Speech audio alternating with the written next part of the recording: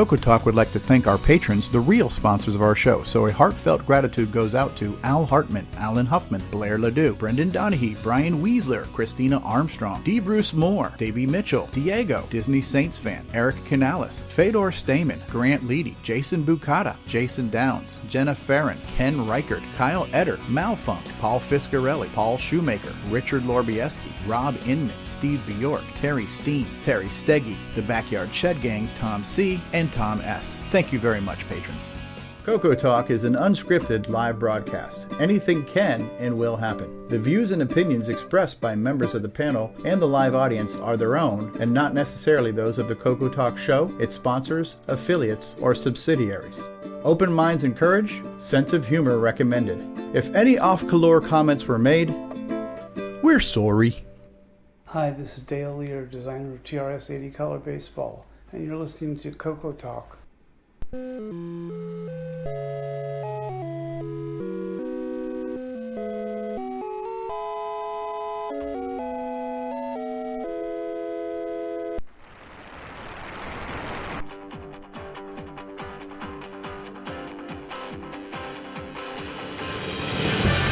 This is CoCoTALK, the world's leading live talk show featuring the Tandy Color computer.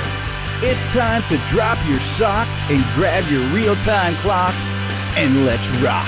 CoCoTALK is rocking the 8-bit world, keeping the Tandy flame alive. We may be mocked, but we'll never stop, 'cause CoCoTALK is rocking the 8-bit world.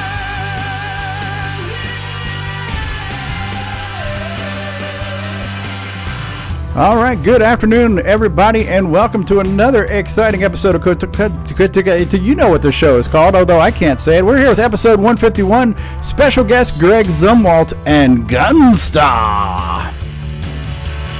CoCoTALK is rocking the 8-bit world, keeping the Tandy flame alive. We may be mocked, but we'll never stop, 'cause CoCoTALK is rocking the 8-bit world.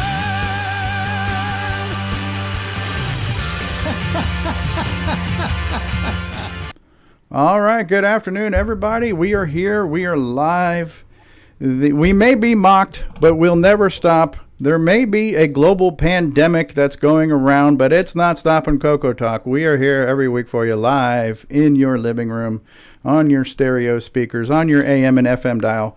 We're here. We've got a great panel. We've got a great guest. We've got a great premiere to do today, so let's just jump in and let's get this show started. Let's start off with our very brief panel introductions. Let's say a hey there, hi there, ho there to our regulars. Let's start off with our resident Apple guy, Mark D. Overholzer. Thank you for being here, Mark. Hi there, hey there, ho there. I'm the Apple guy. All right, and we've got our he's got many titles, but he's an engineer, he's a producer, he's an all-around nice guy, but Mark Bosley's with us. Hello, Mark. Hello, everybody.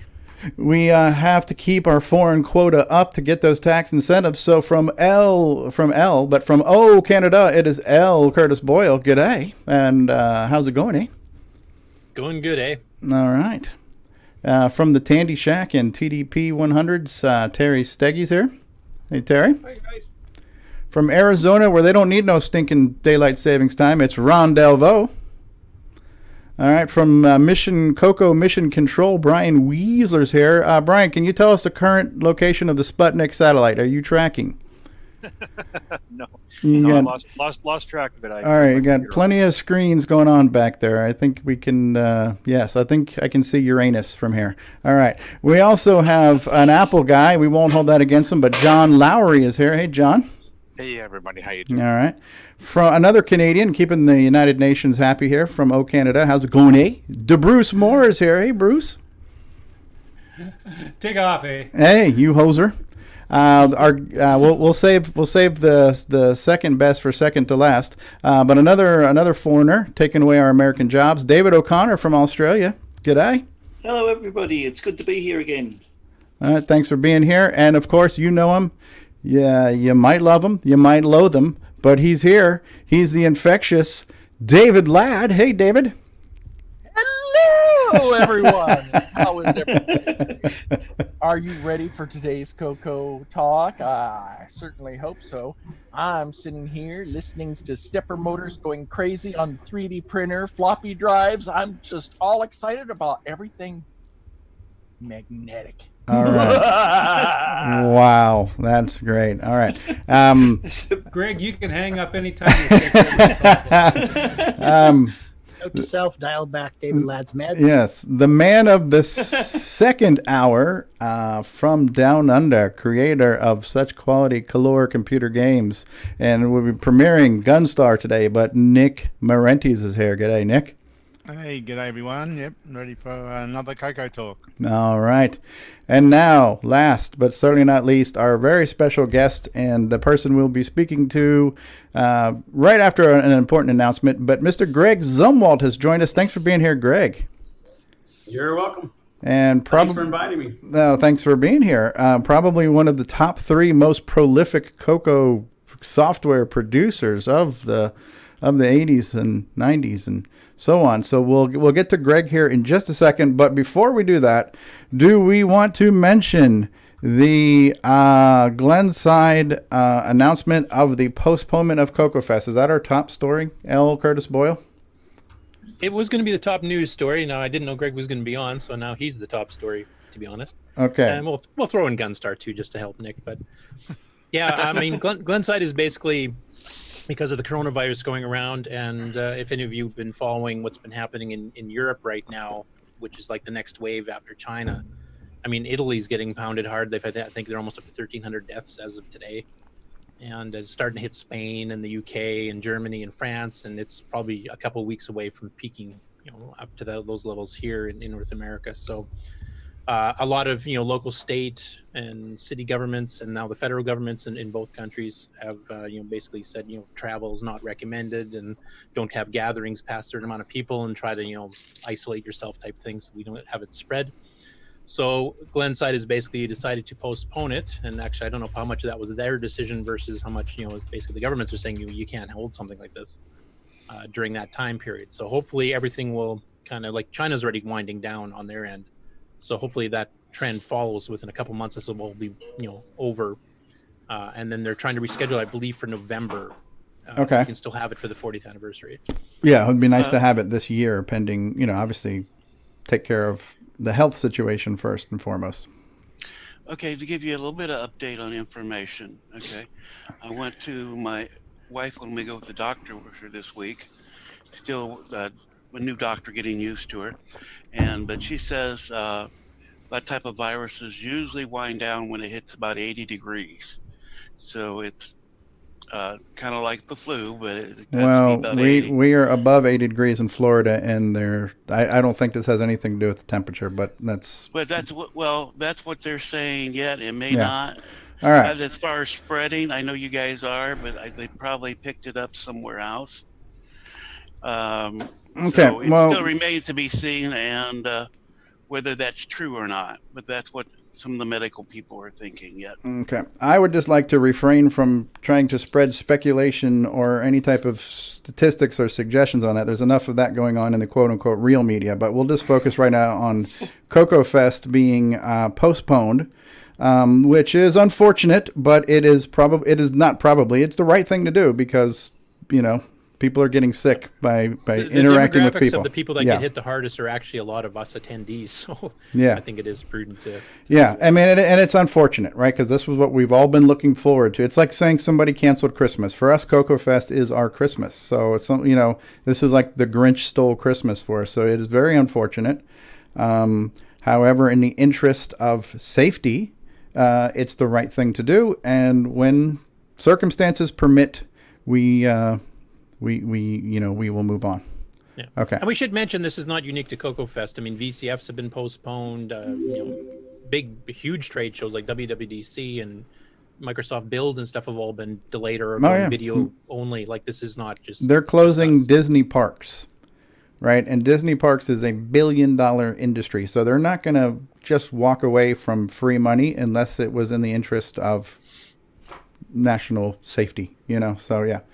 Yeah. And on a positive note, it gives me a lot of extra time to get the next version of VOU out before the next CoCoFest. Get more time to polish up those projects, right? So, There is an announcement on the Glenside Facebook page. It'll probably be on their website, and it should be probably posted to the mailing list as well. But it's looking like the hotel, even if you bought non-refundable tickets, it's looking like there's probably a good chance you'll get non-refundable things refunded. I think that's going to happen in a lot of areas like airlines and reservations that they just kind of have to.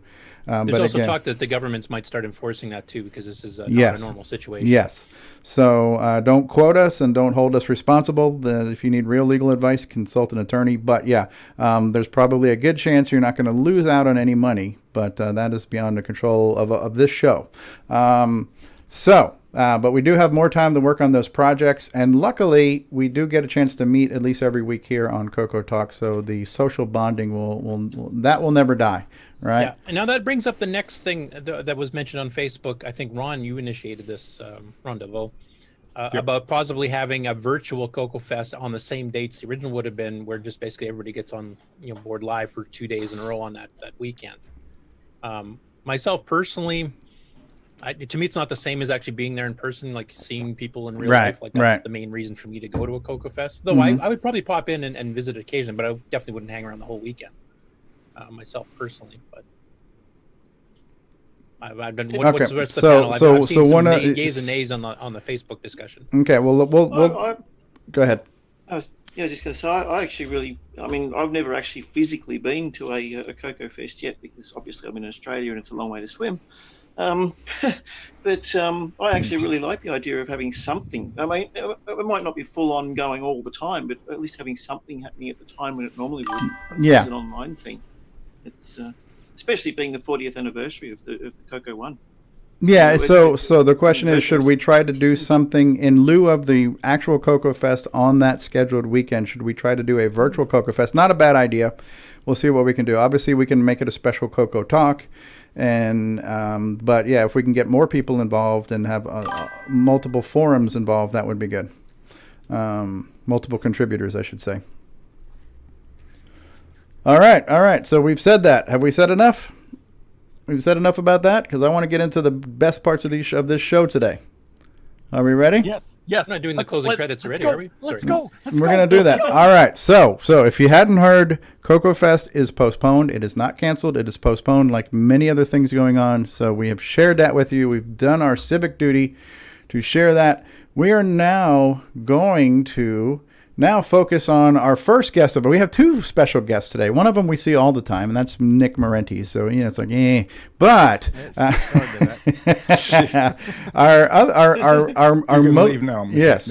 our most specialist of guests today, and Greg Zumwalt. And Curtis, you're going to drive this discussion here because you've got all the interview questions led up. But for those of you not aware, Greg Zumwalt has done a ton of programs, mostly games that I'm aware of. There's probably things I'm not aware of, but I'm familiar with lots of games that Greg Zumwalt has done for the Color Computer. Last week, we all played Malcolm Mortar, The Amazing World of Malcolm Mortar, and that's just one of many. So on that note and on that introduction, Curtis, why don't you take it away? And by the way, Greg, thank you for being here. Thank you for joining us, especially since you are under the weather. We appreciate it. You are very welcome. If I look bad, I always look this way. You just stole my opening line. I've had more practice. So you, as Steve has mentioned, is probably one of the most prolific authors, especially selling through Tandy. I think the only ones I can think of that might even be close to would be Steve Bjork, as far as Tandy goes, and then there's a few others that on the third-party market might have had quite a few games, like Scott Cabot or a few others too. But I think you're first or second at the very least. You seem to have concentrated mostly on games, though you have some other stuff too that you did. But we'll start the interview by going way back, and the first question would be, how did you get started in computers, and what was the first computer you used and then owned? Well, when I was in school, there's a group of us who bought the Intel 4004 little microprocessors that were designed for calculators. And I believe they were designed by Intel for Texas Instruments for their early scientific processors. So we would breadboard those and put switches and lights and start writing our own software. Then I went to the 8008, and somewhere along the line, a company called Southwest Technical Products came out with a 6800 based multi-board computer that had, I think it came with 256 bytes of RAM, but it would actually hook up to a video monitor and a TV screen.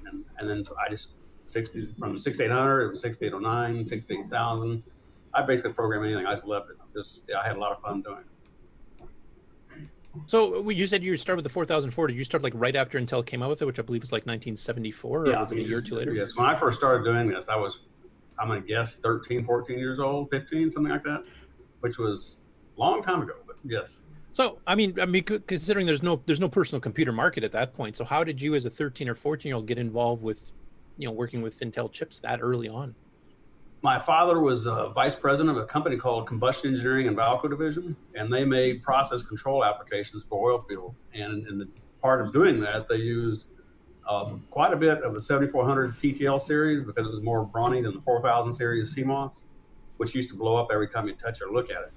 So it was in that process that he would bring me home boards, and he gave me a soldering iron and desoldering equipment for one of my birthdays, and I'd take the boards apart and actually fix some of them, and he'd take them back. But yeah, it was during, and he'd bring me home. I wish I'd have thought about that. I've got data books from, oh man, that'd be the mid 60s for integrated circuits, and from all sorts of companies, from Motorola, which I don't think they make integrated circuits anymore, but wow. There's a bunch of companies that made them back then. That's cool, because that means you were into the microprocessor market before microcomputers for the home even came out, even before the Altair and stuff then, because I mean, oh yes 4004 was at least 3 years before the Altair. Yes.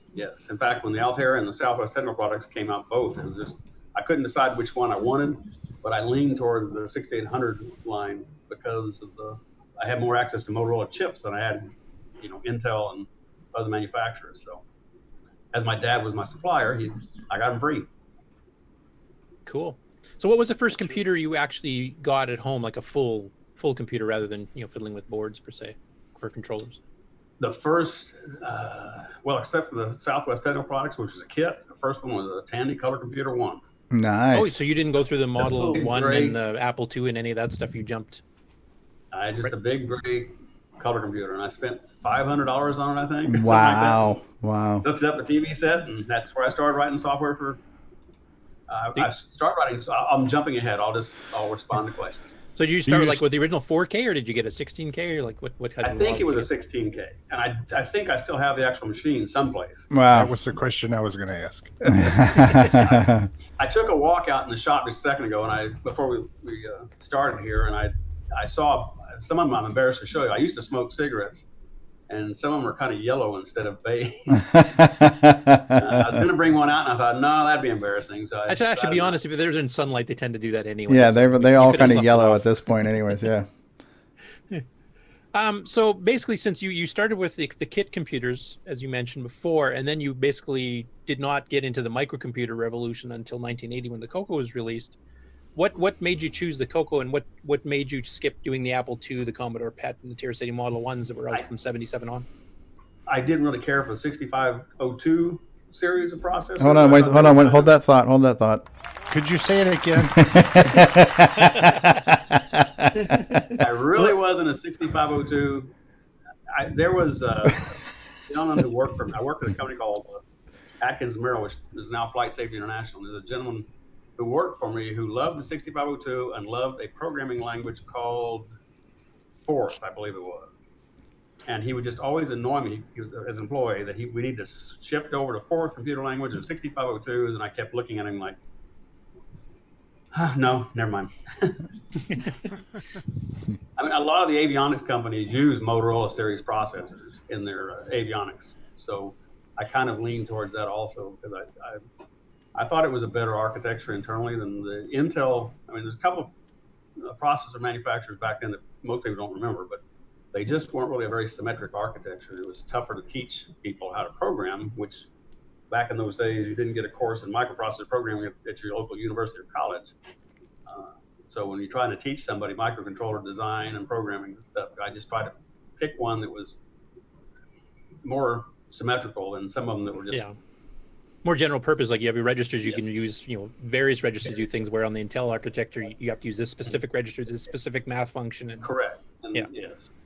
And You know, don't even get me started on segment registers. Two index, two accumulators, you join them together to be one accumulator, but other than that, it was a pretty easy process to learn program. Did you do much in electronics as far as maybe attaching to the CoCo? Not attaching to the CoCo. I mean, the only thing I really did for the color that I showed the gentleman earlier was this is the prototype that I still have for the super program pack that it first carried. I think it was Predator, and then they did RoboCop on it. But that's the only design work I really did for Tandy. We're getting double echo on you right now, Greg. I'm not sure why. Go down here. If I can go down a notch. I think everybody needs to. People should mute if they're not asking questions. Okay, I'm trying 2 notches down. It might be somebody else, I'm thinking. No, it's only Greg is lighting up. Talk again, Greg. Testing 4, 5, 6. 1, 2, 3. Yeah, no, we're getting you twice, but we're gonna have to deal with it. This is the joy of doing it live, right? So it is. I've got a print on one of my Ultimaker 3D printers. It's got 7 minutes and 4 seconds left. No, it's not background noise. It's just you're like coming in twice now. Yeah, it's like you got reverb turned on or something. Again, I've never done this before, so I'm no, that's fine. doing something wrong. No, that's fine. Listen, we're glad to have you. So we're just we can hear you. You just sound twice as good now, is what we're going to tell people. So yeah. But I repeat myself. Yeah, no, that's fine. It's like being at the drive-in movies. Is kind of what it sounds like, and you hear like all the speakers going on at once. So I think you were mentioning fourth, and I know the CoCo had multiple versions of fourth fairly early on, like 81, 82. Did you ever get into the CoCo fourths to fiddle with that at all? No, and the reason was there's nothing wrong with threaded languages, but in the work that I did in motion system design and avionics design, there's a lot of time. Well, you all know writing video games. There's a lot of times you don't want a threaded language because it just takes too long to get a simple add 2 numbers together done. You have to get to the machine and like unroll loops and stuff. And I wouldn't do that in an avionics application, but Fork was just way too threaded. It went down too deep. Too many subroutine calls to get down to the bottom and get a problem solved. Okay, so it's more of an optimization reason. It's like writing something in BASIC. It's great if you want to write something, in a short period of time, but as far as execution speed and so forth, it's just too slow. Okay. I'm going to start getting into some of the specific CoCo stuff here. Now, before I do that, I'm just going to give a list, and this is probably not complete. Right. Let me just real quick too before you get started, Curtis. So I want to go over the history of this interview in the making, which is going back to predates last year's CoCo Fest. So the first time I got an interaction with Mr. Zumwalt, I believe you came across one of my YouTube videos, and it might have even been Malcolm Morton. You left a comment. And then I reached out to you. I said, "Oh man, we'd love to speak to you. We'd love to have you come on and talk." And you sent me an email. You go, "It's funny. I haven't done an interview in 30 years, but lately I've done like 8 of them in the past few weeks." And so you had done an interview for the CoCo crew last year, and I would recommend anybody who hasn't heard that interview go back and listen to it. And you even mentioned how you started off in some aviation type of stuff, which I think might have inspired your flight simulator, But yeah, so I knew that you had already done your interview with them, but theirs had not aired yet because they're pre-recorded, and so I'm like, well, we'll wait. Maybe we'll get a chance to talk to you after CoCo Fest. That was last year, so a year later we finally get to speak to you, and I'm grateful that we have. So just so everybody knows, if you want to hear more after today too, make sure you go back and listen to the interview on the CoCo Crew podcast too with Greg. But yeah, we're glad you're here. And it was actually kind of a surprise that you're even here because you had emailed me last night saying you couldn't make it. And today you kind of showed up. And so, well, I said, I woke up this morning. Yeah. Not a scratchy throat and not coughing as much. And I was chewing cough drops. So yeah, well, we're grateful. I found the mute button. When I start coughing, I just hit the mute button. There you go. All right, Curtis, you may continue. I may continue. Yeah, thanks again for coming because I know you were under the weather. So. Yeah, he sounds better. Yeah. Yeah, the echo's going. Yeah, echo's better now too. Yeah. I'm trying to play with the mute button when I'm not being. Okay. And the printer's got 3 minutes left. It should shut up, and hopefully it'll work better. I can turn my volume down. Okay, perfect. Okay. Anyway, before we get into specifics on specific CoCo games, I was just going to run through a list, and this is mostly stuff you did with Tandy, but some stuff you also did with American Small Business Computers. So with American Small, you did Lunar Lander, you did Offender, Packet Man, Space War, and then with Tandy, you did some non-gaming titles like Type Mate, Math Tutor, and Phantom Graph. And then games, you've had stuff, or games and simulators, I guess, you've had stuff like Flight Sim 1, Varlock, Biosphere, Amazing World of Malcolm Mortar, Zone Runner, Microscopic Mission, Tetris, GFL Football 2, Predator, and Robocop. Did I catch them all, do you know, or have I missed some? I have a list someplace, and I think there's 37 total, but I cannot tell you for the life of me where they are. Well, then I'm missing quite a few. Most of the color computer games, in fact, all the color computer games, that's not true. You start out with American Small Business Computers, and how I got involved with Tandy was that they were out searching, I guess, for people who write video games for them.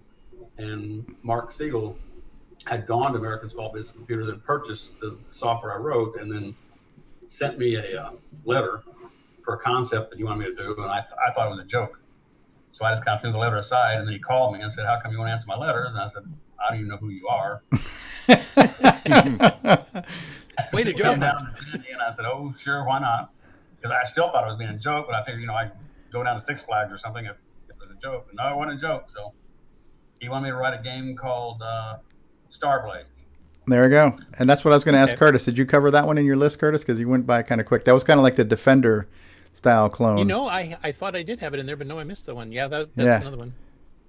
Starblaze. So I was hoping I had the description that he sent me in a picture frame. It was over here, but I had to take it upstairs some other time, a long time ago. Anyway, it was like 2 paragraphs. And he, when it got finished, they sent me the first. They used to put the chips right on the board with silicon dot on top of them.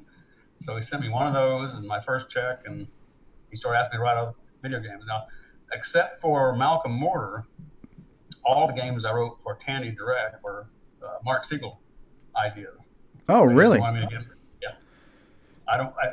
I could be forgetting something, which is not unusual, but I'm almost positive that every game except for Malcolm Mortar was a Tandy/Siegel original design. Flight Sim 1 may not have been, but other than that, I think all of them.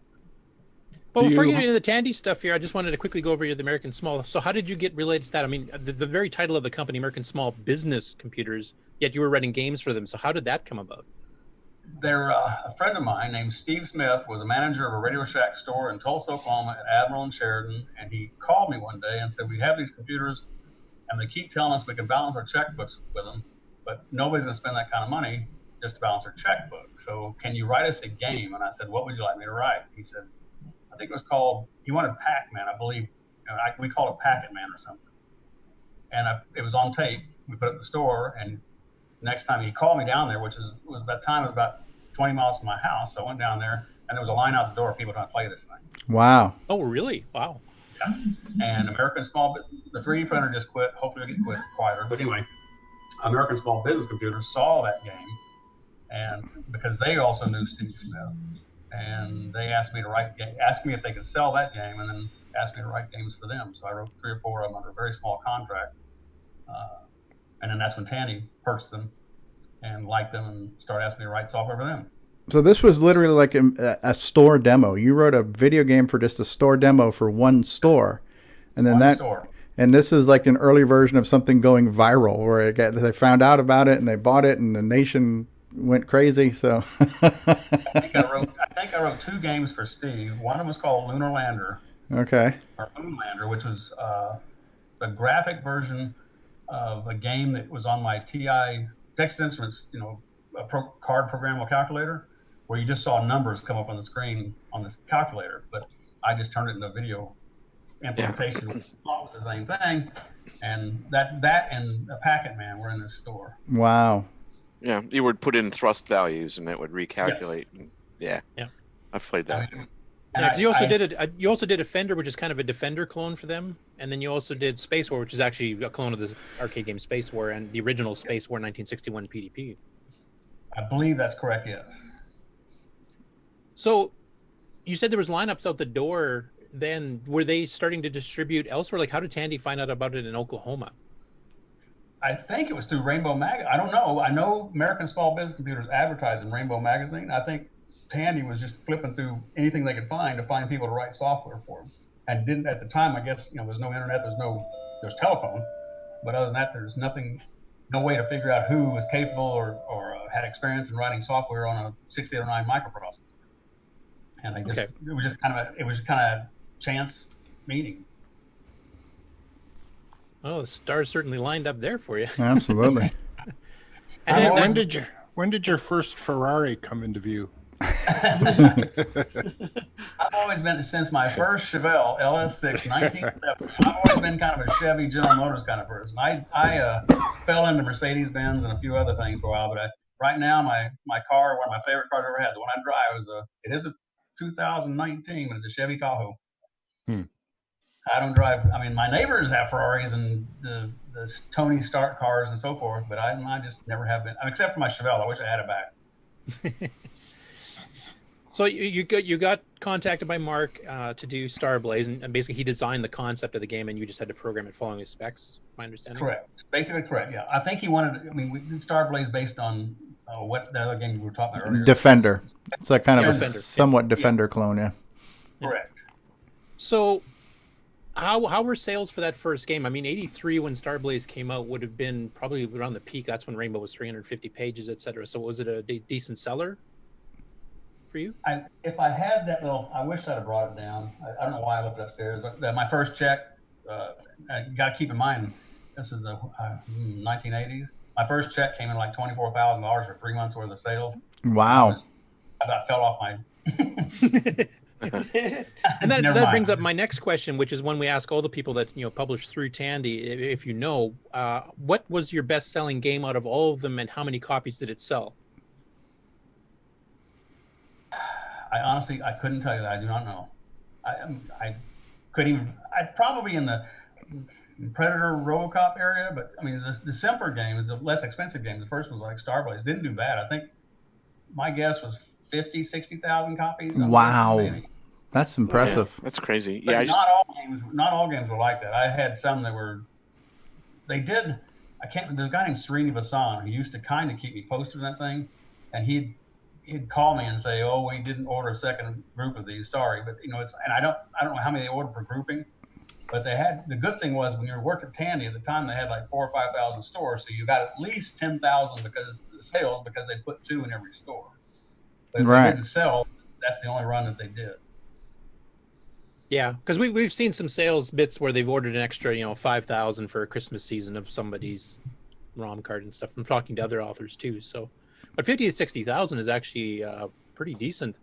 I think the highest we've ever heard was Glenn Soggy worked for the Image Producers when he did Super Busta, which was one of the original release cartridge titles, and it also got bundled with TDP 100s for a while, so he got some bonus sales out of that. But I think he ended up selling a few 100,000 of that one in particular. I don't think I can come close to that. Anything that I remember. I mean, I would doubt. But most of the others we've talked to have usually been in the 20 to 40 range. So doing 50 or 60, that's pretty good. Yeah, I did the conversion on that. It's about that $24,000 check you were talking about would be about 75,000 today. Like someone handing you a check for 75,000. Well, I'd fall off my chair too. Yeah. Yeah. As an engineer at Flight Safety National, the engineering manager, I'd make like $50,000 a year, and this check was like half my salary. That's insane, right? It's awesome. Yeah, that's awesome. Which brings me up to my next. Go ahead. Go ahead. I was going to say, but it brings you up to my next question, which is after you started seeing how well these were selling, and after you started doing multiple games for Tandy, did you keep a day job, or was that your day job and you kind of retired from the other one until CoCo sales tapered off? The owner of Atkins Merrill at the time was a guy named John McIntosh, real short guy, smoked a pipe, very nice. Nobody liked him except me. I went to his office with like copies of the 3 or 4 checks I've gotten. I said, "John, don't even try. I'm going home. I'm writing video games." And he said, "Well, you come back and help us from time to time?" And I said, "Well, sure." So I retired or quit and went home, started writing video games for Tandy. And he'd show up at my front door every once in a while, pipe hanging out of his mouth. Just want to make sure you're still here, not doing work for somebody else. And I said, "No, John, I'm still here." So you did do occasional work for him over the years? I'm thinking, John, come on. He thought I was going to another simulation company. But nope, I was at home writing video games as fast as I could write them. That's all. Did see you why. did you design any of the manuals, artwork, or packaging, or did you just strictly turn in the product? We, Malcolm Mortar, I believe, is the first one that we actually did our own manual.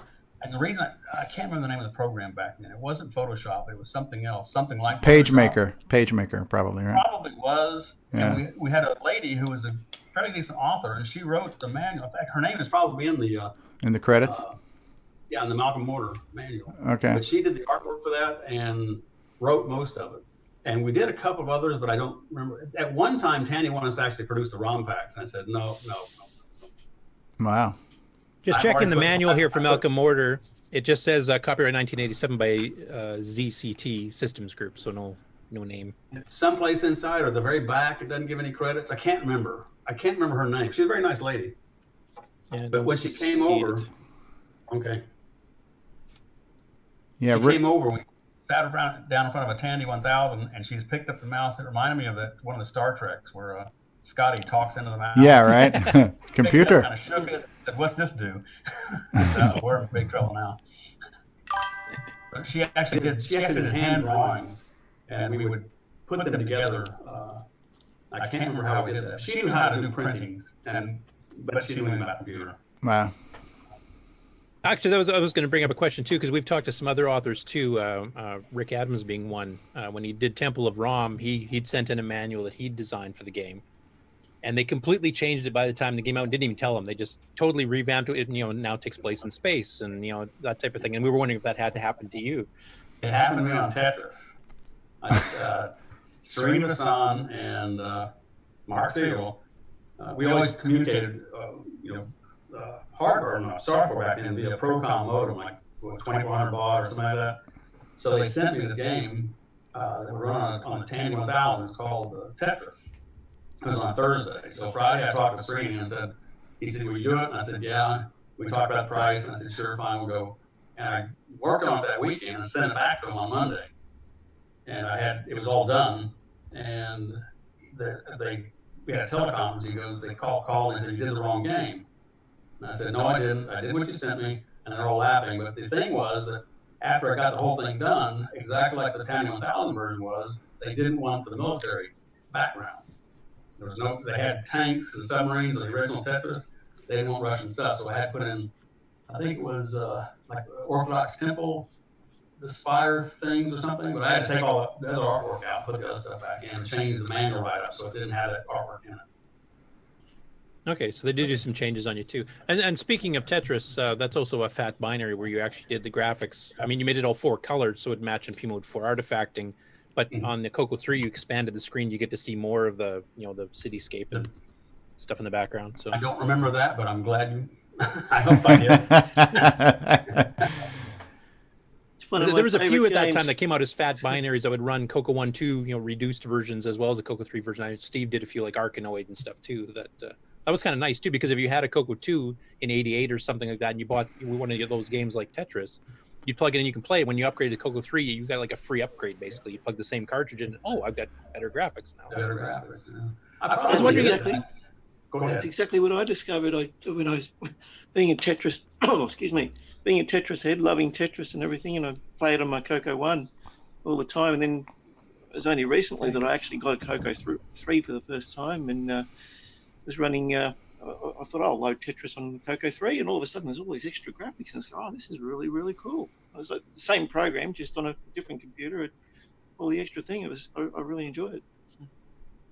And I was going to ask, like, having the fat binary, as we call it, stealing that parlance from the Mac, was that something that you yourself would have chosen to do, knowing that there was a market for both and you wanted to cover both markets, or was that something Tandy or Mark? No, primarily I was just not Tandy contract programmer type thing. Yeah, I just did what they wanted to do.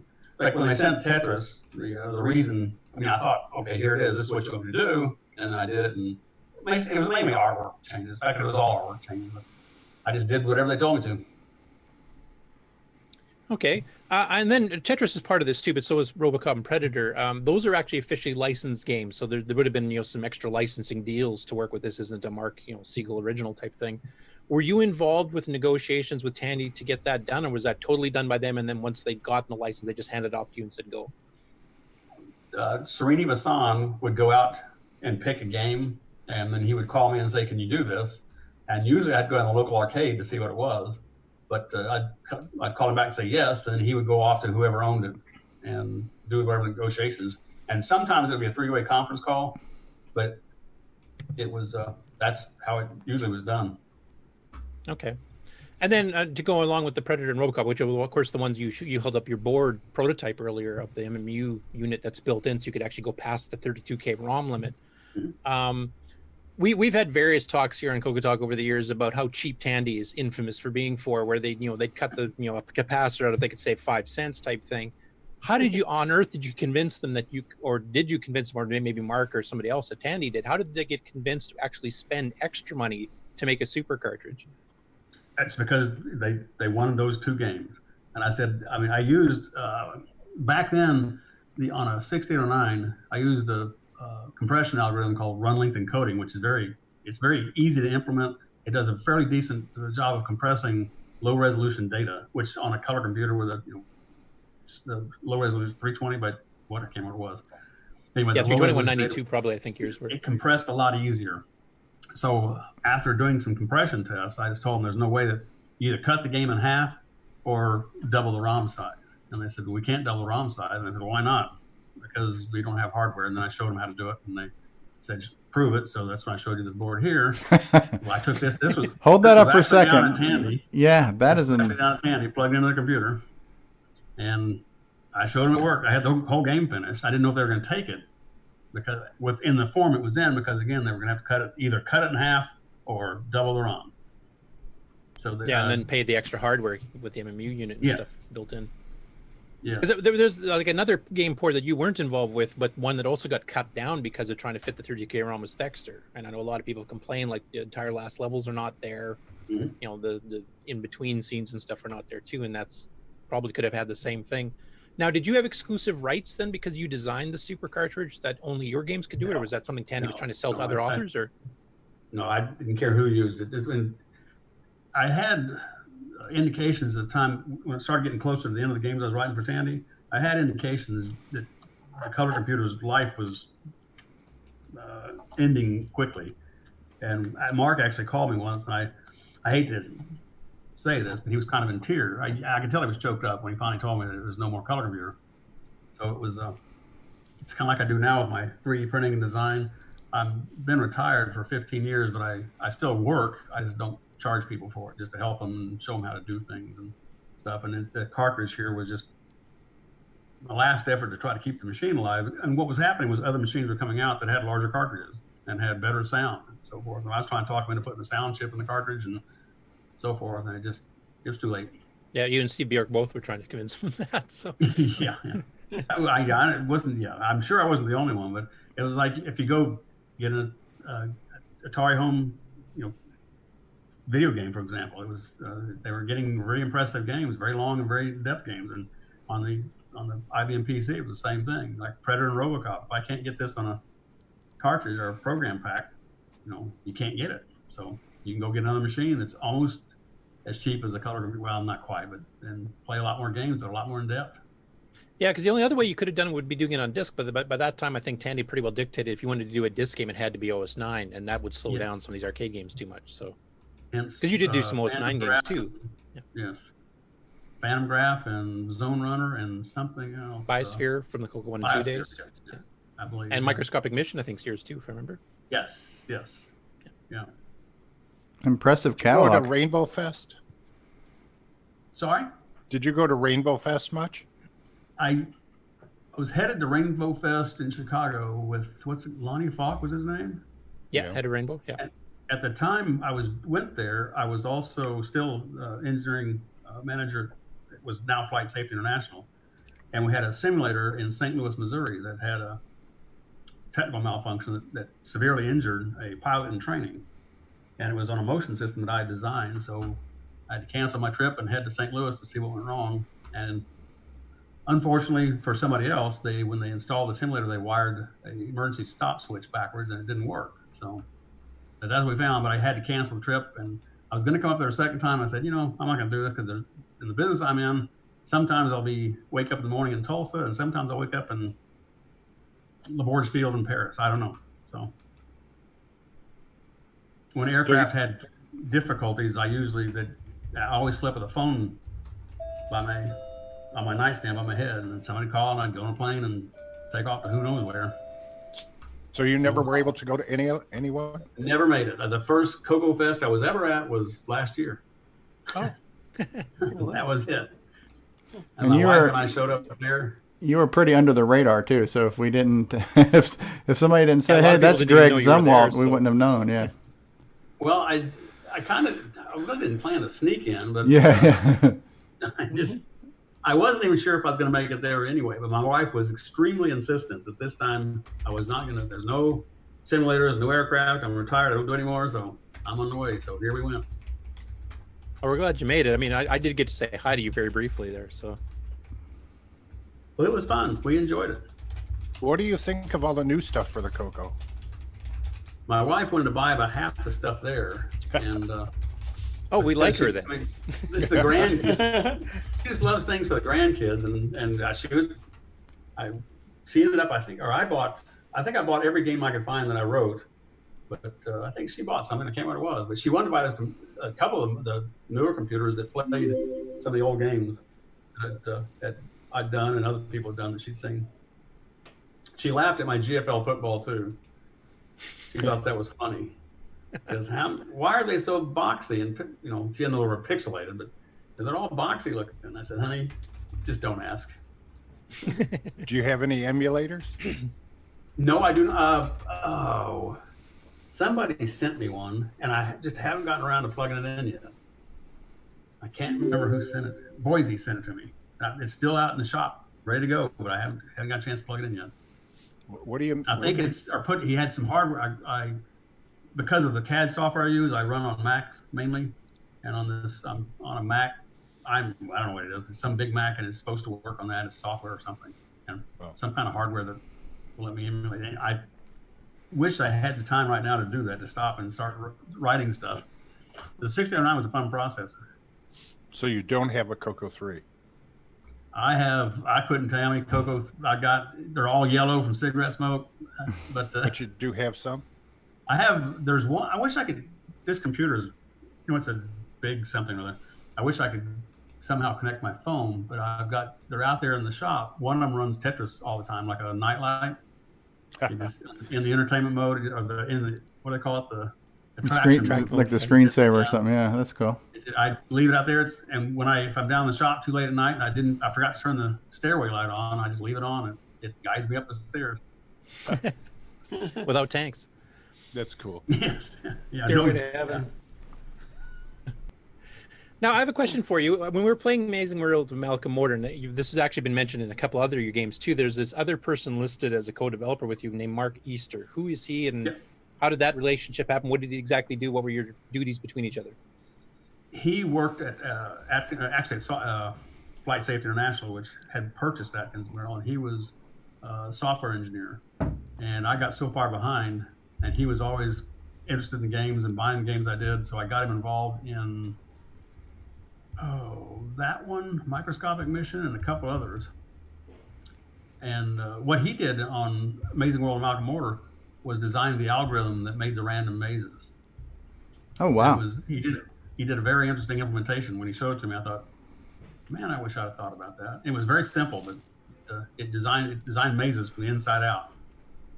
So did he actually write the code to do that, or did he just give you the algorithm and you coded it? No, he wrote the code. Yeah, he wrote the code to do it. And what we did was, I think we did a test on an IBM PC. It was on a Tandy 1000. And then what we're going to do is compress the actual maze into small arrays so that I didn't have to use runtime stuff. And we went back to runtime, and I think we ended up doing the compressed mazes that previously built because it took a little bit too long on a 1 megahertz or whatever it was, 1609, to run his algorithm to get the mazes built. They were randomly generated, I believe, on Tandy 1000, but then by the time the fixed mazes in the actual cartridge. So did you have to share your royalty checks with him on those then, or? No, well, I shouldn't say this, but I had quite a few people in the business that I've been in, primarily in aviation, avionics design. I've had them make $1 million a year. Wow. I can't name their names because then they get mad at me for telling them. But anyway, I'm sure they're part of the IRS, but yeah. We're getting into Nick Marenti's type of money here when you start talking millions. So. No, I didn't do bad in video games, and when I retired from doing video games after 37 of them, I had enough to retire when I was like 38ish, 40, and then I went out and played golf. And I'll make this short. The golf pro where I played golf wanted me to join the senior tour, and I was out there busting golf balls all the time. And I finally got to the point standing out on the golf course that this isn't fun anymore. And when an aircraft company called me back and said, "Can you take your video game graphics and put them on in an aircraft?" I said, "Well, sure." So then I came back out of retirement and started doing avionics and aviation and simulation equipment. And was that directly tied to you're doing Flight Sim 1 then too? Like, was that kind of a cross between the two? Flight Sim 1 was long before, but most of the people, when I go to consult with people, they would ask, "Did you do Tetris? Or is that your game? You know how many nights I've wasted at college not being able to sleep because of your stupid game?" Yes. I mean, people would call and say, "Can you put this on that? Can you do this with that?" And I'd say, "Well, yeah, sure. What kind of processor?" Some were like, there was an old Texas Instruments processor. It was actually one of my funnest. It was a TMS 3401, I believe. It was very blisteringly fast. They called it a signal processor, but they could do some very impressive graphics. So they would always say, "Can you convert your graphic into this?" And I'd say, "Sure, why not?" Now getting back. Oh, go ahead. Pardon? I was going to say, getting back to the Tandy, like you basically started with Tandy with Starblaze, and then you did like buys for another. So obviously you played with OS9 and a few things too. Flight Sim 1, Varlock, which was pretty cool. I'll get into that a bit more in a later question. But when the CoCo 3 came out, you were some of the first release titles, so I have to assume you were one of the people that actually had prototypes ahead of time. Is that correct? Yes, and I had. There's Mark Siegel actually called me on the phone after this last interview I did, because I had what I swear he called it Color Computer 4, and I have a listing of the ROM of the Color Computer 4 in my office back in the closet back over here, and he insisted it was not true. And I think somebody dissected it and said they thought it was an advanced Color Computer 3, but all the time, I swear, all the time Mark and I were talking about it was a 4. But yes, he would send me they would send me about probably 6 to 8 months in advance, or whatever the latest computer was. Now, were you involved at all with the design stage of that? Because I know Steve Bjork had some input of stuff he wanted to have in the CoCo 3, and of course they denied most of it due to cost. But did you have any involvement with helping design the specs? No, I think Mark had a mannerism in which he could kind of get something out of you without you knowing that that's what he was doing. They'd say, "Greg, how could you do this and something and something?" I said, "Well, it'd be nice if we had that or something." But other than that, no, it would just be he would ask me a question, I'd say, "Well, yeah, I'd prefer to have this instead of that." But what about the deluxe CoCo? No, I mean, again, after I bought my first color computer, I think I mentioned earlier, like $500 a chiclet keyboard.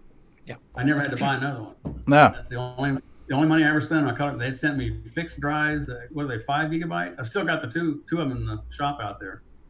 And all my floppy drives they sent me, the expansion packs, and anything else they want me to work on. They'd send it to me. And I will say, as far as the CoCo 4 goes, because I know Mark has claimed that there never was a CoCo 4, there was never a plan for a CoCo 4, etc. Boise's actually got one of the cases that was done as a prototype, which has the floppy drive built in, with a CoCo 3 keyboard on it. And he got that from one of the people that worked at Tandy. So I think Mark's just misremembering, or maybe the project got a bit further than he thought.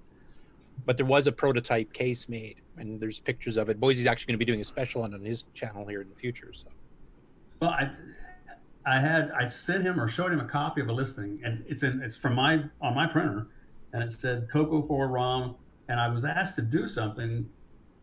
I can't remember what he was. I think it was integrated sound chip or something. Whatever. Holy Grail. The Holy Grail. Yeah, because the deluxe CoCo did have the integrated sound chip, and I've actually got copies of the OS9 source code microware did for the drivers for it that were running, because they had 50,000 of those produced motherboard-wise, and then Tandy pulled the rug on it and destroyed all the boards. Well, not most of them anyway. But it had the sound chip, basically the sound speech packs sound chip built into it. And drivers were done. That was around the 83, 84 range, just when you got in with Starblaze, I guess. I think that's, I've got, for whatever reason, the listing says CoCo 4 ROM on it. And I wouldn't have done something like that unless Mark had asked me to start working on it. Wow. I don't. I believe it was sound chip integration. I do not remember exactly what it was, but I'd have to go back and look through line by line. That's before the gimme chip too, right? No, this is CoCo 4. CoCo 4 would be after. Yeah, Oh, CoCo so 4, yeah. would it have included a gimme chip in it still? I don't know if it got far enough design-wise to figure that out or not. And at my age, I don't remember much of anything. If I said something, it would be I would be making it up. Yeah, right. Have you heard of the Gimme X that's coming out? No, I have not heard of that. Yeah, that's an FPGA version of the Gimme. First of all, is make it so you can make a compatible Gimme chip, because the Gimme is one of the few chips you can't outsource anywhere these days. But now they're also expanding. It has VGA support. They're adding extra graphics modes. They're going to support up to 3 megahertz, burst mode with RAM and all kinds of things. So I was looking forward to that.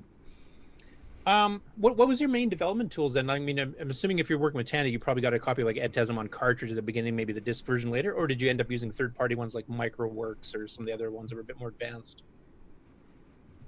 I wrote Packet Man. I wrote about and all the way up into Starblaze in machine language.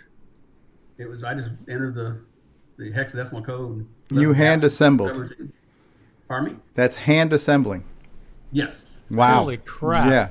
Oh, wow. All right. And everybody would always ask me, did I write this in C? And the reason they would, because I would just kind of pseudo subroutine everything, and you'd have to leave like, let's say 100 bytes of memory between each subroutine, because as they grew, you just don't have to move everything around by hand. It was a little thing. We're not worthy. There were a few of the earlier developers that did the same thing. Stephen Hirsch, who did Speed Racer for Mictron back in the day, he did the same thing for Speed Racer. And I just can't imagine that. I've hand assembled like tiny little subroutines, but that's it. I think I mean, I unroll loops, and I would write code. When it ran, it would create an unroll loop for clearing the screen, because I didn't want to enter the same code over and over and over and over and over. So I would write one routine, one of those, like 30 bytes that would write a loop unroller, so I could do a push all the registers to clear the screen. So you eventually did get into an assembler, I hope.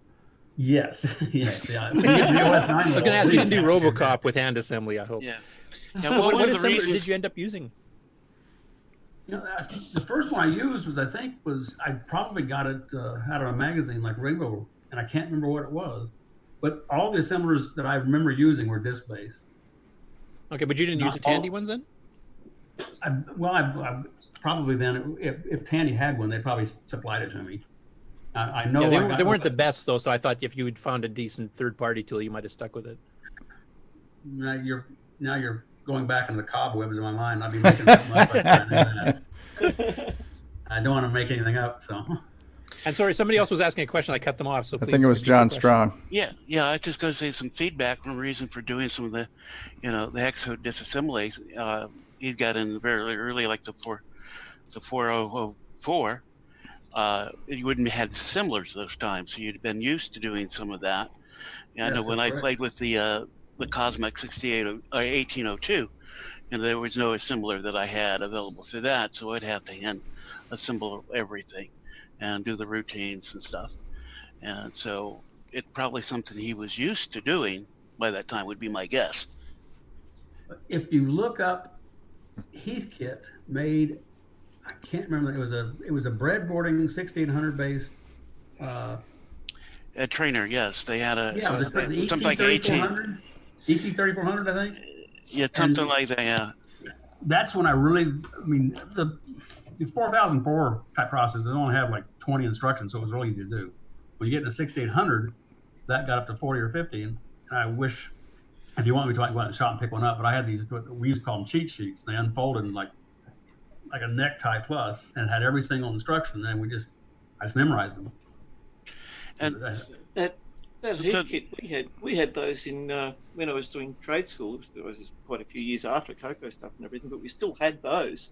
It's like a little circuit board with some 7-segment LED displays and a hexadecimal keyboard, and that was it basically. Yeah, it had a little breadboard at the bottom. Yep. And so, that kind of gives you a different thought of, of the way you think about things. I still at times, when I'm coding, and remember the opcodes for some of the 6809 and and hex, So I understand where he's coming from that. Yeah, I still remember them from disassembly because you try to spot routines. Even when I was doing those 639 patches recently, that was all, I just looked at the code. Oh, that's a push. That must be a stack blast. I can see he's got a lot of registers going, type of thing. Yeah, because personally, I got to the point that I could do most of the single step, a lot of the stuff by looking at code in my head. I would have to stop and think about the condition codes and things like that. So, and he's had a lot more experience and wrote a lot more than I did. So I imagine he's a level at least equal or better than that. Well, I've forgotten most of it, but if you'd like to see one of the cheat sheets, I've got one up in the shop. Just have me a second to get to it. No, that's cool. You got more questions, Curtis? Not too many. I just got, I think, 3 or 4. So. All right. Well, how about if we want to do that, we can take we can do a commercial break, and then if you want to look for that, Greg, that would be great. How long will it take? How long do I have? I will give you 3-4 minutes. Okay, I'm gonna run upstairs. I can give you more time if you need 5-10 minutes. It's fine. Well, you're doing. Yeah, we can ramble on if you're not back yet. That's fine. And bring your CoCo with you. I'll take off right now and see if I can find. Yeah, no, that's cool. That would be awesome. That'd be awesome. Okay, I'm gone. All right. So what we're gonna do right now is we're gonna start off. We've got a brand new CoCo thoughts from Samuel Gimes. Samuel Gimes is a man of many thoughts. And Samuel Gimes is usually very topical as well, as you've noticed as of late. Most of the CoCo thoughts are revolving around current events. So I have a feeling this CoCo thought will probably be topical in that respect. How about before we do that, we've got a new haiku. So Ben Drakes has been capturing some of the things we say throughout the week, and he's come up with a whole unexpected haiku thing. So let's look at the latest haiku that Ben Drakes has posted for us. This one he's quoting Rick Adams. And here's our haiku. Okay. Well, no, you already have what I've done. I just am not sure. I added everything. Rick Adams. Okay. I don't know if that's almost like a William Shatner reading there. It's I need more power. But yeah, so I'm not sure the cadence on how to read that, but here's the latest unexpected haiku quoting legendary game designer Rick Adams. Let's find our latest CoCo thoughts, and then we are going to take a commercial break, and then we'll be back with some more Greg Zumwalt. Now, I just need to find the damn CoCo thoughts. I have too many things now in my... here we go. Here's the latest CoCo thoughts, boys and girls. Enjoy. And now, CoCo Thoughts by Samuel Gimes.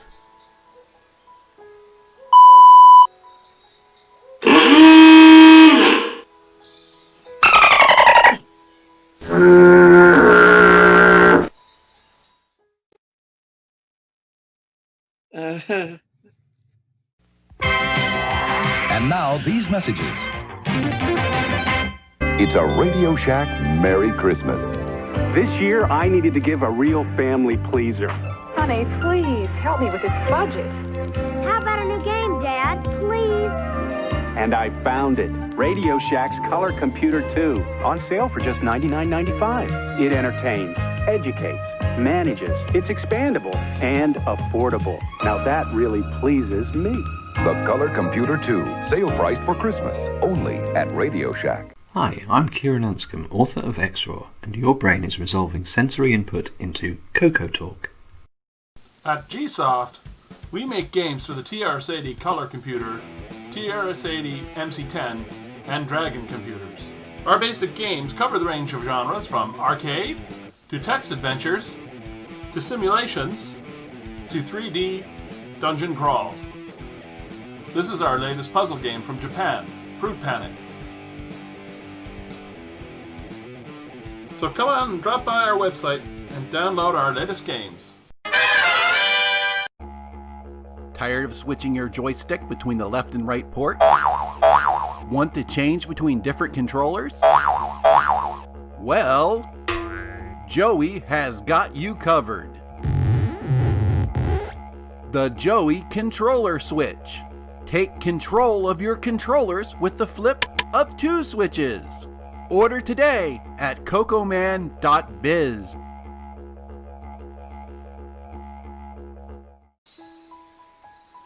And now, CoCo Thoughts by Samuel Gimes. Legend says, when the moon is full, if you go out in the country by the lake, and whisper the name of Nick Marotta 3 times, his spirit will appear and he will grant you a product idea. Radio Shack has a great gift idea for the whole family. Fast action TV games, and they're on sale. Get this 6-game model for $29.95 or the 4-game model for $21.95. With rising entertainment costs, that's a real bargain. You play hockey, tennis, squash, and more.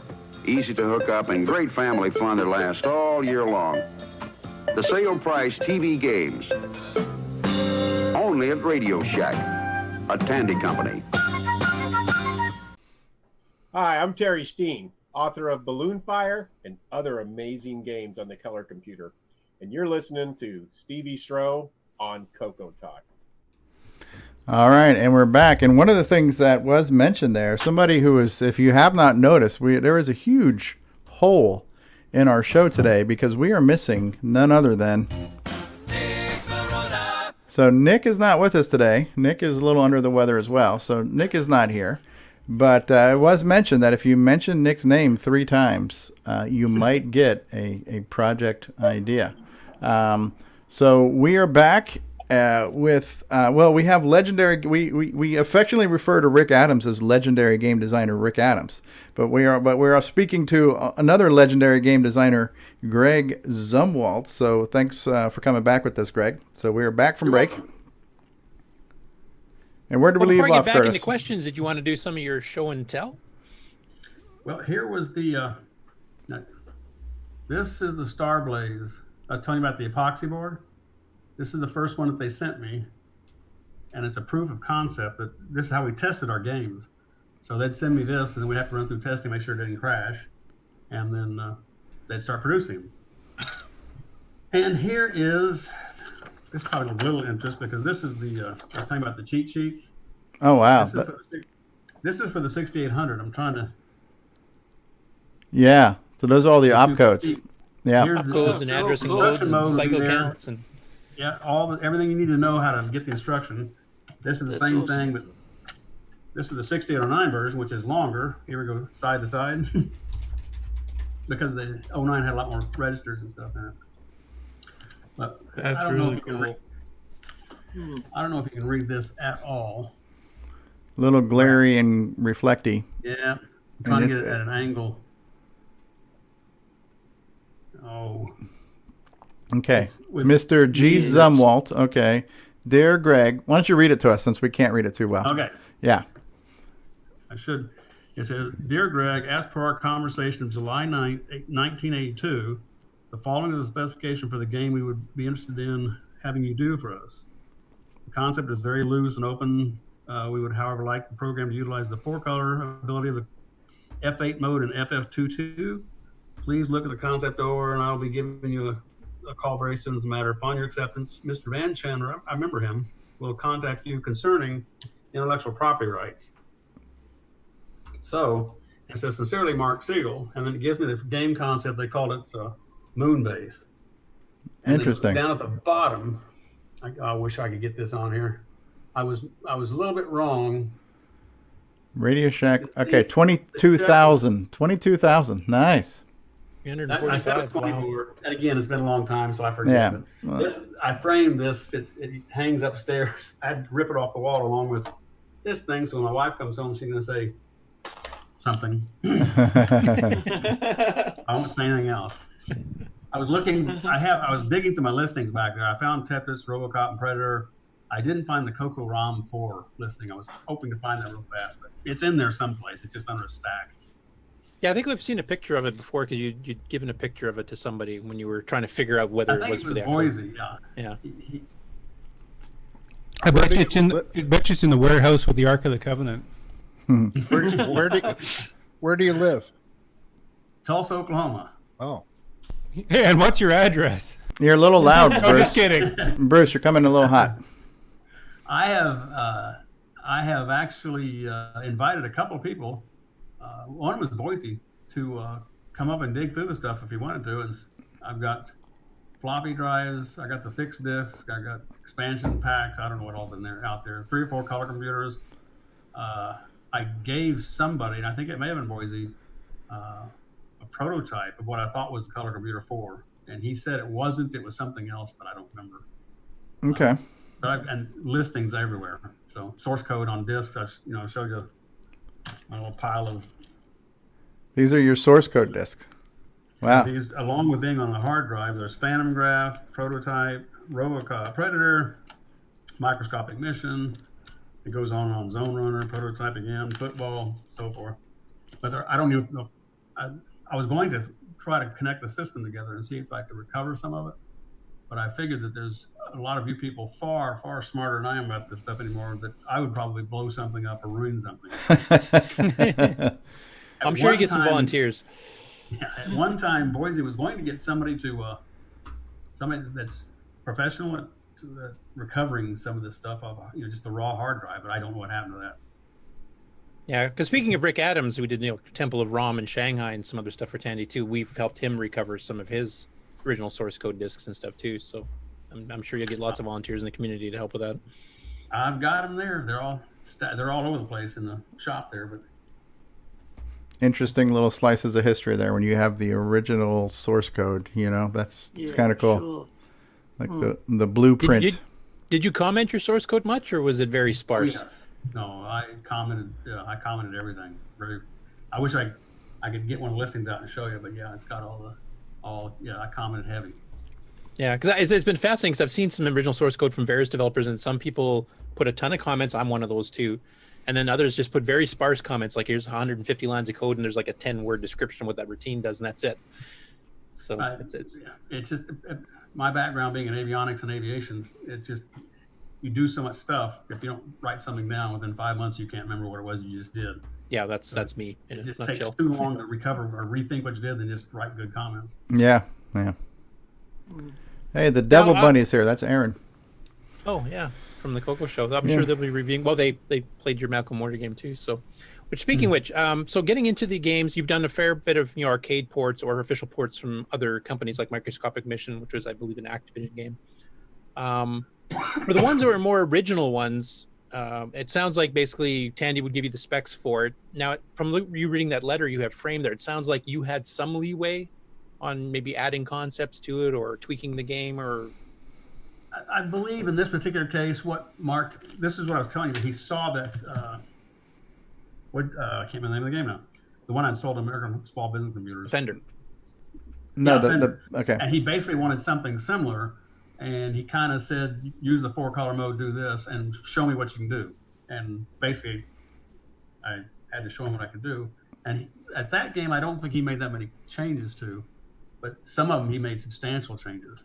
And some of them, like Tetris, they had their own, non-military desire. But some of them, he got to the point where he told me one time, every game you do looks like your work. And I'm thinking, well. I did it. Yeah, right. He was getting tired of the way I was doing things. I guess he wanted something new and different. But because I was going to ask on the more original games like Biosphere, Amazing World of Malcolm Mortar, Varlock, which was kind of like Archon, except you did that whole 3D floating on a platform battle rather than just the two pieces fighting in 2D like it was done on the other platforms. I was going to ask, do you have any interesting stories about how you came up with some of those ideas? Or was it, Mark dictating the ideas, or a combination of the both of you kind of agreeing in the middle, or how did that work? I think Varlock was kind of something Minotaur, something ripoff, but what he wanted was the three-dimensional portion for the actual battle, but in the chess mode, he wanted a real chess algorithm. So another friend of mine who worked for me, his name Fred Holmes, and I worked on a chess algorithm, and I knew by the time I got finished, we knew more about chess than I ever cared to know about, but it was basically it was basically how many levels down you want to go and make every single possible move on the game board before you finally pick your best possible shot.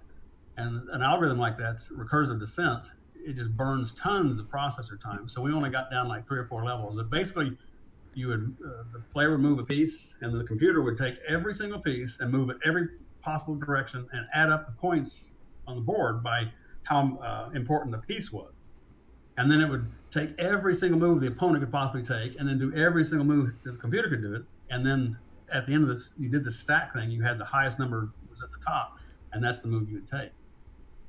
And I mean, chess algorithms today, I'm sure, are more sophisticated than that, but that was actually running in a color computer. It surprised the heck out of me. Wow.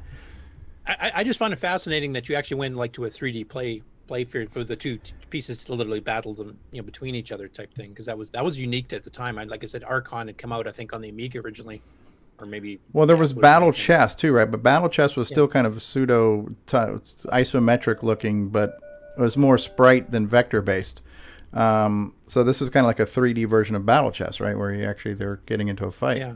Except you could actually like ram somebody off the edge of the platform, or you could get knocked off yourself. So you wouldn't even even if you're swinging swords and axes and stuff, you could damage each other that way. But you also could knock each other off, instantly killing the other person. So it had some unique gameplay that the other ones didn't have, which I always thought was fascinating. Neat. The graphic engine that I developed when I was in college, I worked at a pinball machine repair place, but they only let me fix the solid state versions because they had the older generation at the time could fix all the relay machines. They just want me to fix the computer machines. And one of my favorite games is called Battle Zone by Atari, an arcade machine. And when I saw that game, I designed a 3D graphic engine specifically so I could duplicate it. And then I did never sell that. I don't know what happened to it, but that's from that same graphic engine was when Flight Sim 1 came from. And then Flight Sim 1 transitioned to Barlock. And the graphic engine kept getting smaller and smaller because as I started learning more about three-dimensional graphics, I could cut huge chunks of code out and make it run faster. Which actually, now that you mentioned that, one thing we tend to ask authors too is there any unreleased games that you proposed to Tandy, you had them done or whatever that never got released because they said, that doesn't really fit our plans at the moment? Do you have any of those? There was a new version of Amazing World of Malcolm Mortar. Wow. That was a two-dimensional slider game. And I can't remember what game it was pseudo-modeled after, but it was like you jump on a moving platform that slide back and forth, and you dodge rolling balls coming down hills, and jump on vines and swing back and forth. And like a Pitfall almost sounds like. Yeah, something like that. But okay. Yes, it was almost, I'd say exactly like that. Or it was more with the detail that was in like Predator and RoboCop. I mean, as details you get in a color computer, but it had that kind of graphic background, and we had it ready to go. And that's it was, I'd say a month before that is when Mark had called me on the phone, and he was, like I said, choked up, and he knew it was the end. Wow. Do you still have a copy of that amongst your discs, do you think? It probably is. I would say it's on one of my fixed discs, but I don't think I have a listing of it, and I can't even remember what I called it, but it's in there someplace. That'd be a fascinating thing to find. You could probably sell it and make a little bit of side cash for yourself there. It should be there, but I don't know. Look forward to that second $24,000 check. Coco Fest Tulsa. Yeah. So. Yeah, that'd be fascinating. If you can find that, or if we can arrange to have somebody come and help you go through your archives of stuff there and find that'd be fascinating. It would probably be wise, as old as I am, and as I haven't worked with color computer in decades, except my nightlight, my Tetris nightlight. I'd be afraid to plug I couldn't even remember which plug to plug into what end of whatever it was. So I would do something wrong, smoke the whole thing, and then history would be gone in an ash heap. That's cool. So did you? I got a question. Did you go with Apple stuff because it was a gradual sticking with Motorola stuff? No, I wasn't even an Apple individual. I used IBM PCs almost exclusively because the company that made my printed circuit boards for aircraft equipment and stuff was only on the PC, and I can't remember the one reason. Oh, some graphic program I had to use. No, it's Autodesk Fusion 360.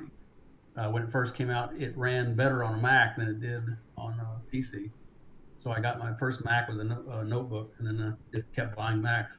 My last IBM PC is a Sony something. It's a notebook, but it's got to be 10. 8, yeah, 10 Sony hasn't old. made the VAIO in a while. Sony got out of the PC business. Yeah, it was running Windows XP, and for some reason, somebody sent me a note and said, "Would you please upgrade your machine to 10?" So they sent me this link, and I upgraded to 10, and so far it's been running fine. But I don't use it that much anymore at all. And that kind of segues into my next question, which was basically after the CoCo market finished, and then we kind of got a warning here in Canada because Intertan dropped it a year earlier than the States did. I think in Australia they did that too. But what platforms did you program for afterwards, either professionally or as a hobby? Because I know you've done some hobby Atari 2600 programming, for example. I did a game called Michael Jordan in Flight on an IBM PC for Electronic Arts. And it was a big, highly promoted. I got a poster over here on the wall. I'm going to hold it up here in a second. Okay. Have you played that one, Stevie? Michael Jordan in Space? What did he say it was called? Michael Jordan in Flight. I've actually in Flight. Seen the Michael Jordan in Flight. No. Yeah, I see that. Yeah. His signature is right down there. But anyway. Oh, that's cool. Yeah, because that was the cover art of the box when I remember. It was an IBM PC 3-dimensional basketball game. Oh, neat.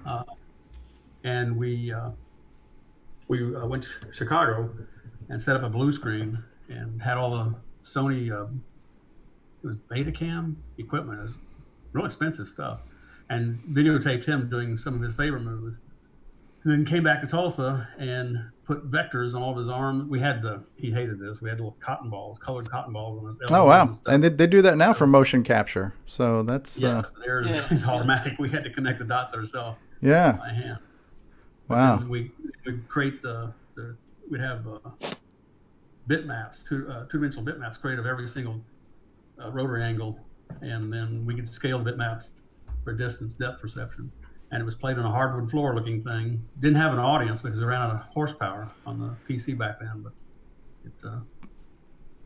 it did pretty well. And back in those days, you didn't buy software online like you do.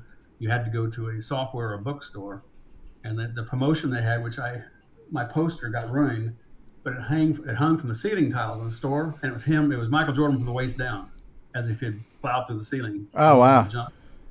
And I had one of those, but it got wet or something when we moved and threw it away. It was promoted really heavy. We did a very good job. And I think that may have been the last game I did. The last commercial game? Yes, last commercial game, yes. Did you do a lot of Tandy 1000 stuff? No, hardly at all. I mean, I think the Michael Jordan Flight was developed on a Tandy-based machine. An 8080 or 8000 class machine, but I don't think that I recall did that much of anything else other than that. I can't remember anything else. I think that was the last one. And then you've done a fair bit of homebrew on the Atari 2600 for sure. And have you done any other platforms? And what kind of got you into that? Is it nostalgia or? There was another lady. Her name was Sherry something, and she actually worked for Activision. And she was beating me over the head for years to try to get on the Atari platform. So I made an emulator and started doing the work. And then it was at that time that I think Atari went bankrupt or something. They stopped paying their developers, and everything just stopped. So I just quit. Like the golf course was calling, I guess. Was this the original video game crash? Was this like the 1985 video game crash, or was this after that? I'm guessing it was in the mid '80s. I mean, I was out of it by by '90 for sure. I wasn't doing video games. Before I say that, someone's going to quote me. What was I doing when I did that? No, I think I was working on Michael Jordan Flight in early '90s, late '80s, early '90s when I finally got finished. So the Atari would have been 3 or 4 years before that, at least. Yeah. It was published in '93. I just found a YouTube. Which one was that? The Michael Jordan in Flight game. Yeah, it makes sense. I remember a gentleman that built a house for me. Sent me a fax showing some story from the Wall Street Journal. You got some front page or something. I thought, why are they interested in a video game like this? But anyway. Neat. Now, have you gotten any consideration for maybe, for a nostalgia sake or whatever, actually getting back into the CoCo and just doing kind of a retro game for fun? I thought about that. I think I must have hinted to some or at the last CoCo Fest. What was it, like the 30th annual or 20th annual last or something? Anyway, I think it was Boise who sent me this the interface or something for the hardware or for the Mac environment, and some firm or software. And I think I've actually got the software loaded on this particular machine. I just haven't got any further than that. Yeah, because those cross development tools, you can do everything on the PC now, so it's a lot faster development. There's debuggers built in to MAME and stuff. This would be on a Mac, and I'm almost positive I've got it on here someplace. I just can't remember what I did with it. And I get inundated because I work for free. I get inundated with people who want me to design things for them. Wow. Yeah, because you're doing a lot with 3D printers now, right? Like, we heard it earlier in the show. Yeah, I design things for. I design some of my stuff for funnies, but everything I design, I try to teach somebody something different.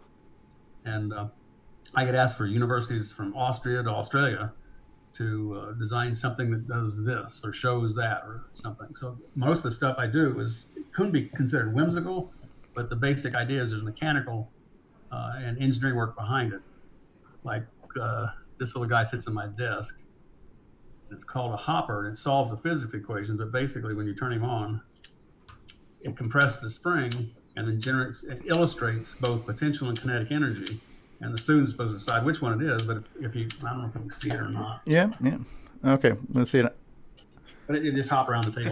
It's kind of like the Pixar lamp a little bit. That's what it reminds me of. Yeah, it's like, I think with some of these people give me, say, can you please design something like that for me? I think that's what they see is some other device.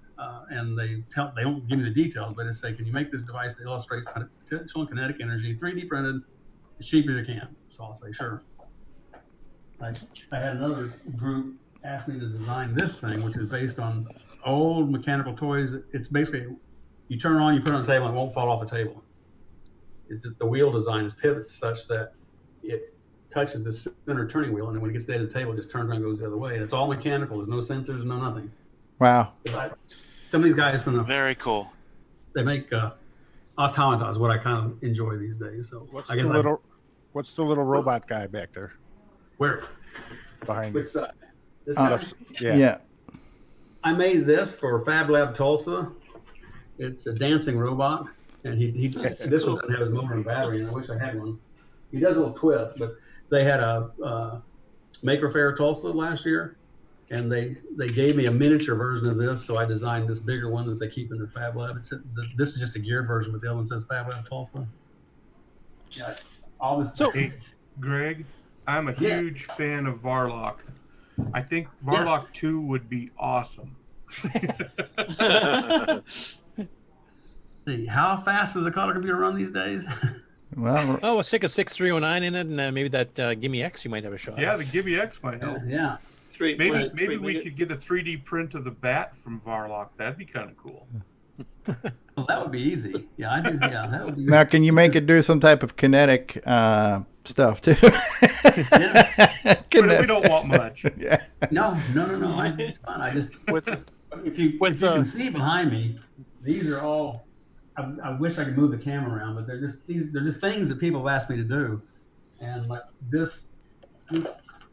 Am I wasting your time? No, not at all. No. You're allowed to promote your current stuff all you want. I don't want to waste anybody's time, but he's already promoted the fact that he works for free. So ears perked up on that $24,000 check's going to take a long time to show up at free labor rates. That looks like a Ferris wheel. I broke the. Wouldn't you know it? I just had to break the connector just by the time it's an exploding Darth Vader. I broke the connector off of it, darn it. But anyway, it explodes and goes back together. And then here's some twin hummingbirds, and here's another cool kinetic sculptures. Here's another. I have to do this one carefully. This was another whimsical box, but the skull comes up. Yeah, that's cool. And he presses the button to close the door. It's like, leave me alone, I'm sleeping. Yeah. That reminds me of the old things where you'd put a coin in there and something would happen, and you know? It's similar, very similar. Yeah. So how long have you been into the 3D printing, and what got you involved with that? Because that seems to be a new passion for you. Of all the software and electronics program I did, throughout my entire life, I always watched mechanics with CNC milling machines make some beautiful stuff. So I bought some CNC mill and lathe, and I figured out how to use it. It's just like to create a gear on a CNC mill or a Hobbit is like 4 or 5 hours, and I can print one in about 10 minutes. So I thought plastic was the way to go. It's the way of the future, and I got interested just in learning mechanics from the years of electrical engineering and software engineering. I'd never messed with mechanical stuff before, so 3D printers was an easy entry into it. And I started. How long have you been into 3D printers now? Then, like a couple years, or when longer? did the hurricane go through New York City? That's been at least 4 years.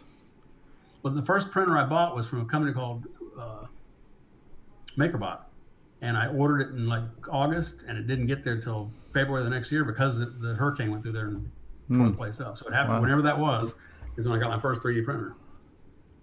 Then a company That was in 2012. Wow, it's been more than 4 years. 8 years ago. Wow. Yeah. Do you think a CoCo could run a 3D printer?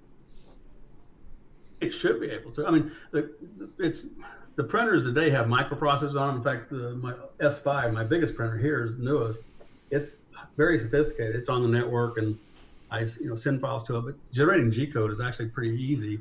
It's just converting a solid model into slices and shipping it out in G code commands to the machine is a non-trivial task, numerically.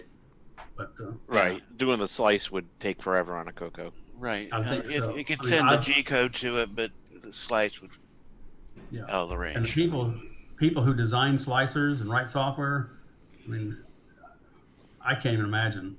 I haven't even stopped and thought about it, but it seems like an extraordinary process to me. So I haven't ever designed a slicer. I use them, but I don't design them. Yeah, I'm just interested in it because I'm also one of the 3D printers in the group. I have made cases for a lot of different projects for people. Yeah, so I have a 3D printer as well. I got my second printer was given to me by a company called Ultimaker, and to me, they're probably the low to middle end of the industrial prototyping 3D printers. Wow. They're highly accurate, and I mean, every one of my printers are usually running 24 hours a day, 7 days a week, nonstop. Wow. I mean, I paused when they got finished with current prints because I was here. I paused my printer so it wouldn't make any more noise, but they've got, each of them probably has 12 parts in queue ready to print. That's something more busy else. in retirement than you were when you were working. Yeah, and you don't get paid either. You got to stop saying that. We're going to work on that $24,000 check, man. You got to raise your rates, man. I do get free PLA from some people. If you can find Malcolm Mortar 2 there, we'll buy it. We'll make you a little bit of money. And your previously unreleased title? At some point, I need to get a group together somehow and come down to the basement and dig through this stuff and see what's there. Because well, who was close to you? Was that Mark Bosley? Are you close to him? You and Okie as well? Moore, Oklahoma, yeah. That's just west of Oklahoma City, I believe. We're all going to chip in, give Mark some gas money, and we're going to get him to come out there. And it's only like 100 miles away. I'll leave now. I could be there in 8 hours. There you go. It's about an hour and a half. I think Boise's in someplace in Louisiana. Louisiana. I mean, it's not very far either. I mean, it's easy a day drive. He Oh. had promised to come up here about 9-10 months ago, but I don't know what happened to him. Never heard back from him. Well, with CoCoTALK being postponed, maybe we should all just converge to Greg's house. There you go. That's what I said. We'll have CoCo Greg Tulsa. Fest. Yeah. CoCo Fest Tulsa, right? So. With 37 titles, and there was obviously different success with other ones. Do you have one that you were most proud of? Maybe not necessarily the one that sold the most, but was there one that stands out in your mind that you were most proud of the work that you did with that one? I enjoyed Predator a lot, and part of it was because it was the first the what they call it, the expanded pack, whatever it was, and then that was, I think, the first game I put compression in. There's a lot of, it was a fairly long game, and I wrote a tool, and I can't remember the name of the tool, but it was like a tile editing tool. So you could design individual. I don't know if you know these 2D slider games are all made up by tiles, and they use them over and over and over again. So the tile editing tool I created let me duplicate the tiles that were actually in Predator, and then let me lay the tiles out and create the actual scene. And it could be you could define a tile as a floating tile or a sliding tile or a vine tile, something like that. Whatever was in the game, and it was. I had a lot of fun doing that. It was a lot of fun. So a ripping tool and a level layout tool. Yeah.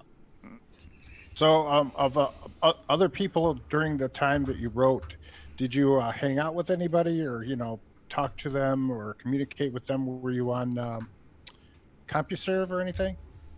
Nope. I remember I told somebody else's story. I'd have people call me and said, "Greg, you've something about showing up for a party." And I said, "Oh, am I late?" And he goes, "Yeah, it was like 4 days ago." I'd be in the house, and I had a very small swimming pool in the backyard, but I usually sit there in my swimming trunks and a tank top with a cigarette hanging out of my mouth, and coffee, and I would write code. I'd go day and a half, 2 days easy without sleep, and would not know what time it was, daytime, nighttime, and just wouldn't pay attention. Do you still have the same wife? Yeah. What she does now is it's the 3D printing, but she'll come down the basement and say, "Greg, you realize it's 2 o'clock in the morning?" "Oh, really?" Time flies. Hey, Greg, who did your graphics? Do you do all the pixel work yourself, or did somebody else do that? I would believe I would say about 99% of the graphics that was done, I did myself. Yeah. That's Which impressive. is what Mark Siegel was complaining about, because it always looked the same. Did anybody complain to Michelangelo about that? I was going to say, since Amazing World of Malcolm Mortar was our cross podcast game here a week or two ago, is there any special memories or play tricks that you remember, or coding tricks that you used in that particular game? No, again, it's. Besides, you mentioned that Mark came up with the mapping algorithm. The algorithm that generated the different layers of different levels of grid or mazes. But no, I don't remember that much. I mean, I wrote most of the code. Mark wrote that code, and the first time he helped me was on a game called Microscopic Mission, and we had to port that from a IBM PC environment to I think it was OS 9, I believe. Yep, OS 9 CoCo 3. Yep. And he did a fairly decent job. He was pretty good at looking at things and creating algorithms for solving particular problems. But he did not know what a pseudo-random sequence generator was. And he showed me a piece of code. I looked at it and I said, "Oh, it's a pseudo-random sequence generator." He goes, "What do you use that for?" And I said, "Well, 2 things. You can do random mazes with it, and another game we're going to do. But it also generates fairly decent white noise if your sequencer is long enough." And he said, "What's white noise?" But he knew airplanes, but he didn't know anything about games and so forth. So it was a steep learning curve for him. I think he had 2 or 3 games with me, but Malcolm Mortar was. I liked his maze generating algorithm, but aside from that, it was kind of just kind of similar to different form, but similar to what we've done in the past.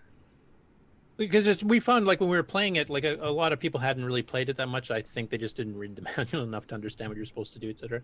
But it was a fairly different game in that you could win it, but you could also extend the game as much as you could to build your score before you won.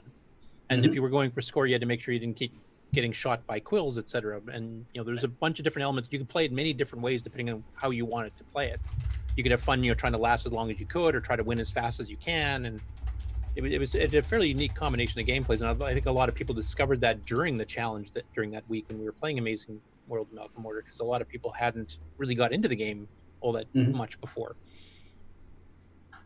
Well, there's some other interesting parts about it that I can't remember if Mark wrote it or I wrote it, but was like you could actually brick yourself in, and that was the end of it. And detecting that whenever you laid down bricks, you had to rapidly go out, because the player could lay them down within reason, anywhere they wanted to on a certain grid area. But if they lay down bricks and brick themselves in, you have to have an algorithm that can rapidly search through the maze to see if there's still a way to get out. And if there's not, that's the end of it. But, and that whole permanent versus temporary brick, where you could block yourself off, you would kill yourself, but you don't make it permanent yet. You can survive. Yeah. There's a lot of good elements to that game. I'd kind of forgotten, like I'd gotten pretty good at it back in the day too, and I hadn't played it in years. And when we got the challenge going, I was like, "Oh, I remember this now." But I don't remember that many people talking about Malcolm Mortar, but I remember getting cussed at and yelled at and made fun of for Tetris for all the people who flunked high school and college playing the stupid thing. I said, "Hey, you probably didn't play my version." Yes, it was. I saw it. But yeah. Oh, wow. Now we might have had some people here that have said that about Predator because it's really hard. I don't remember when it was. Not too long ago, I actually plugged that development board into my nightlight color computer up there and tried to even get past the first level. No way.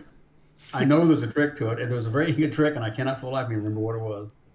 Actually, that brings me another thing too. I wanted to quickly ask. A lot of developers really like making games, but don't like playing them that much. They might play test their own, and that's the extent of it. They don't play a lot of other people's games and stuff. Where did you fall on that? Were you an actual arcade fan, or? That's me. No, my favorite game was one of the original. No, what was it? My wife could tell me because I used to play. 20, 30 years ago, all the time.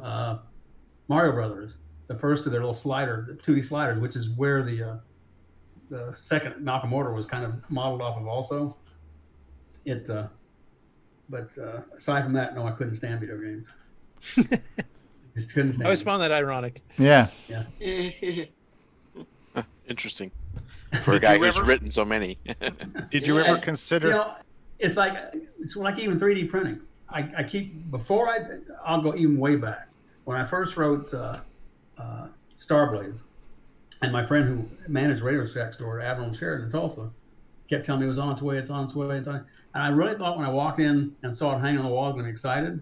When I walked in and looked at it, I turned around and walked out, and he goes, "Where are you going?" I said, "I got to write some more code." He goes, "I thought we'd sit here." And no, it just didn't mean that much. It was really a letdown. But it's basically everything I do is like that. Even up to 3D printing. I'll have a design in mind that somebody wants me to do. It's very complicated. I get it together, and they love it. I'm thinking, I could have done it better. I just done this. I'm never satisfied. Wow. I can never quit doing something. So I have to have somebody usually pull the plug for some reason or other because I just can't quit. And I'm not near as fast as good as I used to be. And I'm not saying I was very good back then, but it takes me longer to figure something out these days than it did 40 years ago. I promise. Maybe there's a little wine involved that slow me down, but then doctor's orders, drink red wine, Wow. I want your doctor. He died. I can tell anybody he told me anything. He's gone. Right. He wasn't drinking enough red wine. Hey, is David Ladd still on the call? David, you're here, right? David, do you copy? Well, hopefully David will come back. Yeah, so David Ladd did a video of him playing Predator, and he's got a catchphrase that is almost like a soundbite that we now live in history. But every time something unfavorable happened to David, he was like, "Really? Really?" So I just wanted to get Dave to say that. I wanted David Ladd to get a live airing of his soundbite. I promise this is very true. On both Predator and RoboCop. Yeah. Back in the day when I first wrote them, I could get through the game with maybe losing one or two guys because I wrote it. I knew all the secrets to it, but now I can't get past the first level. I could run the game in 45 minutes easy. Cool. How are you doing on time, Greg, and Curtis? How are you doing on your questions? Are you good? I've pretty well done everything I wanted to ask. So. All right. Well, hopefully you're welcome to hang out as long as you like, Greg, and feel free to, as more things pop into your head, feel free to throw them out. And if anybody comes up with a question you can think of, before we go to our next commercial break in our next segment, does anybody have any questions, comments, or anything else you guys want to share with Greg before we move on to our second major event today? Greg, do you have time? Do you have time to see the new software that's going to debut here in a little bit? Yes, I do. Okay. My biggest concern was my voice was going to go hoarse, but so far today, for some reason, it must have been a miracle. I woke up this morning. I didn't feel anything like I did yesterday. Yesterday, I couldn't talk. My throat was sore and so forth. And I think it's just allergies. Anyway, I'm going to stay as long as I can. Yeah. Oh, that's my cool. wife called me on the phone about 30 minutes ago. I didn't answer, so. Uh-oh. I may be in one of those minutes. You may be living dangerously already. I think Jason. I may mute the mic here and call her back, and if you see the phone get yanked from my head, Yeah. you can imagine what the audio is. Jason, did you have something you wanted to say? Oh, I got one thing. I missed part of it. I'll have to catch the rest of it on the replay. But Greg, you're working for free. That really fits in with our show here. You're getting paid the same scale that the rest of us are. Yeah. So. We've got a huge budget here. Yeah. Spare Actually, no I just had expense. one- It's not the first time I've had that. Yeah. I just had one question, one specific game I wanted to ask about too that I just thought of because it's one of the ones I actually did some patches to way back, which was Biosphere. Now, was that one that you had originally came up with, or was that another Mark? Here's a Another spec? Tandy. Another Tandy. Because that was like almost an early version of like a sim game, where you could you basically simulate this planet surface and you throw plants and animals at it and screw up the ecosystem. But they also had that that special thing about cloning two plants or two animals together, and it did that nice animated graphic of merging the two shapes. Was that something that you had come up with, or was that something that Mark had specified that too? Or No, that would be something that we came up with. If he came up with something that I didn't think we could do, or I thought was kind of lame, I would actually suggest to him. So I wouldn't tell him your idea is lame, but I would say it's something we ought to try this and see if you like it. Again, we'd use Procom and we'd modem stuff back and forth, but I'd modem little test sequences that they could burn on EEPROMs in their shop, and then they'd run them and so forth and see if they liked them. Or later on, we could send the source code on OS 9, and he could recompile it and run it. But Wow. the thing I had fun about that game was I wrote a program that would make up the names of all the characters, and it basically would start with just randomly generating, like, let's say 8-letter names, and then I would apply phonetic rules to it so that it would search through the game, the list, and throw out names that weren't phonetically correct. Like 3 Q's in a row would be nothing. And it finally generated, I can't remember how many creatures were in the game, but it generated the entire list in about 4 or 5 hours without me having, after I got my basic rules set down. And I sent it to Marks, and he threw out a couple more and made up 2 more. But other than that, all the characters were generated by a random number generator and a little phonetic rules. Wow. Cool. Because he kept saying, "How are you going to generate all these names?" And I said, "I'm not. I'm going to have Good answer. Computers for. Yeah. We have a portion of our show that's called "Why Did Tandy Do That?" You should run it. Yeah, right. Here's a little soundbite for you. Tell me why did Tandy do that? We got some heavy breathing on the microphone somewhere, so I need some of you guys to, if you're not talking, mute. And David Ladd, can you hear me? Is David here, or did David step away? All right. Hey, if somebody also has co-host privileges, can you guys make me a co-host? Because I accidentally unhosted myself because I've been trying to mute people and I can't. I can't control the Zoom call right now. So I've been trying to make you the host, but I can't. I think okay. So I accidentally hosted David, and now I need David to host me back. Yeah, I can mute people though. So okay. Yeah. If you see a microphone moving and if the person's not currently talking, just mute them because we're getting some breathing sounds and stuff. All right, so how about we do this? We're going to take a commercial break. We're going to come back. Our next segment after this, at this point now, is our Gunstar world premiere. I know Nick Marentes has been just on pins and needles wanting to share his latest creation with the world. And we're going to do that after this message. But before we take our break, did anybody else have anything they wanted to say to Greg or give him a pat on the back or curse him for making his game too hard or anything like that before we move on to the next segment? Panel? Thanks for making a lot of very original games. Mortar and Biosphere and Varlock and Amazing World of Malcolm Mortar, which we all played recently. Like there's been a lot of truly original stuff that was really cool. Honored to be electronically with you. Thank you very much. Yeah. We don't have to worry about not shaking hands or washing our hands or anything. I know I've heard people talk about Mark Siegel, and Srini Masan was always, and Van Chandler, but I always got along with them. They were wonderful guys to me. I enjoyed going to Tandy Center in Fort Worth and spending the day with them. They were wonderful guys. They had good ideas, and all I did was put them to ones and zeros. Did you ride the train? I'm sorry? Did you ride the tram? The Tandy subway? I don't think so, because I always stayed in the Tandy Center. But what I remember is if you didn't get out of town by like 11 o'clock on Friday, a herd of longhorn steer blocked off the entire downtown area, and you couldn't get out. Wow. They'd run cattle every Friday or some kind of cattle thing. And I got down there one time. "Oh, you're not gone yet?" And I said, "No," because we're going to be here about 8 o'clock. Because they said, "Okay." So I moved my flight to, I think it was 9 or 10. But I remember getting stuck with a cattle run stampede through the middle of town, right in front of the Tandy Center, and it was a mess to get out there too. You know Wow. what cattle doing? Too much detail. In the live chat, Robert Murphy, who's watching us live, also said, "Thank you, Greg, for making our favorite computer more fun." So yeah, that's cool. Yeah. You're certainly welcome. I did have a lot of fun doing it. It was a very enjoyable experience. All right. Well, we are going to take a commercial break, and then we'll be back with the world premiere of the latest game for the now you're American, so you say color, right, Greg? You don't say color like some of these foreigners, right? That's correct. Color, all right. Color So is, something, yeah. Yeah. So some of those guys in Oklahoma phrases. But... yeah, some of those guys in Canada like to put the letter. And I have a new soundbite here. Let's play the soundbite real quick. Color. It sounds like you're saying the word color, but with the U in it. Well, I am. There we go. All right. So thank you for making games. And so the greatest game since Nick Marentes is from Australia, it is for the Color Computer 3 Gunstar. We're going to hear about that after these breaks. Thank you, Greg, for being here, and we look forward to seeing you guys all here in just a minute. After these messages, we'll be right back. Fletcher, I don't need that report tomorrow. Great, JT. I need it tonight.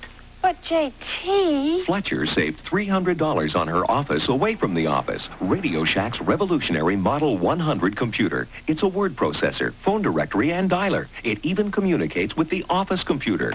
Fletcher, how's that report? Fletcher. Radio Shack's Model 100. Save $300 and put it to work. You'll go far, Fletcher. You'll go far. And now, CoCo Thoughts by Samuel Gimes. On holidays, Uncle JT would entertain us with stories of his business conquests and his assistant who would meet any deadline that he imposed, no matter how ridiculous. Well, until she shot him in the face, that is.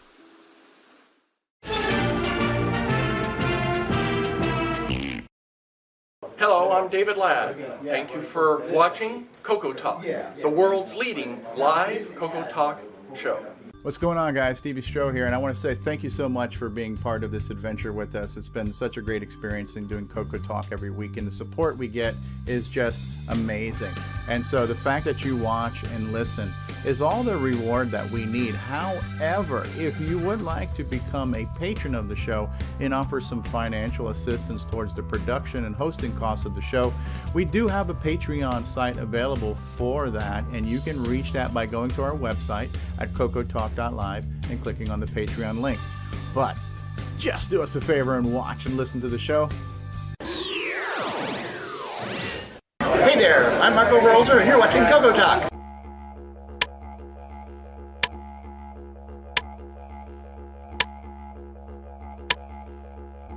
This is not the Joey cereal switch. This is the Joey cereal switch. Control up to 3 cereal devices. Order yours today at CoComan.biz. Radio Shack, America's technology store.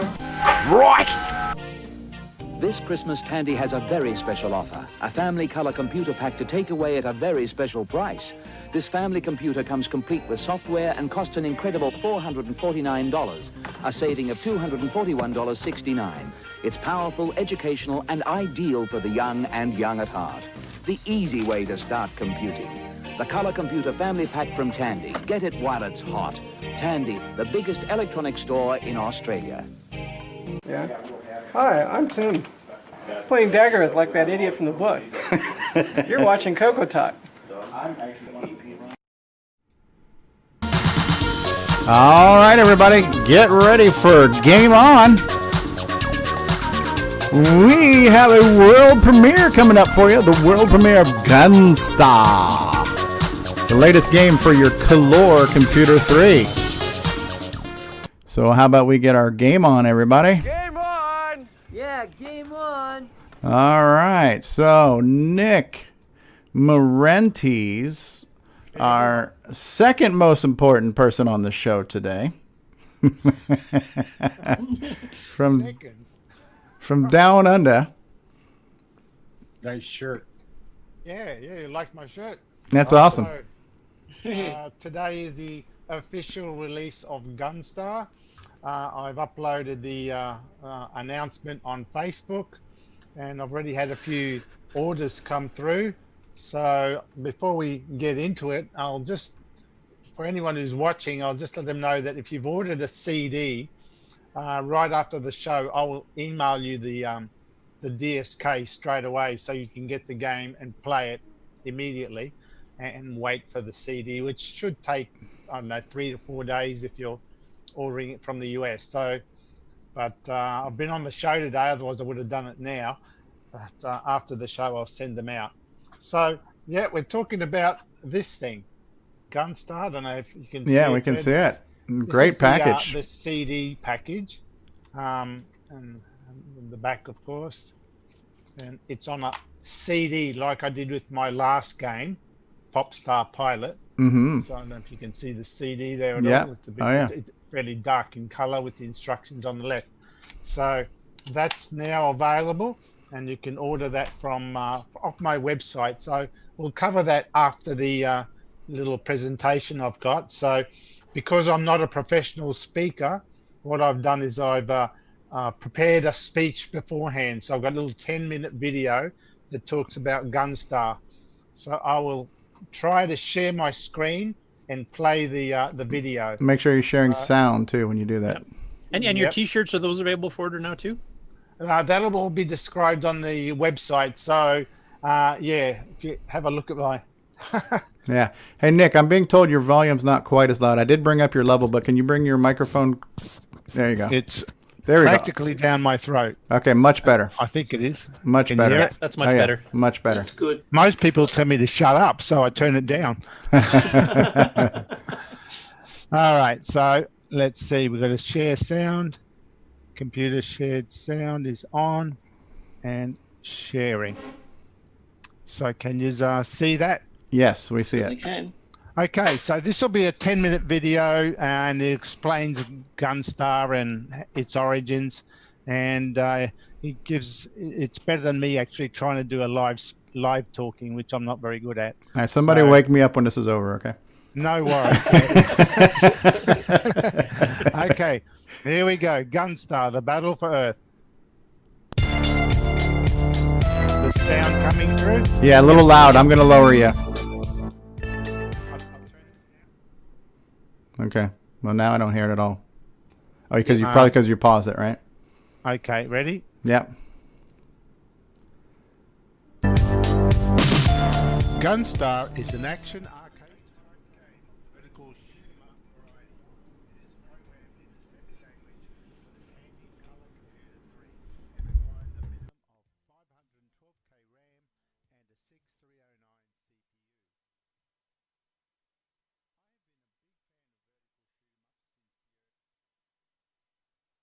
Third iteration of creating my own vertical shoot 'em up. The first was a game I created back in 1984 titled Escape Zone on my first computer, a TRS-80 Model 1. Radio Shack's first computer with low resolution 128 by 48 monochrome graphics. Escape Zone was developed in Z80. Sorry? Said they're not getting sound on the stream. We're hearing it here in Zoom, but nobody on the stream. Okay. I don't know if I can control that. Yeah, I hear it. Yeah, Zumwalt hears it. Well, we hear it in Zoom. They're saying they can't hear it in the live stream.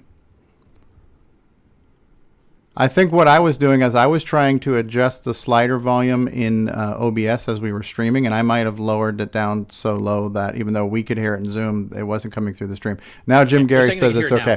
So how about you rewind the video maybe 30 seconds and start over? Sorry about that, Nick. Okay. We're going back to the origins. Yeah. Here we go. Here we go. Thanks, Nick. Sorry. Early 80s. Gunstar is my third iteration of creating my own vertical shoot 'em up. The first was a game I created back in 1984 titled Escape Zone on my first computer, a TRS-80 Model 1. Radio Shack's first computer with low resolution 128 by 48 monochrome graphics. Escape Zone was developed in Z80 assembly language on a cassette-only system with 32K of RAM and was the last TRS-80 Model 1 game I created before moving to the TRS-80 Color Computer 2 and then the much improved Color Computer 3 in 1986. After creating 5 other commercial-grade games for the Color Computer, I decided to revisit my love of vertical shoot-'em-ups, and in 1992 I created Cosmic Ambush for the Tandy Color Computer 3. By this time, I was a big fan of the Color Computer 3, which I continue to program to this day. As well as the Color Computer 3, I am also a big fan of the Commodore Amiga, having purchased an Amiga 1000 back in 1988 and using it as a graphics development system for the games I created on the Color Computer. I was inspired by many of the games on the Amiga, especially the vertical shoot-'em-ups such as Hybris, Swiv, and Battle Squadron. These games featured highly detailed scrolling backgrounds, hardware sprites, and awesome backing soundtracks, things that the CoCo struggled to match against the Amiga's custom hardware and fast 16-bit processor. But after so many years of learning better software techniques and an improved processor upgrade in the form of the Hitachi 6309, I decided to revisit the vertical shoot-'em-up and looked at the graphics engine I had developed back in 1984 for my TRS-80 Model 1 game Escape Zone, and I felt a modern update to that engine may work on the Color Computer 3. With Gunstar, I chose to avoid using any of the Color Computer 3's hardware scrolling abilities. The problem with using the hardware is that the program must be written to the hardware's capabilities and limitations. Although the benefits of using the built-in hardware features are speed, I had specific features I wanted to achieve, and playing by the hardware's rules was going to restrict and add complication. With the software approach, I could tailor the engine to work specifically the way I wanted. Gunstar uses a system which functions as if there are 3 separate bitmap planes, which are overlaid over each other, similar to cell animation in the film industry. The first plane is where the background graphics are drawn and scrolled smoothly. The second plane is the sprite plane, where the aliens, their missiles, special objects, your Gunstar craft, as well as all the explosions are drawn.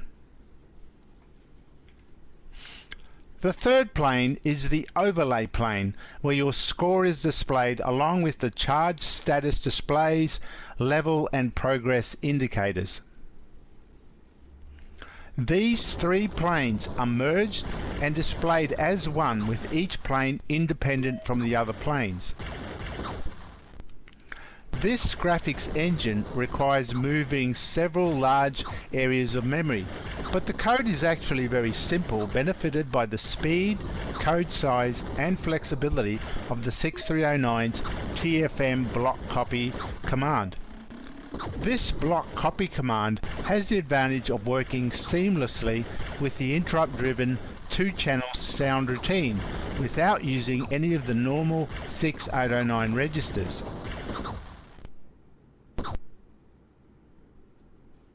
The background graphic tiles were created using a 2D paint program on my Amiga called Brilliance, while the tile map was edited using a custom program I wrote on the CoCo 3 in BASIC. This lets me edit all 4 levels of the game, as well as schedule the aliens, their flight patterns, and the special objects that appear in the game.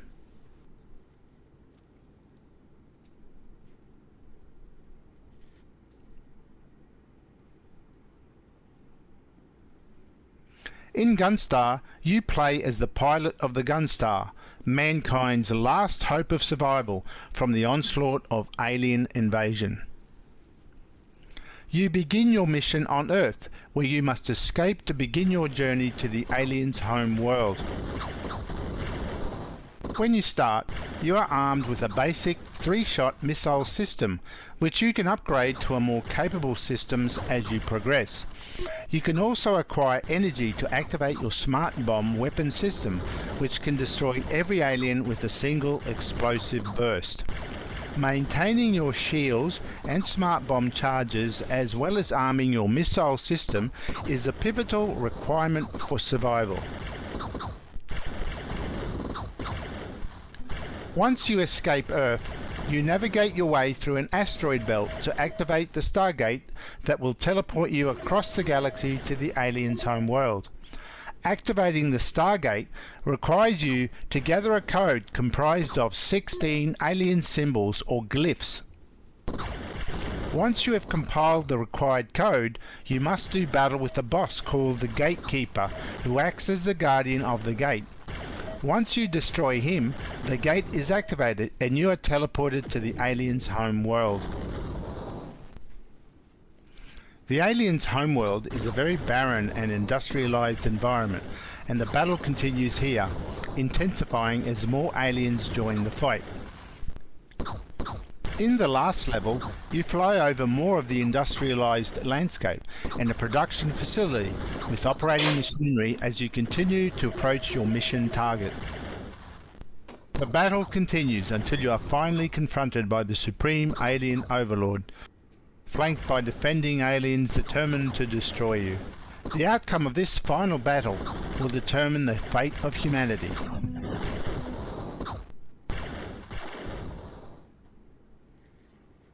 No pressure, but the fate of humanity is in our hands. Shut up and take my money. That's funny. Gunstar is now available for purchase via PayPal as a $10 US direct download, where I will email you a DSK disk image and game instructions in PDF format. This DSK can be transferred to the SD card of the CoCo SDC or transferred to a real 5 1/4 inch floppy disk if you have the equipment available. Alternately, you can purchase a professional physical CD package for $20 US, which includes color artwork in a plastic DVD case. On the CD will be the DSK image and game instructions as PDF, plus, as a bonus, you will also get a special CoCo 3 Director's Cut version of my CoCo game from 1986, Donut Dilemma. A CD physical package is produced on demand in the US by Kunaki and is usually manufactured and posted worldwide within 2 days of receiving payment. Gunstar runs best on real hardware with the joystick you are most comfortable, although it does also run in the CoCo 3 emulators MAME or VCC. For more information, go to the website shown here.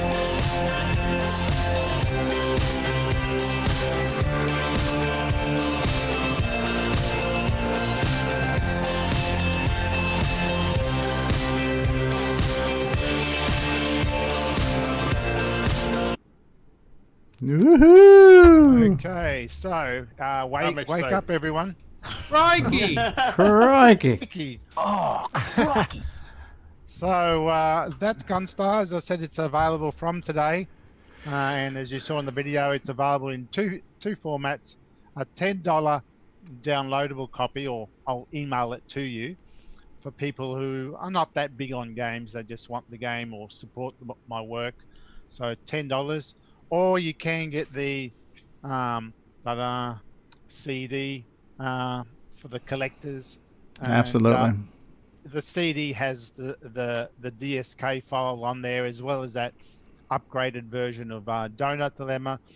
And when I was making the CD, I thought, geez, there's a lot of empty space on that CD, because there's so much space on the CDs. I decided I'll throw in, like I did with my Popstar Pilot, so I threw in another 6 games of my previous games on the CD as well. So if you didn't get the Popstar Pilot, you get all the games if you buy the Gunstar as well. So that's available now. For people who have ordered the CD this morning while I was on the show, I'll be going through the those people the emails, and I'll be emailing you just the DSK directly while you wait for the CD to come in. So right after the show, I'll do that.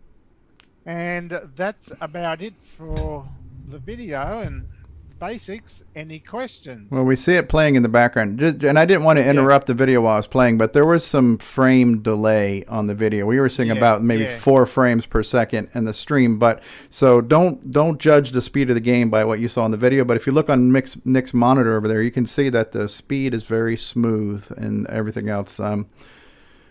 Now, that video is available off the web page as well. So, I'll just share my desktop, I guess, if I can just find that. And I have a prediction. I predict that many of us will be playing this game and live streaming it tonight. We're going to probably have a Gunstar gaming marathon. So,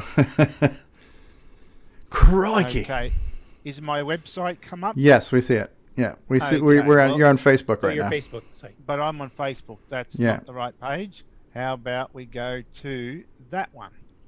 Okay, Gunstar. Yes. So that's Gunstar. That's the website. And the link for this. Well, if you use Facebook, there's a little image there. You can just jump straight to the website, or use the link I posted up just before. And Gunstar tells you everything that the video went through.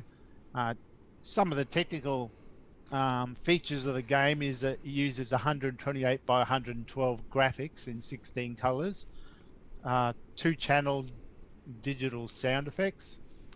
It's got my 3-plane graphics engine, which the video explained. All graphics are double buffered, so there's no flickering. The high scores are saved to disk. And this game, and I'll just emphasize this for anyone who wants to get the game, make sure you have a 6309. If you don't have a 6309, it won't work. 6309 was chosen because, well, you need the extra speed for my 3-plane graphics engine to work. And it should be mentioned that the 6309 is emulated both in VCC and in MAME, so you can play it in the emulator too. That's right. So you can, as long as you have a 6309 turned on the emulators, it will run in that. And if you have a USB joystick hooked up to your PC or Mac, you can play it that way. Although my recommendation is to play it on the real hardware, of course. And on the CDs also the updated version of my game Donut Dilemma. And the main difference with this one over the original one is the original one was just basically a CoCo 1 and 2 game that I just merely changed the colors to support the CoCo 3 colors and turn on the higher clock speed of the CoCo 3. I didn't do any other changes to it. Whereas this one fixed a few things that always bugged me about Donut Dilemma. And the biggest thing was, well, 2 big things I've always hated about the original is one, the white border. I've always hated the white border on CoCo 1 and 2 games. And I got thinking, well, on the CoCo 3, can we turn that white border off? Well, the CoCo 3 unfortunately emulates the 6847 very well, and you can't. But in a gimme mode, in a CoCo 3 gimme mode, you can. So I thought, can I fool my program to think it was still running in a CoCo 1 and 2 mode, but actually run a gimme mode and then change the border color? And I tried it, and yep, you sure can. So it really looks more professional when the border is black. So that's done. And the other big thing I've improved is, of course, the original game was keyboard only, which back then when I was a young 20-year-old was fine for my hands, but nowadays my hands are a little bit not so the dexterity is up the shit basically. So I thought, well, I've always wanted to put joystick control into it, and back then I didn't know how to read the joystick in machine code, so all my early games were keyboard. So I've modified it so it plays in keyboard, in joystick mode, and I've tweaked the whole game so it's a little bit smoother running and a bit easier, and it's a much improved version of my great game Donut Dilemma. So you get Gunstar, you get Donut Dilemma, and you get all my old games on the CD as well. So and those games don't need a 6309. So only the Gunstar is a 6309 specific one. All the other games will work on a normal 6809 CoCo. And a few of those only require 128K too. Yeah, I think Donut Dilemma only needs 128K. My Neutroid 2015, I think also, and possibly Space Intruders. I can't remember. Space now. Intruders and Rupert Rhythm both only require possibly. 128. Yeah. Cosmic Yeah. Ambush, I can't remember if it does or not. No, Pac-Man and Gatecrasher no. definitely need 512. No. So there's that. Now, if the video was really bad to watch before, you can, on the website is the actual video, the promo video, so you can re-watch it again and see it properly. So it's there, and from the website it explains how to buy the program. The two methods: the $10 digital download. So the way that'll work is that you basically send $10 via PayPal to me. I pick it up and then email you the DSK files and a PDF of the manual.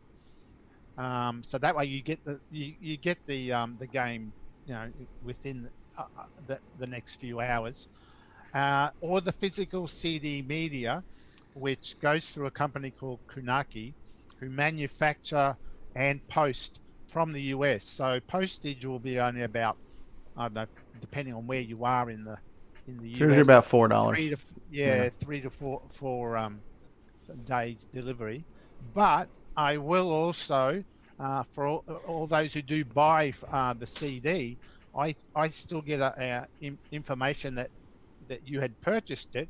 I will send the DSK and a PDF manual as well. So you get the game pretty well straight away, and then you just have to wait for the CD to get the glorious color packaging. And maybe promote your T-shirt there too. And yes, that's right. Going down, these two macho men. Well, they're clones. These clones have got T-shirts. So this is just some of the artwork I've been pumping out on Facebook pages. I thought that'd be cool to have on, to walk around and have those pictures on your chest. So I got two T-shirts organized. Now I've gone ahead and I've actually bought a T-shirt myself just to make sure this entire T-shirt ordering system works.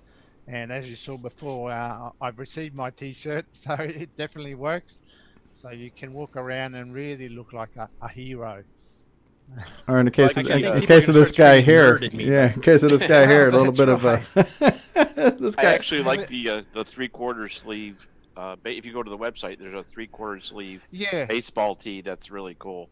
I think they can, that you choose the T-shirts. I mean, I only chose these standard black ones, but I think this website lets you go in and choose from some of the other setups as well. I mean, I assume they cost more, but whatever people want. Cool. So cool. This is just the basic T-shirt. Lots of swag available. That's right. And as I say, you look like a hero in a Gunstar T-shirt. Now, the whole idea of a hero in the game, you get to choose between two modes: hero mode or wimp mode. In hero mode is the correct mode to play the game. It's the hardest. Wimp mode knocks back some of the difficulty in the game. It makes it so that it doesn't take as long to get the codes in level 2, where you've got to accumulate your codes. There's 16 character codes to collect. Well, in wimp mode you only have to collect 8, so that makes it a bit easier, and the aliens do fire a bit less viciously, so it's easy.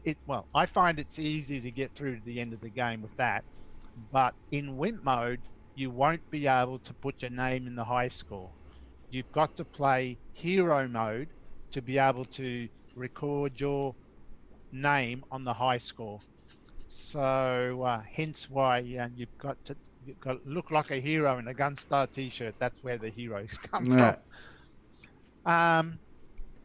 That's about it, I guess. I mean, anyone got any questions? I have a few, but I'll let everybody else go first because I've been taking a lot of question time today. Oh, they're probably asleep, so you might as well go ahead. I got a question for you, Nick. Yeah, far away. If I get mine in the mail, can I turn around and ship it to you and have you sign it for me? Might be a bit. Well, yes, you can, but I'm just wondering, is it worth the postage? I mean, of course it is. If you want to do that, yeah, that's fine.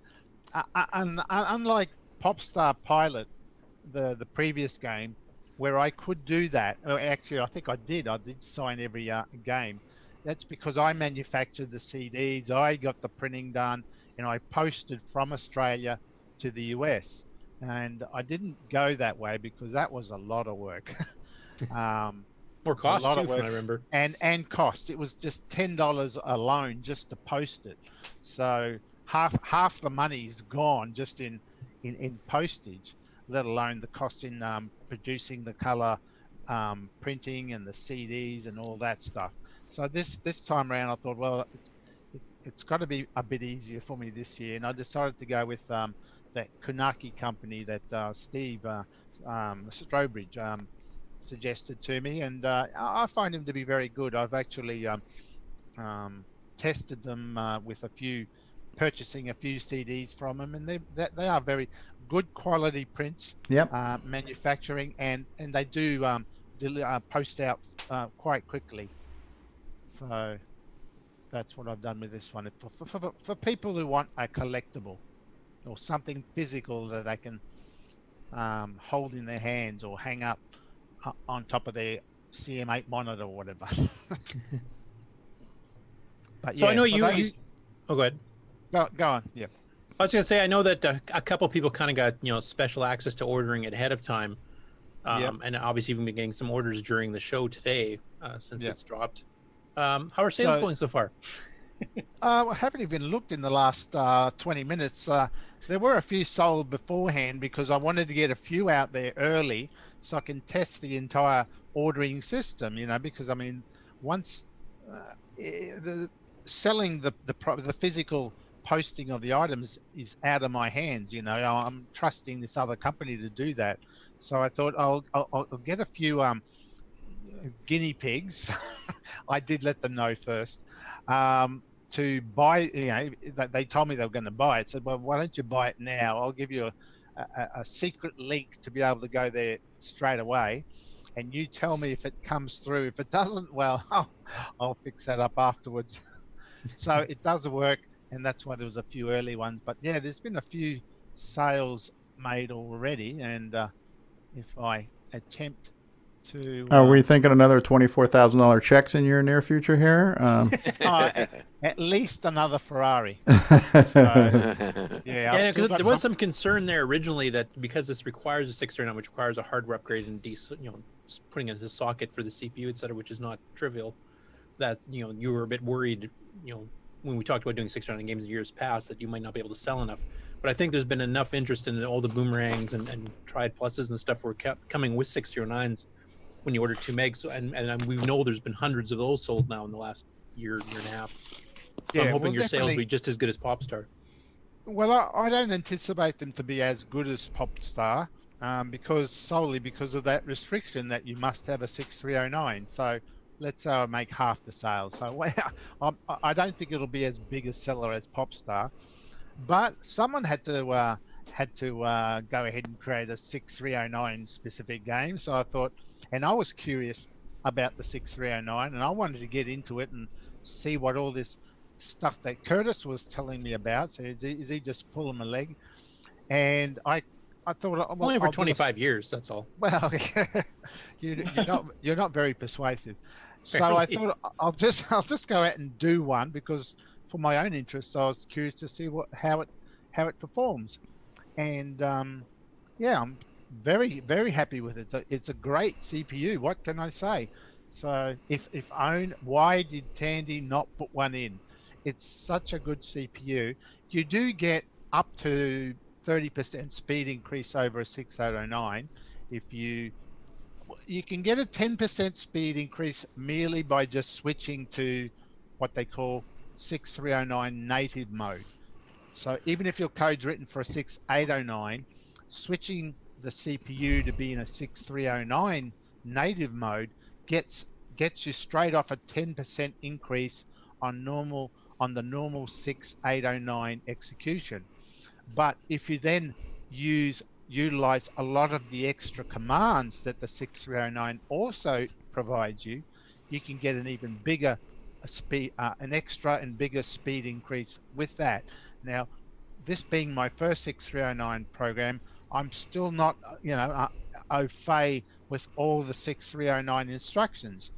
But as I was programming Gunstar, I was learning about all these extra commands. And certainly one of my favorite is the TFM command, which is a block copy command, all in one instruction. Nice, quick, easy to do. Takes up one instruction instead of multiple lines. And it's great. And it's fast. And it's interruptible, which is a key. And it's interruptible, which was a big thing I needed because I have the interrupt-driven sound routine, which Gunstar has some of the best sound I've ever heard on a CoCo game. So I really wanted the copy routine to work seamlessly with the sound routine, which it does. It's brilliant. So when the interrupt comes through for the sound, if it's in the middle of that block transfer, it stops and it does. It pauses it, does the interrupt, and then comes back and continues exactly where it left off.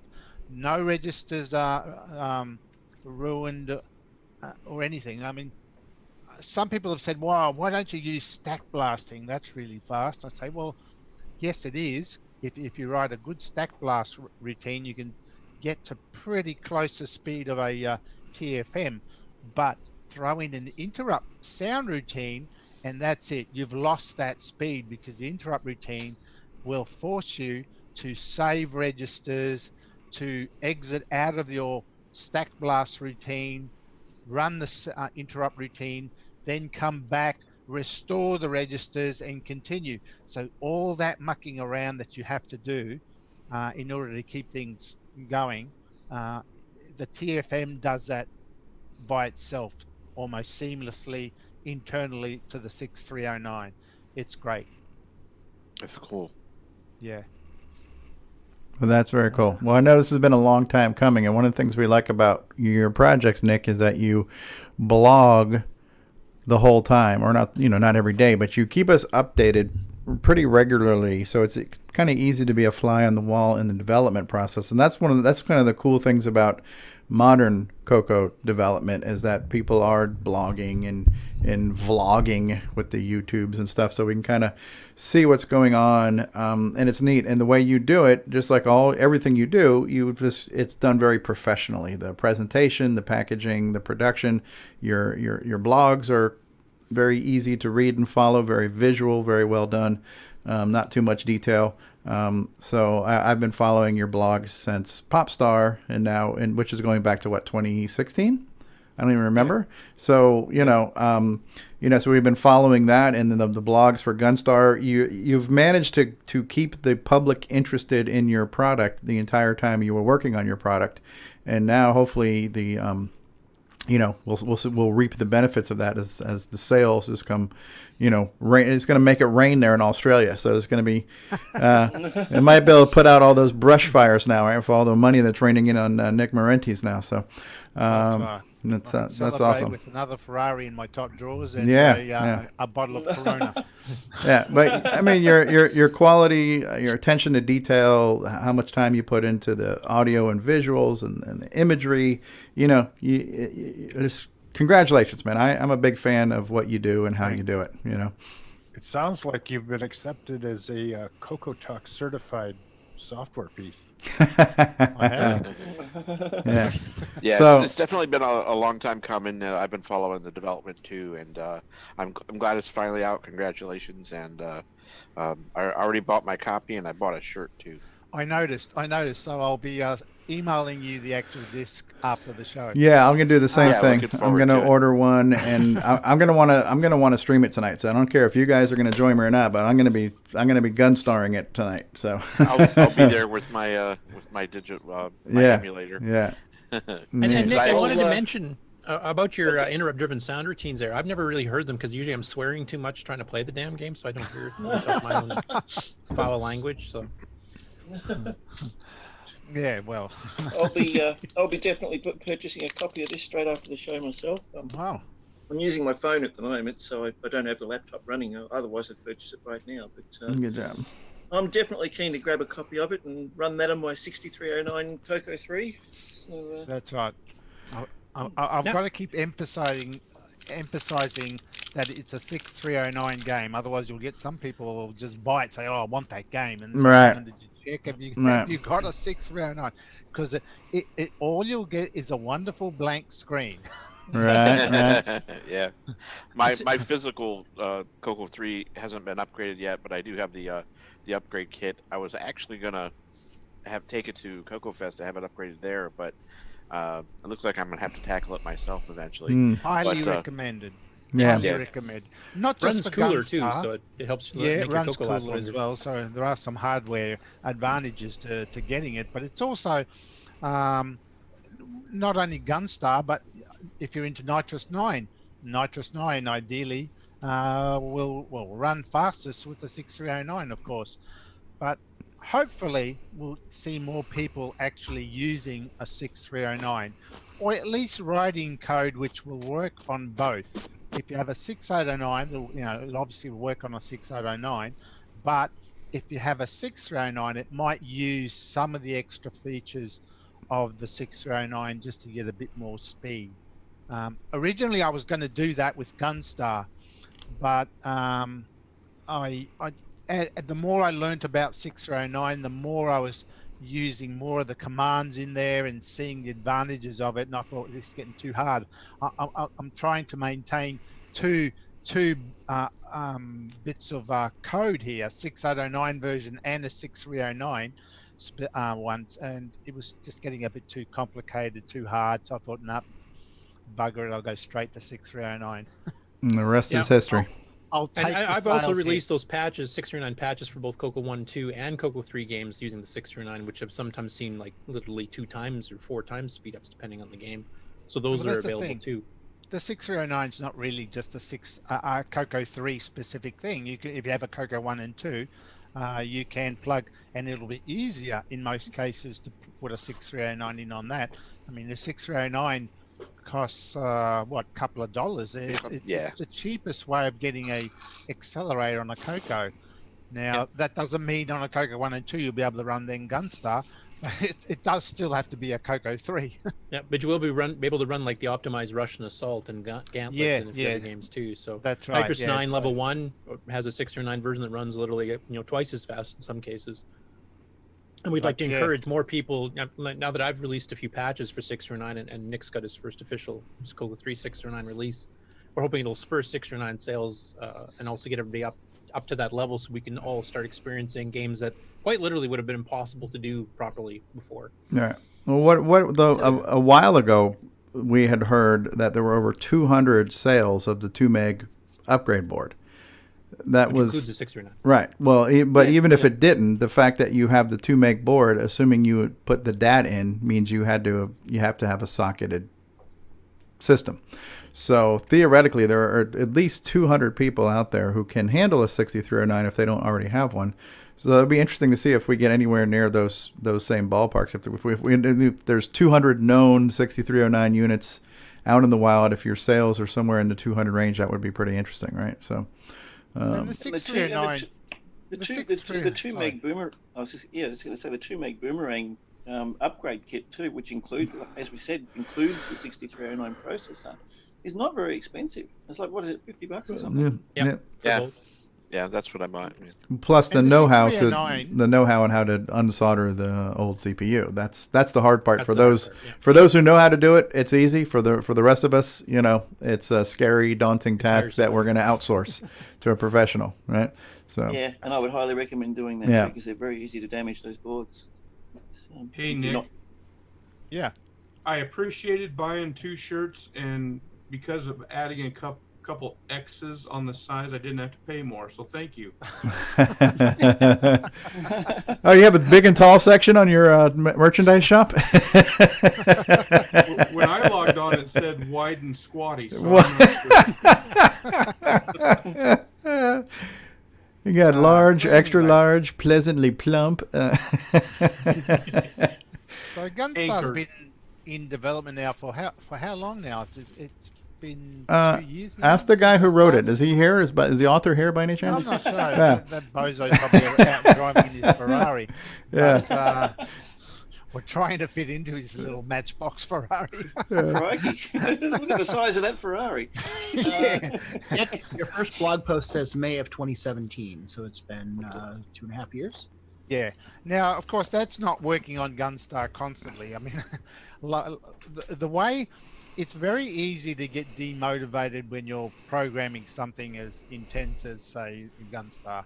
So one trick I do to keep motivated is to work on it for a period, get to a stage, stop, pause, do something else. I start up another project, do that, get Gunstar out of your system for a while, and then you can return to it with a fresh head. So it's that's what I've always done. I've always tended to jump around multiple projects.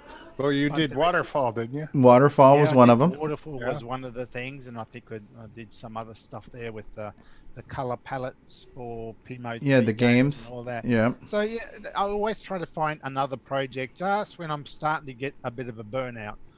So it puts the fire out, so I can continue, and I can return to it feeling refreshed. And in that time too, you also you were doing some retooling of Rupert Rhythm. Right. Well, Rupert Rhythm and Donut Dilemma. And Donut Dilemma too, yeah. Talks about is another side project. So Gunstar would have been the main project, and then it was interspersed with a whole lot of other ones there. Yeah, smaller ones. You're not doing like Gunstar level projects, two or three at once. No, that's right. No. What's next? Yeah. Well, funny you say that. I've got 3 other projects in the wind at the moment. Wow. So I won't say anything just yet. They're not 6309 projects is all I'll say. I'm sort of jumping back to 6009 for the next ones. But I do plan to return at some point to a 6309 again. Is the word star going to be in the title by any chance? Let's see. We've had Pop Star, Gunstar. Yeah, I know. I've been.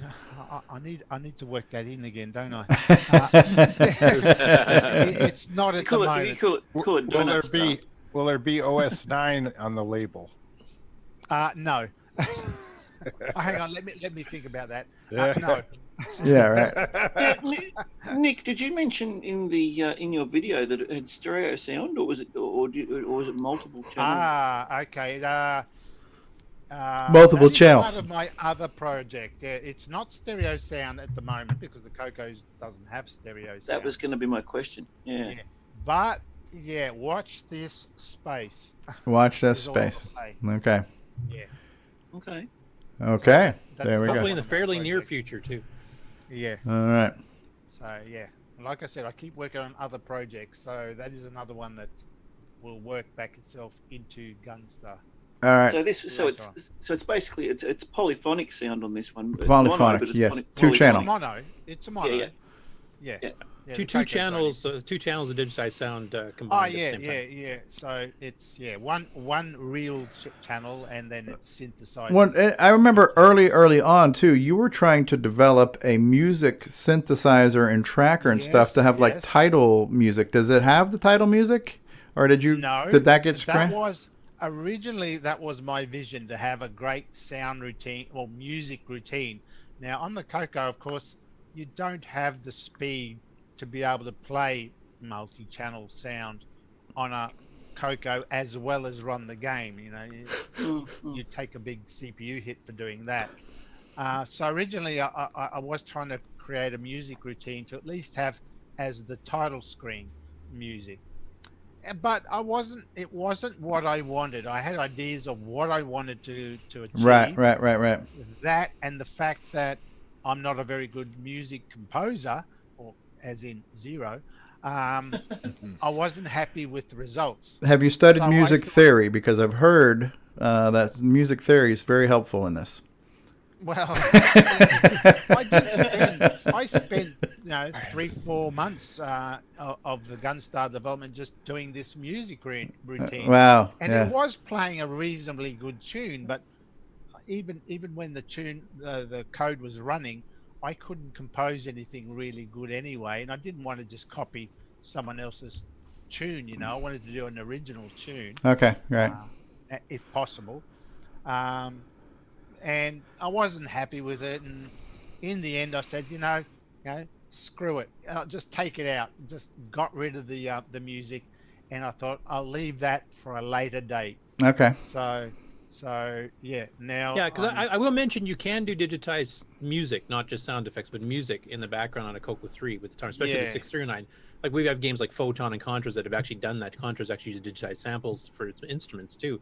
But it has to be within the parameters of the game. Now you're doing 3-plane graphics, so that's a lot of CPU overhead. Whereas Contra's using a hardware scroll, and Photons doesn't have that many animated shapes of screens not moving around. So it depends on the game design itself if it fits for doing that type of thing. But a 6-round definitely makes it easier if you want to try that. Yeah, there's that, and there's also I have high expectations of the music, so I wasn't happy with what I was achieving. And I thought I'll just can it. And if I can't do it right, I just won't do it at all. Well, maybe we can, if you're interested, I'd be keen on maybe collaborating on a project in the future if you're keen on that. I could come up with a music track for you. Well, we will talk a bit more later on. Okay. Well, that'll be an offline conversation. All right. Very cool. Very cool. Yeah. Threw the idea out there. That's all. Yeah. Nick, have you thought about the next version of this game where the I generally never think, but anyway. Yep. Well, Sorry. Well, where the aliens come to Earth. Well, they are on Earth at the beginning anyway. They are on Earth, but they're on Earth as invaders. But I have actually got, and this isn't a project I've started. Well, no, it is a semi-started project which I may return to, whereby I write an adventure game. Ooh. The adventure game continues after Gunstar. Oh, so picking up the pieces. The adventure, that's right. Uh-huh. But that was just an idea that's partially done. I don't know if I'll go ahead with it yet. Interesting. But yeah, interesting. I did think of that. That would be an interesting departure for you because you've been very arcade-centric with most of your titles this past 20 years. It's been a long time since I've done an adventure game, and actually I've done none on the CoCo. The last adventures games I did do were on the Tyrus Alien Model 1.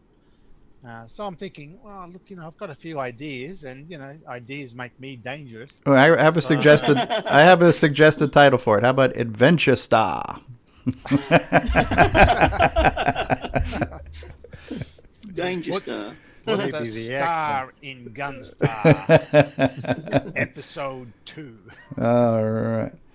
Anyway, that was just another one of my many sideline projects. So you never know. If I start another project and I'm getting a bit burnt out, I might just jump over and do an adventure game, just bring myself back to Earth.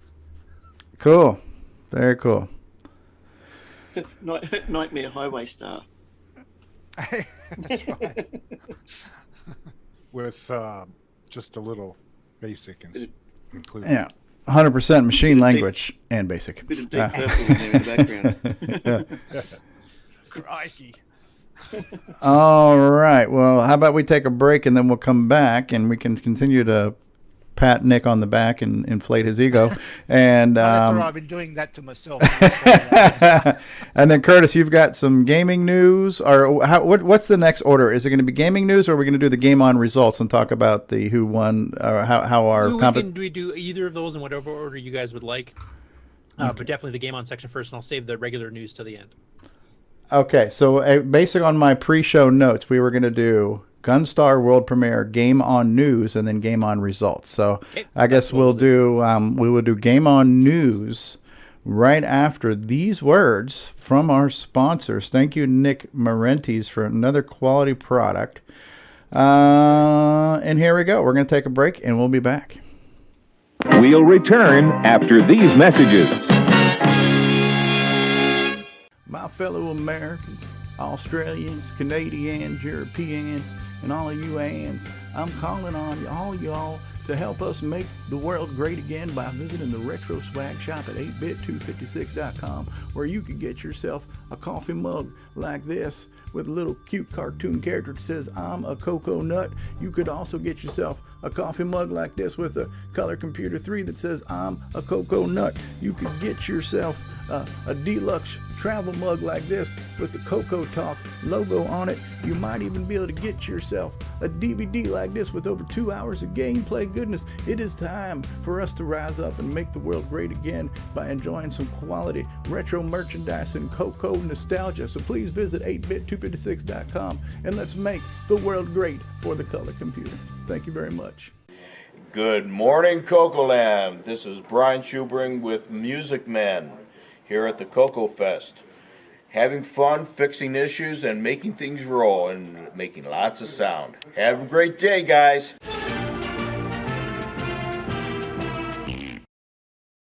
Baby, there's something I need to talk to you about. Remember when we first met? Everything was so easy and it felt like nothing could stop us.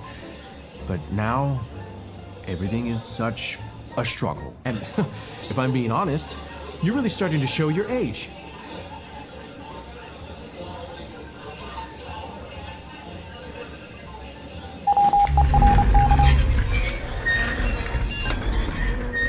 Can I get the check, please? Break up with 512K. Use 2 megabytes now with NitroOS 9 Ease of Use Edition. Ease of use. Download EOU today at lcurtisboyle.com. Some people have big plans after school. You know what Elliot's going to do? Jeff, too. Elliot's at work on a book report using Scripted on Radio Shack's Color Computer 3. It hooks up to his TV. And Jeff's at his Radio Shack Color Computer 3 playing the newest football game. But wait, what's Elliot doing playing New Super Pitfall? And Jeff's having a blast with a new math tutor. You never know what you might try with more than 100 programs for fun and learning. Radio Shack's Color Computer 3 comes with everything you see here. Other items each sold separately. Only at Radio Shack.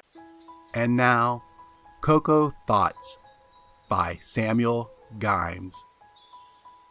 I remember the days of grade school, when on the playground we would talk about the latest computer and console games. Until one day, when a kid told the teacher he was having a blast with his new math tutor. After he got out of the hospital, he changed schools. Greetings, YouTubers. Atari Leaf here, and you're listening to CoCoTALK.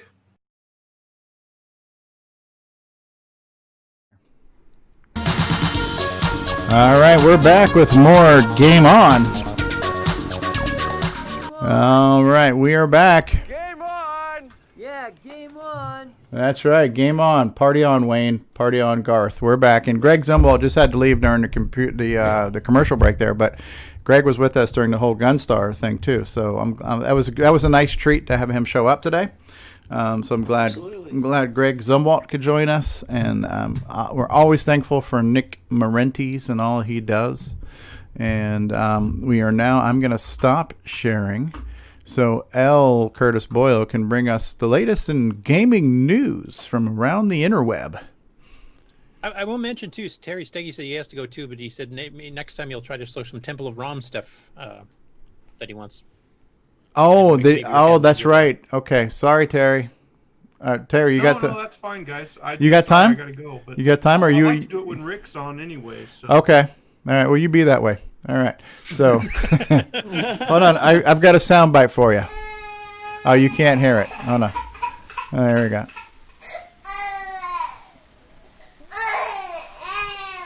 There you go. All right. So. Bless your heart. Yeah. Have a great one. Bless your heart, you big crybaby. All right. So get on out of here. All right. So. See you, Terry. I know Rick was in the chat earlier, but I don't know Yeah. he was on the panel. He was on the panel for a little bit too, and then he fell asleep. Yeah, he fell asleep listening to Nick blab on forever. So yeah. I don't think he even made it through the 10-minute video. So yeah, all right.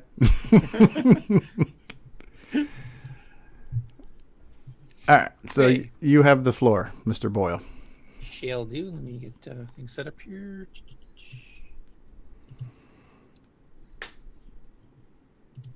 This time I'll remember to turn sound on. Audio on. Hey, you guys seen that? We see it. Yep, certainly do. Oh yeah, this first one here is from Facebook. Joseph Chambers put up a screenshot of the windscreen from Super Pitfall, which I have never seen. No, me neither. And did he say it was his kid who did it, or was it? Yeah. Yeah. I believe so. Congratulations, Harry and you have done what few could ever do. Now kick back and relax. You deserve it. Your final score is 17,000. Not bad at all. Yeah. I mean, not the most climatic of finishings. I don't know if there was a video or anything or cutscene that led up to that, or if it was just that. But still, to see that message, great stuff, huh? Yeah, Congratulations. because I'm trying to remember in Super Pitfall, what all do you have to do? You have to rescue 3 or 4 people, and maybe you have to get those 4 card symbols, or I don't know exactly. I don't even remember. I only played it once or twice. So yeah. I couldn't tell you.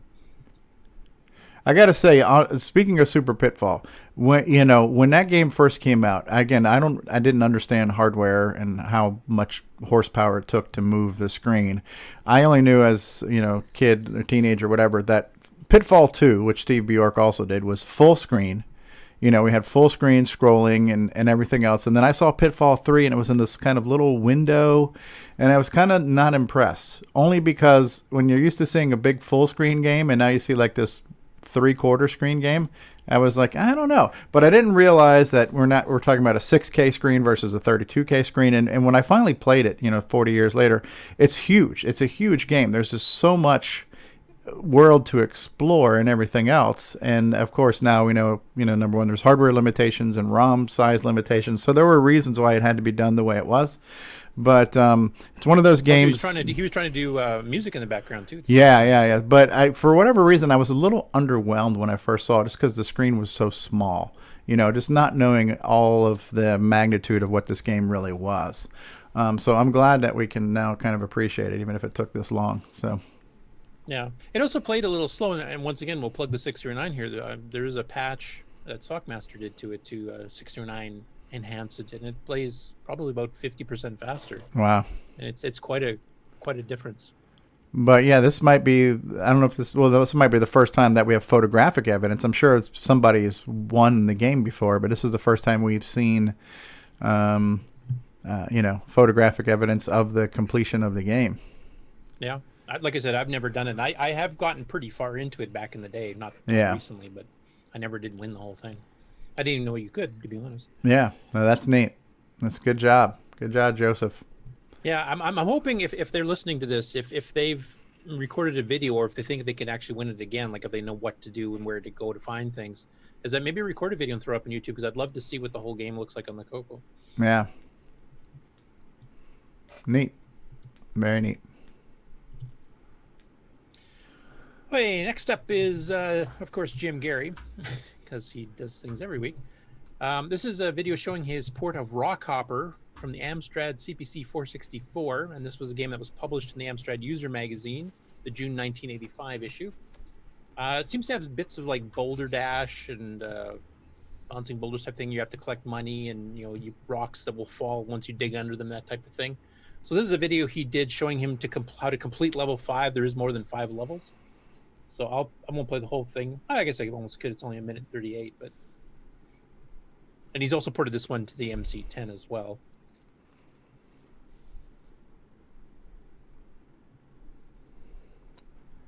Are there any lava lamps involved in this video?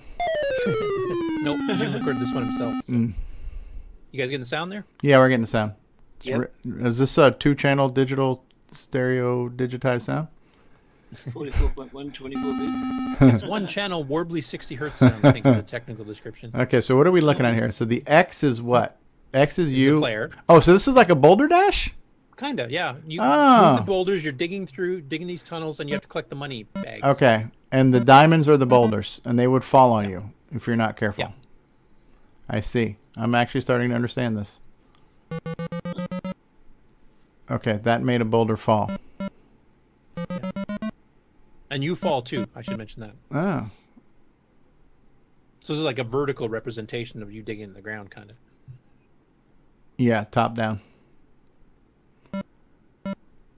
And when you get all the dollars, oh, look at that. So you have to kind of figure out what order you have to do them in so you don't screw yourself over with the boulders. And how do you get up? It doesn't matter, I guess. Yeah, once you collect all the money, you've done the level. That's neat. That's neat. Yeah, well, that's pretty cool game. It's called Rock Hopper. Okay. Yeah, and then there's both MC10 and CoCo versions of it. You can Okay. download from his site. So. Thank you, Jim Gary. And I think one of his other videos, because he's demonstrated this one before in the MC10, I think I've seen at least up to board 8. So there's at least 8 different screens with different mazes and stuff to go through. Next up, Jay Cyril, was taking part in the CoCo Fest, CoCo Cruise programming contest, which I'm not sure what's exactly happening with that now. I don't know if they're going to carry it over until the rescheduled CoCo Fest, or if they're just going to do it independently and still have the deadline in April, or what's going on. But now it's going to be a long distance trip to have dinner with him. Yeah. I don't know if that includes plane tickets or not. Yeah, right. So. But yeah, we'll have to wait for the CoCo to announce exactly what's happening in the contest. If it's just getting postponed and people have more time to write stuff for it, or tweak their programs even more, or if they're just going to just do it anyway, we'll have to find out. But he's got what he's thinking might be his last beta. It's a third beta here, so you can download it and install it. And then he's also got his last video blog, where he's kind of got it. This looks really good. CoCo. And this is 20 minutes. I won't play the whole thing here. But hello, this is Jay, and come at you. Jay's the guy who I met at the first Tandy Assembly, and he goes, "You look taller in person than you do on the internet." Palette swap from RGB to composite, so space. Oh, screw that RGB composite stuff. Screw those composite losers. If you're playing on one or the other, you can swap, but the grass. I like that. I like the tiles.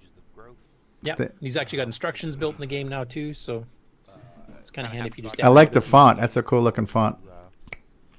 Yeah, very thick and easy to see even on composite. Yeah, that's what she said. Where the blank space was for a long time. And some built-in instructions on the screen now too, on that lower right. Oh yeah. It was basically just empty before. Keys on the keyboard, what they do, or what they are in the short. Chris is pretty quick just by watching the. There's when you're highlighting a square. I'm gonna guess saying he's doing this in Ubuntu. Pretty tough. I recognize the whole. That's what Ubuntu looks like. Yeah. Yeah. He's got different difficulties. He's on Ludicrous right now. Ludicrous. That was my favorite rapper back in the day. That was my favorite speed in Spaceballs. I just like the word. We've gone to plaid. Back to menu. It's a neat project. Yeah, and it's an interesting game. It's like one of these Farmville style growing crops and stuff, which we don't really have never had on the CoCo before. Mm-hmm. So it's like a new genre for us, and it's done with fairly decent CoCo 3 graphics, 16 color mode. Yeah, it looks good. I like the palettes that he's chosen. They serve the game well. They look good on screen together. Yep. And he's designed it for composite, and because a lot of people that are picking up CoCo 3s nowadays, don't have RGB monitors kicking around, and they have to get adapters and stuff they don't know about yet for doing VGA or whatever. Three words: switch a row. It's one thing I like about the HAL CoCo 3s is you don't have to worry about the pellet switching and everything. The composite output is the RGB pellet. Yeah. Anyway, he's got his full vlog there where he kind of goes through. He actually has a little bug he's trying to figure out that happened when he was playing it here, which I'll leave for the viewer to find out what that was. And the third beta is available for download on Facebook, so just go to the CoCo group and you can take a boo at it, download it yourself, and put it on disk image or put it on a CoCo SDC and try it. Neat. Next up, and I never remember how to pronounce her name, Mayagami Noriko? I'm not sure that's right. But she's looking for the CoCo version of the Dogstar Adventure by Adventure International, which is, world famous Scott Adams Adventures. And Scott Adams actually got interviewed at Tandy Assembly a couple of years back, if I remember correctly, too.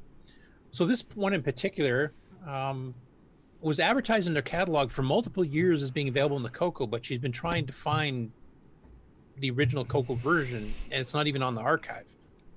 So there was some speculation. Well, maybe if it only appeared in one catalog, it only got advertised and never got completed. But apparently, it was in multiple years in a row, so it should be out there. And I think she even said later on she contacted Scott Adams, and Scott said yes, it was available for the CoCo. We were selling it, but he doesn't have a copy himself anymore.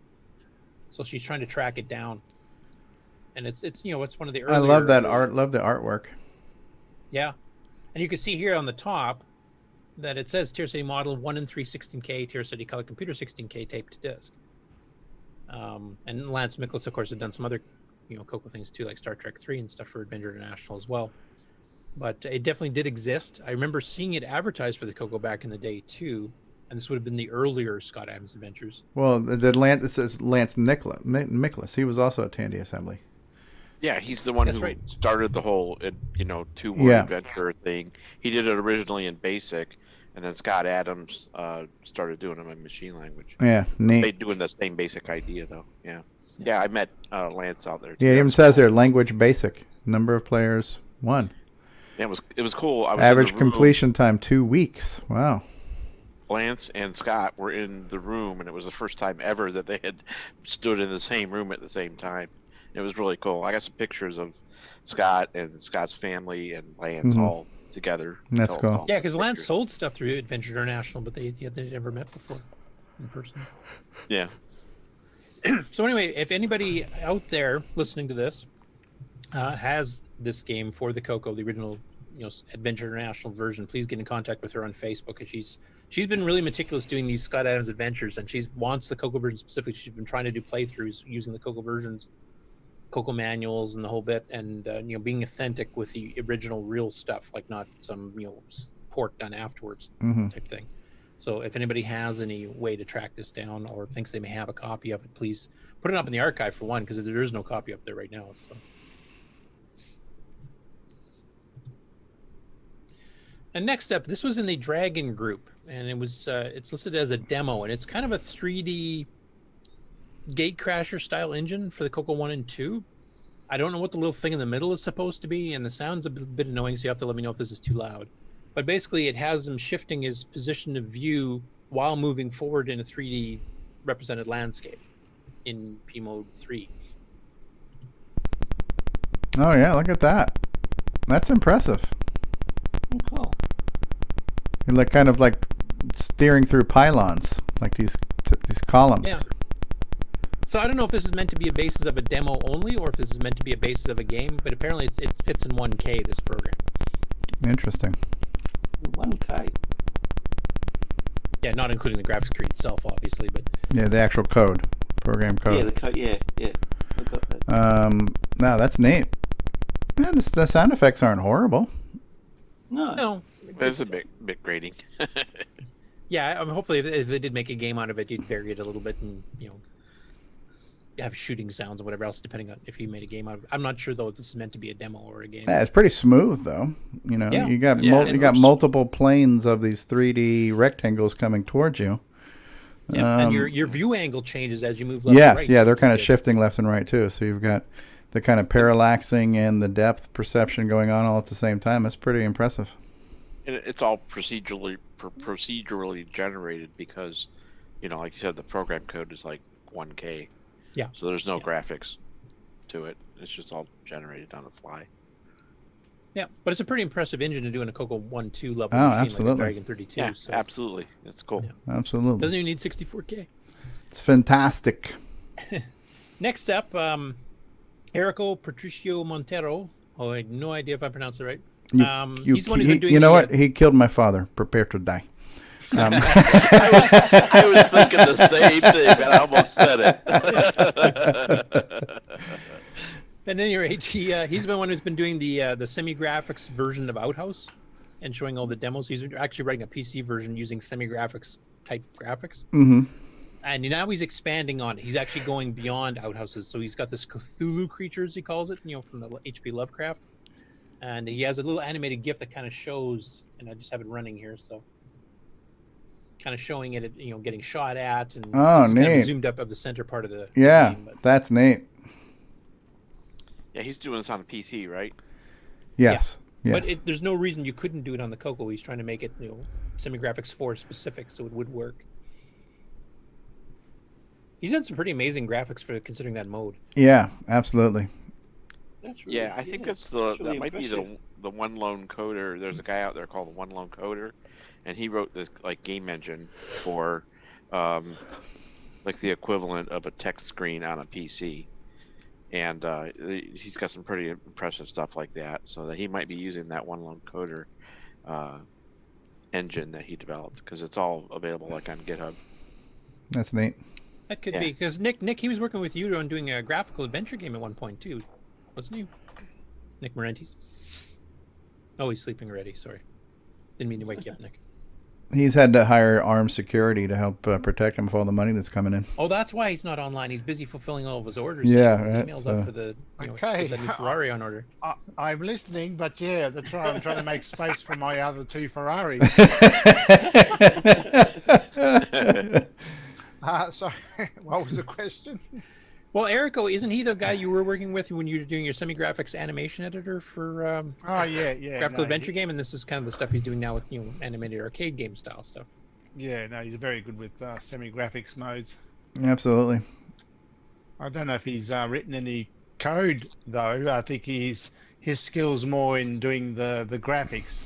And, Well, in this case here, he's actually writing a PC version, but like John Laurie was saying, he might be using an existing game engine that he's just kind of like filling the I blanks. and suspect putting so. graphics in. Yeah, I mean, to do that on the CoCo, it'll have to be a machine language game anyway. So Neat. Yeah, or at least a very fast compiled BASIC or something, maybe. yeah.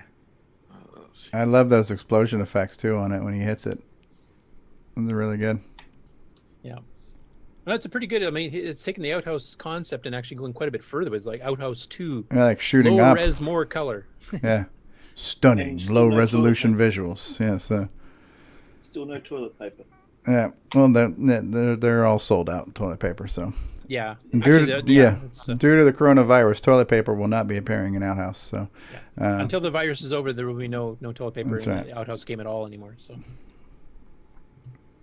Oh, Erico's here. He says it's being done in GL Basic. Okay. Okay, I'm not familiar with that one. You might want to close whatever pop-up just came up on your screen there. Oh. Thank you. Okay. Yeah, because GL Basic, I'm assuming that's OpenGL of some sort. Yeah, it's kind of like a generic version. I'm not sure. Maybe I'm confusing it with QB64. So I am not sure what GL Basic is. Okay. Yeah, because he's saying everything's coded, so maybe we'll have to get him on the show sometime to kind of go through that. Yeah, he was on before, but yeah, we'd love to have him on. I'd love to have you on again, Erica.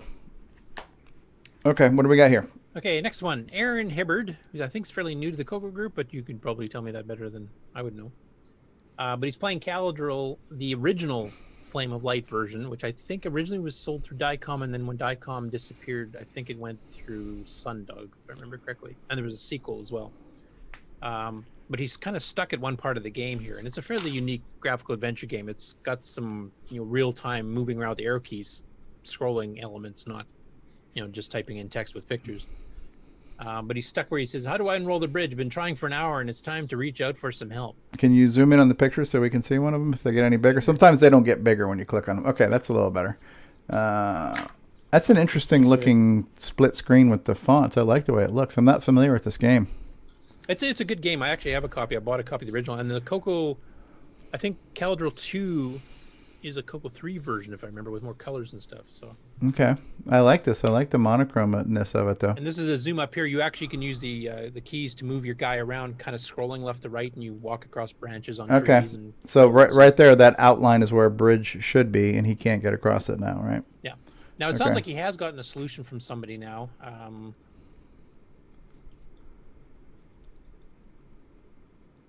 Tie rope on bucket because it doesn't understand tie rope to bucket. So this is one of those things with text adventure games. Oh, where you the get fussy on. parsing the language the way the software wants you to type it, huh? Yeah. Okay. I've never won this game either, but I have gotten semi far into it when I first bought it. I haven't played it in a while after that. Oh, Erico says he's going to try to come on the show when the game is done. His outhouse. So I say he's just working on sound and music now. Yeah, I'd like to learn a little bit more about the GL Basic too, Erico.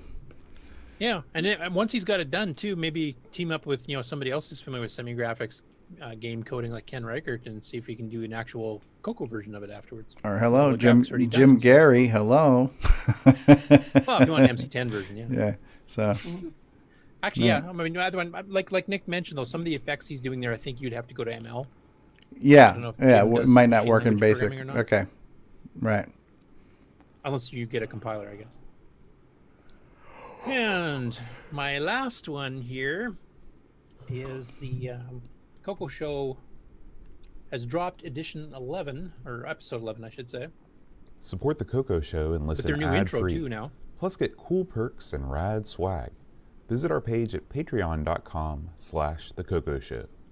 Now, this is their new intro they just put on. This is the first episode of it. Pardon me? It sounds like the Contras. Yeah, it was the Contras. Okay. So obviously you're hearing the sound. Yeah. Okay, so what are they playing? Starship Chameleon? Yeah, and this is the time I'll reveal too that this next week's GameON Spotlight / High Score Challenge is Starship Chameleon. Oh, okay. So that's a Ken Kalish game. We'll be doing this one on the lowest level, which I think is level 1. Or is there That's one where the bombs are blue and yellow, and you have to change the color of your ship to catch the color of the bomb, right? Or the falling object, right? So. Yeah, and you've got hollow bombs that are worth 10 times as much as solid bombs, and you've also got the red bombs coming after you. I'll tune them down. Well, I'll let it play while we're kind of talking about it here. Yeah. But Phantom Slayer actually an original concept. Yes, yeah. And so is this. So game. basically, the requirements for this one is Now, this 16K was CoCo published by 1, 2, Computer or Ware. 3, Now look or up some Dragon. of their titles. Works in any They emulator, of look at course. what Ken Kalish Available in the does. Yeah. archive. Legally, Ken Listen to Kalish this has given us lineup. permission You got to Blockhead, download this my to your heart's personal content. favorite, Nuke So there's the no Love piracy Boat. issues either. We've got to try that That one. one needs to go on the list. But on level The 1, Magic of because the Zan, game does pick they up also did speed Doodlebug. fairly Okay, decently. alright. The very beginning's Junior's fairly easy. Revenge. You can get fairly You know what far, that so you is. won't feel frustrated like you're dying instantly. Guess this one. You'll never But get it. it does Mega ramp up in Bean. difficulty, and don't even try level 9. It's Then you got impossible. Moon Hopper. Okay. That and is Mr. this Dick. week's GameON challenge. Okay. And that is also the last of the stories I had. Excellent, excellent, excellent. Cool stuff, cool stuff. Let me get back to the main game on screen. Okay, so what I thought I would do before we get into the results, because we do not have with us, unfortunately, we do not have... Nick Marotta could not be here. So what I thought I would show you guys real quick, for those of you who are not already on the Discord, I want to show you what it's been like being in Discord this week. Now I just have to find my scene that switches over to here. All right, so this is Discord, right? And this is where we started last week on March 7th, a week ago, where people started posting screenshots of them playing. Matter of fact, the first person to post the first screenshot was Ken Reichert, with a nice entry of 17,000 points on his first try. So this is kind of what we're asking people to do, is to play the game and take a picture. And so these look like people are just taking pictures with their phone. So if you're not doing an emulator or you don't have the ability to capture what you're doing, most of us have, although I think Nick Marentes might still be using a flip phone, but a lot of us are using these smarter phones with cameras these days, right? So Bryza sent in a nice picture here, 42,000. That's Brian Palmer in Australia. We got a 32,000 here from Lee. We had somebody having a problem getting this working on the CoCo 3, and that was being talked about. Here's some more Bryza entries.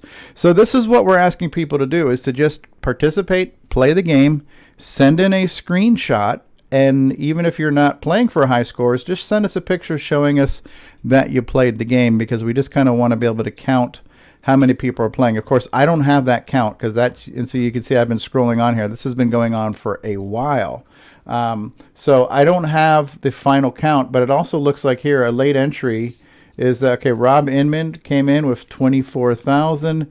Here's a YouTube video posted, Mr. Do Arcade. Who posted this video here? I'm not sure who posted it, but anyways, we got a YouTube video. The Devil Bunny posted a picture of him playing. I can't quite read that score from here. That's Aaron. So yeah, so that's kind of what we're asking people to do, is to just pick up and play. And it doesn't matter if you win or lose. It doesn't matter if you have the best score. If you're having a good time and you're playing, just send us your pictures. Hopefully next week we can tell you the count of how many people played this week. Does anybody know what that number was? How many participants? What I've got listed here from what Nick sent me was 14 people played. 14. All right, so we're back up again. We were like 11, 17, down to 11. Now we're up to 14, so we're getting more participants, and it's really just about getting people to have fun playing their CoCo. So on that note now... trying a game they never have tried before. Too, right, very true. So we're now going to show you the results, courtesy of Rob Inman. He has produced this wonderful, professionally done video. So let's see how this week went.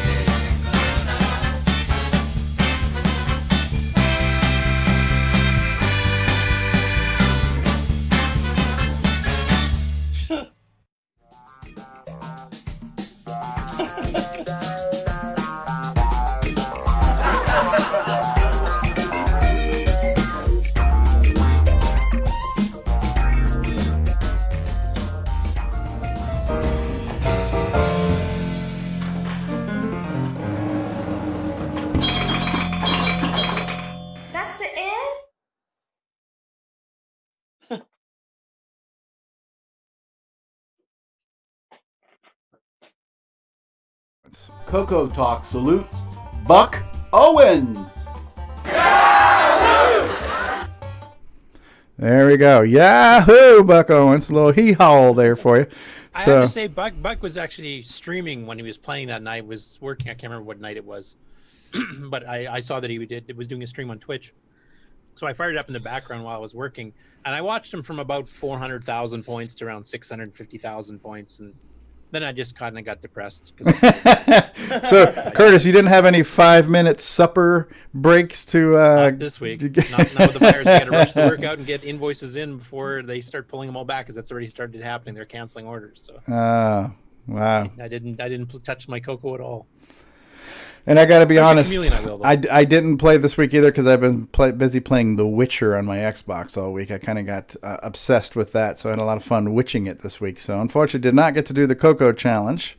Looks like you guys had fun, and I'm glad you did. And so now next week's game is Starship Chameleon. Now, is it Ken Kalish or Ken Kalish? Do you know how we're supposed to pronounce his name?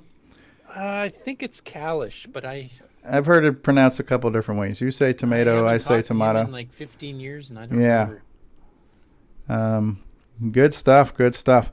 So that concludes our Game On segment. Game on! Yeah, game on. Do we have more news to go over to, L. Curtis Boyle? Well, that's into the Game On news. We have like regular news? I think I have a few here. Let me. So while you're checking, I can go ahead and run a quick commercial break, and then we'll be back with a little bit of news. I'm trying to see. This week, but yep. All right, let's see what commercial break we're going to. How about we have not played CoCo So how about we take a little break? We'll get a little CoCo and we'll be back with some CoCo news. CoCoTALK will return after these messages. CoCo2, c'est le coq champignon, des micros et dans le pion. Pour le jeu, il est pas battant, les études, c'est pas disant. L'expansion, il envoie ça, les commandes, tu vas voir ça. Notre CoCo est programmable, pour tes cours, c'est bien serviable. CoCo2 de Radio Chaton, l'affaire est dans le sac. Un ordinateur couleur qui a de la personnalité. Le CoCo2 de Radio Shack. En solde pour Noël à partir de 149,95. CoCo2 de Radio Chaton, l'affaire est dans le sac, c'est toi et CoCo2. And now, CoCo Thoughts by Samuel Gimes.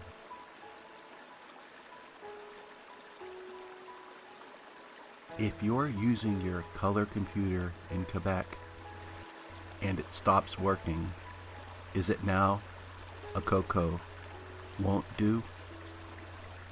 Hi, Ron Delvo, Timberman, Coco Fest, CoCoTALK.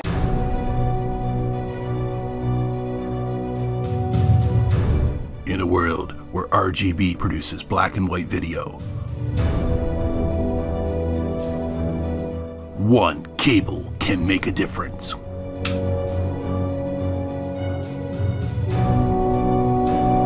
Switcheroo. CoCo3ScartCable.com. Hey, have you got your CoCo 3 yet? Hi, this is Rick Adams, author of Temple of Ram and Shanghai, and you've tuned into CoCoTALK, the nation's leading live talk show featuring the Tandy color computer. What's going on, everybody? Original Gamer Stevie Stroh here, and if you're a fan of vintage computing and retro gaming, then you're going to love our retro swag shop at 8bit256.com. There you will find custom designs by Instagram artist Joel M. Adams. You can get I'm a Coconut, CoCoTALK, and other cool video game images on a t-shirt, coffee mug, or mouse pad. So if you love retro, then head on over to the retro swag shop at 8bit256.com today. Tell them the Original Gamer Stevie Stroh sent you.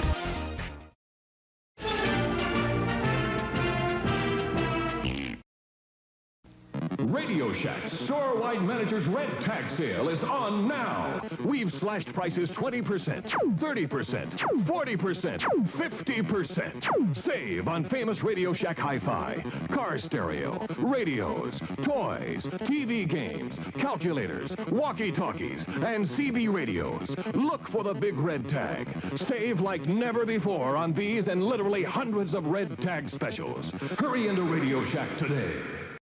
Hi, this is Randy Kindig of the Floppy Days podcast. I just love me some CoCo, and nobody covers it better than Steve Strobridge.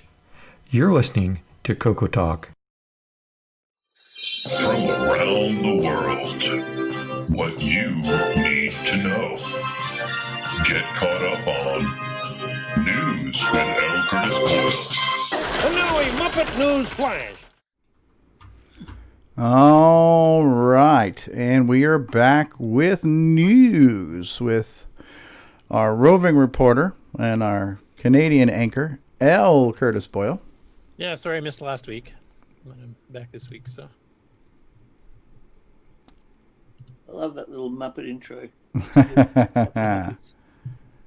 Any resemblance is purely coincidental. That's right. Hey, you guys can see that? Yep. MIDI Maestro. Yes, we've been talking about this for the last little while, where they've been working on duplicating the original CoCo MIDI Pro packs, and also the ones that Glenside sold that allowed you to do MIDI in, MIDI out, and MIDI through, which means you can record from a synth onto the CoCo if you have the right software. You can play out from the CoCo to a synth, polyphonic, and the whole shebang. So they've been doing some tests between Brian Schubring and Jim Brain at Retro Innovations here, and everything seems to be working. They've tested it on 3 or 4 different pieces of software, CoCo 1 and 2 and CoCo 3. Everything seems to be working, so it's actually available for pre-order. The expected release date of the 18th of April 2020 was, of course, supposed to be at CoCo Fest. I'm not sure exactly what has changed there now because CoCo Fest is being postponed, but it's a $60 for the board. It's a nice small little board. It extends out the back of a cartridge there, mainly to fit the MIDI connectors itself, but the main portion of the board actually would fit inside a standard size cartridge. And supported by Altamuse and Lyra and CoCo MIDI Pro and probably a few other things I'm not remembering as far as software, which is all available in the archive.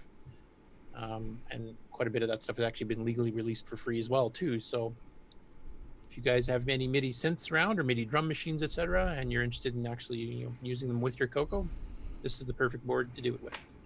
That's exactly what I'm going to be jumping on really quickly. I've been eagerly eyeing this one off, and with the CoCo music album I'm working on now, that will be perfect.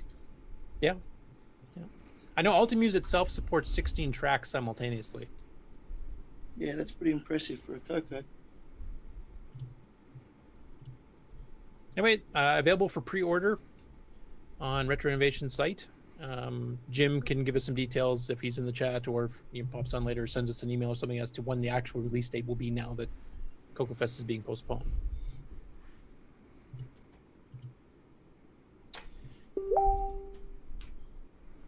The 8-bit guy. We met him. Yeah, he was a guest on our show a while back. But at any rate, he's planning on doing a segment on the Philips CDI, which is CD Interactive. Now, for those of you who don't know the history of that, that was an interactive TV device. At the time, Microsoft was working on a competitor to it. But the thing that's CoCo related in this is that the operating system it used underneath was actually a version of OS 9. And there were some people in the CoCo community that actually were actively involved with it somewhat in the days. So this would have been the early 90s, I believe. So basically, he wants to do a show on it, and he wanted to get some details on it, both from the operator user perspective, because it had games and online encyclopedias and all kinds of stuff.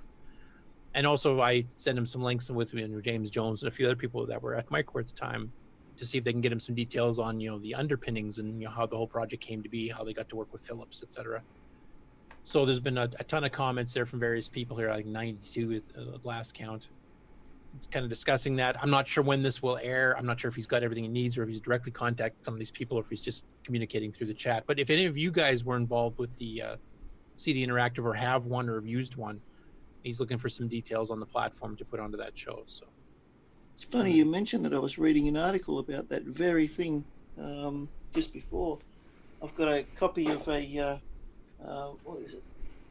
It's right beside me, Australian Hi-Fi magazine, and they had a special. It's from 1987, I think, this edition, and they had a special article on CD Interactive.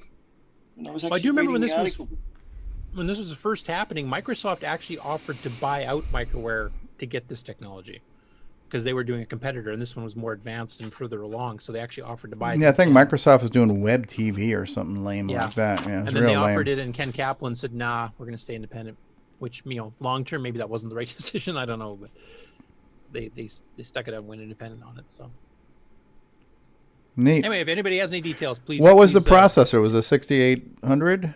Actually, it was a 68,000. 68,000. 68070. Yeah. Okay. Same one the MM1 and the TC70 used. Okay. 15.5 megahertz. So this would have used an OS 9K type OS. Okay. And I think Eric Critchlow had developed for this too. When we talked to him, he mentioned that. Yeah, I think he did. Actually, now that you mentioned it, I kind of forgot about that part. Yeah. And possibly Chet Simpson has some familiarity with this too. So that might be a couple of resources. Yeah, well, James Jones has been in there. A couple other people like Joel Levy and a few others that were involved in Microware on the periphery. And I also mentioned to James maybe get Ken Kaplan himself. I guess he's still around. He's in charge of some industrial company now. Okay. So hopefully they'll get him on there too. It'd be pretty interesting to see, because some of that details of that history I don't even know. Yeah, I didn't know that the CDI platform was based on OS 9. I'll have to take a scan of this article. I've got it right in front of me right now. Yeah, I think when we had Eric on, he was mentioning that some of the work he did from here, he translated over to something he was doing for some type of in-flight entertainment system too that was based on CDI-based technology. So, and a lot of the people that were working on the MM1 TC70, because it uses the same graphics chip and the same CPU, they could develop for the CDI fairly easily, because the 68070 clockwise runs slower clock for clock than a regular 68000 does, but it has a bunch of extra stuff built onto the chip. It's almost like a microcontroller itself. It's got some extra features. So that was the base platform that the TC70 from Frank Hogg and the MM1 from Paul Ward and IMS did, so that they could take their skills they learned on one or the other and apply it to the opposite one. So if you learned on the CDI, you could do stuff for those two platforms. And if you learned on the M1 TC70, you would have a head start on the CDI stuff. So neat. Pretty cool. We will follow this story with great interest. Yeah, like I said, I have no idea when the video is dropping or how much research you still got to do. But next one up, the Canadian Retro Things we've been following the last couple. He was in the live chat earlier. I'm not sure if he's still out there. I saw that too. So in this case, he did a video basically just going through. He takes the CoCo 2 apart, kind of goes through what the chips are, what different parts are. Then he sprays air and stuff to make sure that there's not too much dust on there. Checks for bad connections. Checks for bad solder joints, etc. He hasn't actually fired it up yet. That's the next episode, so I won't play too much in here, I'll just kind of skip ahead to show you some pictures. Nice. If you're removing the keyboard. How Actually, to take that's a nice melty keyboard. It's nice and clean there too. Yeah. Yeah, and even on the inside, I mean, this is a pretty clean machine to begin with. You didn't really have to do too much here. There's a couple of connectors off the power supply. I think were coming a bit loose. He had to re-plug in, but that's about it. But his next episode will be firing it up and seeing what it looks like. So let's see if we release the magic smoke. Releasing the smoke's easy. Getting the genie back in the bottle, huh? Okay, next one up. Ron Klein posted some details on how to use the debugger in Karen's XWAR emulator, which I didn't even know was even an option. Yep. Apparently, it's not built into the emulator itself. You have to download some companion apps to install. Okay. Which is kind of what this photo is showing. And he's got some instructions, and he has a link to Karen's site that explains how to set this all up. I've never tried this. I still haven't had a chance to try it yet, but since XWAR is a fairly decent emulator, if I can do some of the stuff that I'm doing in MAME, if I'm doing CoCo 1, 2, or Dragon specific stuff, this might be an alternative to try. Yeah, I find for has CoCo anybody on 1. the panel tried this yet? I have not tried the debugger, but I use XWAR a lot when I just want to fire up a CoCo 1 or 2 thing because it's so user friendly. Yeah, it's a lot easier to fire up than MAME is. Yeah. So, no, that's interesting. I remember Karen mentioning this a long time ago that there is a debugger, and I think Steve Bamford, who's working on that Circe's Island, is using that as well. So I know people have been talking about using it, so it wasn't a foreign concept to me, but I'm not in the world of needing to know what a debugger does in my world right now. So, yeah. Not yet. Yeah. Anyway, there's some details there, and if you have any questions on it, I guess Ron's got it up and running, so if you have any problems getting it up and running yourself, or what companion apps you need to do and install for various operating systems, or if you're using Linux or Windows, contact Ron. Now operates, so what was that? XWAR operates with the GDB render engine. Oh, that was just Kieran's page about how to install it and okay. what it does. Gotcha. All right. Next up, Jim Brain again, who's been doing his articles on doing DMA through the cartridge port as opposed to having to rip apart the internals of the machine. And I need him here to do all the technical details of it here, but he actually, from the looks of it, on the CoCo 1 and 2, he's actually got it working, and he's got some programming done on his chip that's on there, so he can copy memory back from, I think he had 512K in the cartridge he's using, plus his DMA circuitry, and it's actually, you are able to tell the CoCo, I need 50 bytes transferred from the CoCo to the RAM on the cartridge, or vice versa.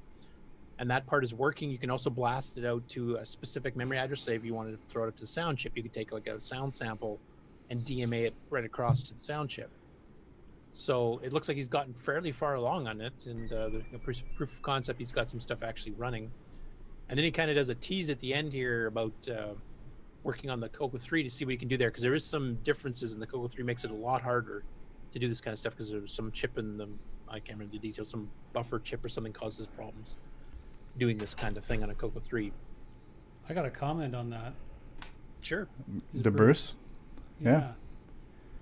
Yeah, if you can shut down the CPU and do this DMA thing, that includes video memory. Yes. You could potentially just dump a video stream directly to the screen. I wonder how many frames a second you could get with sound, like you play a movie. I wonder how many frames a second you could get doing that. It could be amazing. Yeah, I mean, the CPU stops dead when you do this, but this will transfer at basically 1 byte per cycle, whereas actual 689 instructions will never get to that speed. Even a TFM doesn't quite. It does a copy at 3 cycles for a byte transferred from one place to another, whereas this will do that same equivalent in 1 or 2. So this is faster even than the TFM on a 609. Yeah, so besides being able to stream like a movie video, you could do things like, for games, you could have cutscenes potentially. Yep. Yeah, just you're limited only by the amount of RAM you have access to in that cartridge. So if you put in an SD card slot with like a couple of gig there, you could have all kinds of stuff. Yeah, it'd be crazy. So if he gets this working and somebody can take it, through to a product, that would be amazing. Yeah, I mean, to be honest, because it sounds like the CoCo 1 and 2 version is just going to be a cartridge you plug in. That's all it is. No modifications to your machine required whatsoever. That'd be a huge boon. The CoCo 3, we'll have to see what he does here. It sounds like he's kind of figuring out some way he might be able to do something to sneak it by. but otherwise it would require doing some wiring internally of the machine itself, because there's some stuff that doesn't make it to the cartridge port on the 3 that does on a 1 and 2. Now, will this include a real-time clock? Well, you could blast the time right off a real-time clock on that thing and right into memory for you. Put it right on the screen if you wanted to. All right. And he mentions like a couple things here. He's setting memory to a constant value and then pinning the source address to contain the value, dumping data to the ORC90 or other CoCo SDC at 1 megabytes per second, which is, for streaming video and audio, that's pretty decent. So I'm watching this with great interest. I don't know what the price is going to be on this, if he does release it as an actual product. But he does have the files you can go download right now if you want to check it out. Neat. And as he mentions here, his teaser, next time we turn our attention to the third system in the color computer lineup and the challenges it poses concerning DMA functionality. Until next time, I present the following 2 screenshots. Hint, check the timestamps. So for you technically minded people. Okay. That's not me, so let's go on to the next one. That's not me. That's hard. I don't understand this stuff. Where do I solder my hair now? Sub-ETH software. Alan Huffman. Alan Huffman. So Alan is kind of proposing a challenge to basic programmers to optimize an extended basic program that draws a varying sized and scaled 4:3 box on the semi-graphics text screen, basically. And he wants you to try to optimize it above and beyond what he does here. And he's got the source code for what he did. And then this little video demo here that basically shows what it accomplishes right now. And it takes 25.25 seconds to run it on its current state. And then he challenges people, can you optimize the code strictly in BASIC, not using any machine language routines or anything like that. And he's already got multiple responses, and a few of them have managed to chop 7 seconds already off, which is a pretty good chunk. Now, this is being used with printing? I'm assuming he's printing characters? There's some math, too, because it's doing a 4:3 ratio, so it's not a straight box. Okay. Pixel added every time.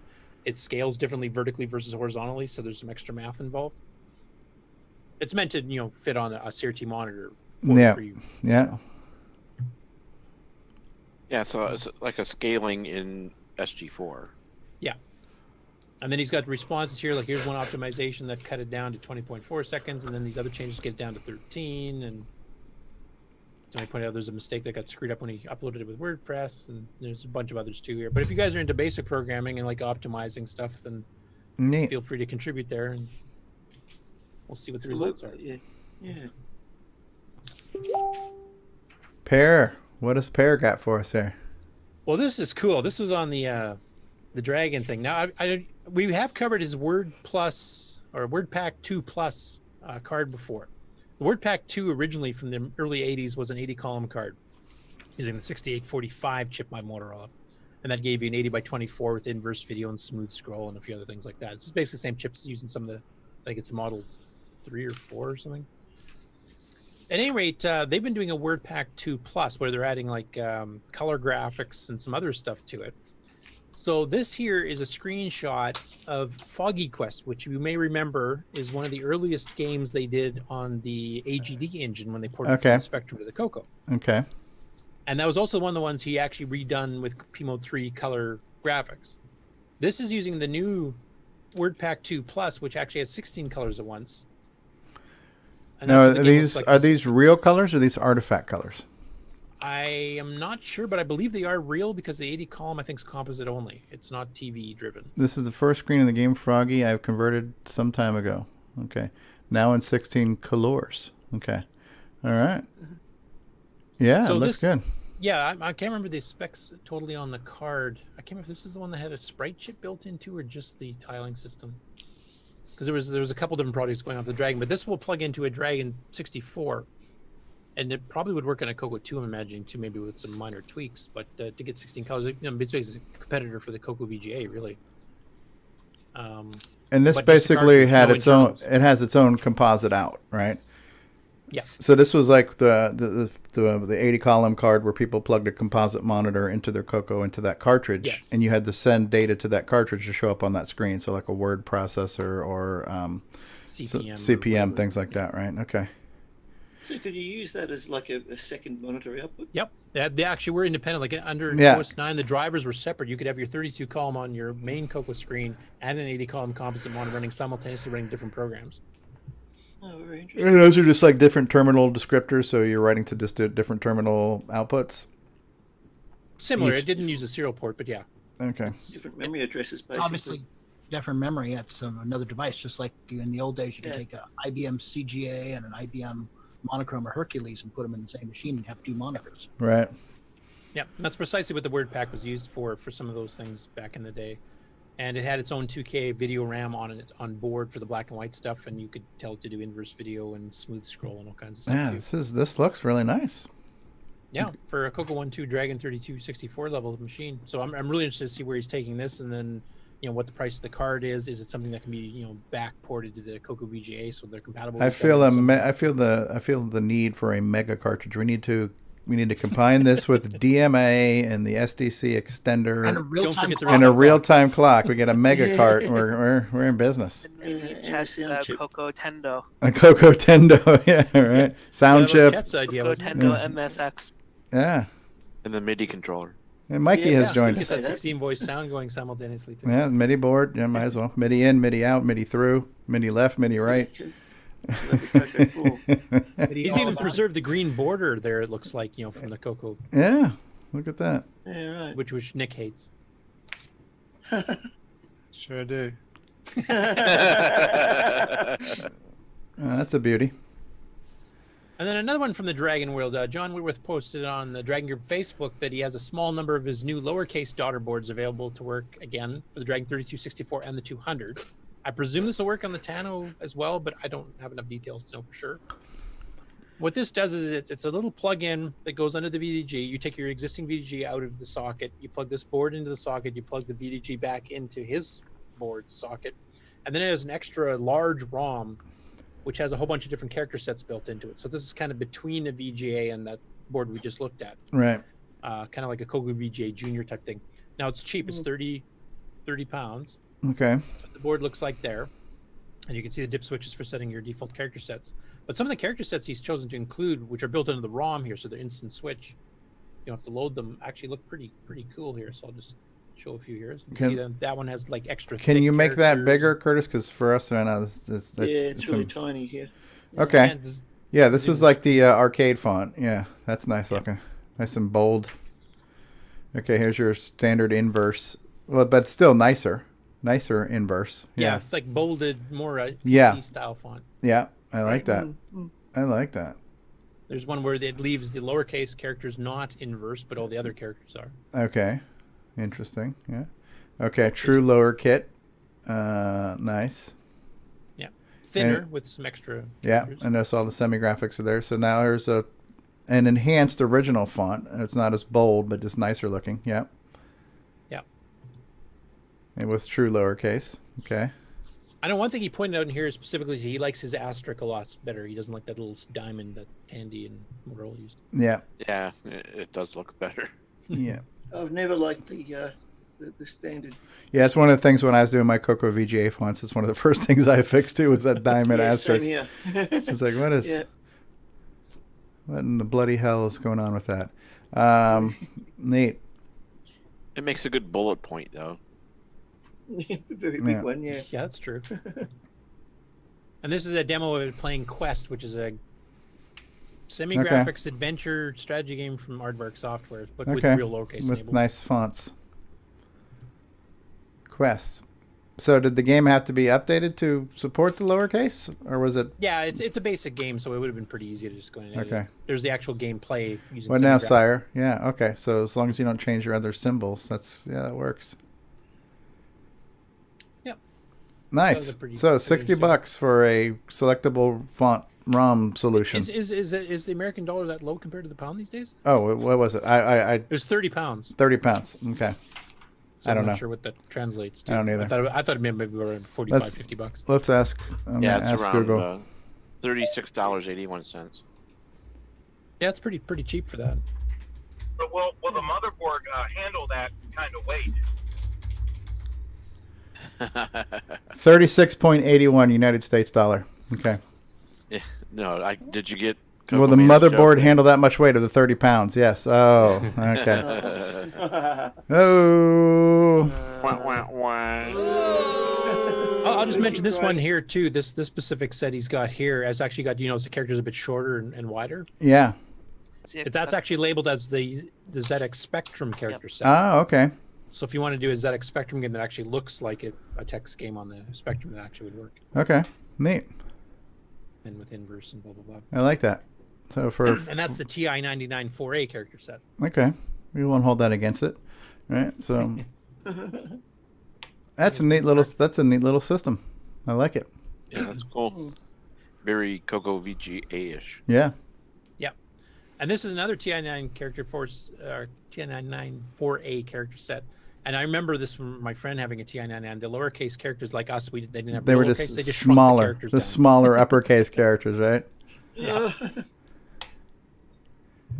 Yeah. Anyway, I did check this morning when I was just loading all these pages up to get prepped for the show, and apparently it's sold out already again. Oh wow! So he made. Well, it's a neat little yeah, because not everybody is. I mean, CoCo VGA is great. Don't get me wrong, and it's I think at $100 it's a great value. With rising entertainment costs, it's a real bargain. But for $30, for just if all you care about is fonts and you don't care about changing modes and stuff, this is a perfect solution. Yeah, and the advantage of this one too, as far as ease of use goes, is that you don't have to drill holes in your case to put buttons. And you don't have to do that in CoCo VGA. The ribbon cable can just extend out you with can snake it out through the vent. Yeah, so no, that's neat. And this would be local to them. I'm sure this is a European product, so shipping and delivery is going to be easier. Ken Reichert says it's sold out like toilet paper. Well said. Yeah. All right.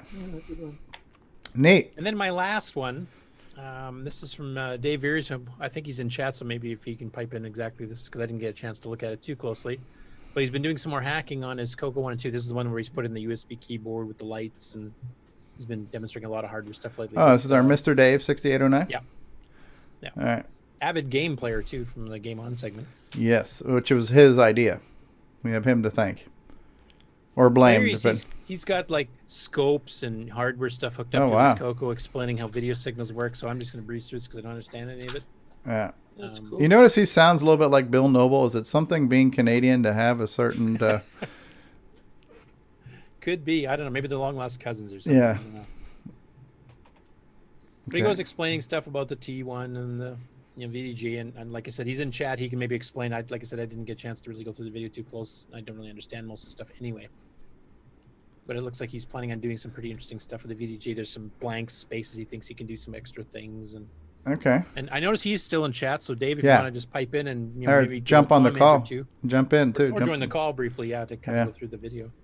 Curtis is just worried about burning his hair again. Yeah, I don't touch solder mirrors anymore. They're dangerous things. Yeah. Oh, he says he's going to put 256 colors on his CoCo too. Okay. Hold on. Are you sure they're colors, or are they going to be Color. Colors? It sounds like you're saying the word color, but with the U in it. They're colors with French accent. Okay, so Mr. Dave says he's going to join us in Zoom. Okay, cool. Okay. Cool.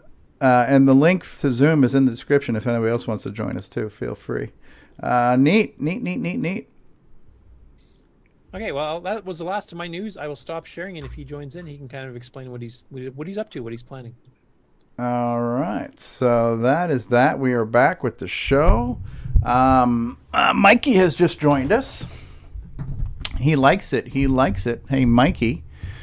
I think he joined in because I noticed he was mentioning in chat that his high score was actually higher. He did higher scored. So I'm sure he's here to correct that. It didn't change my place though. Still fourth place.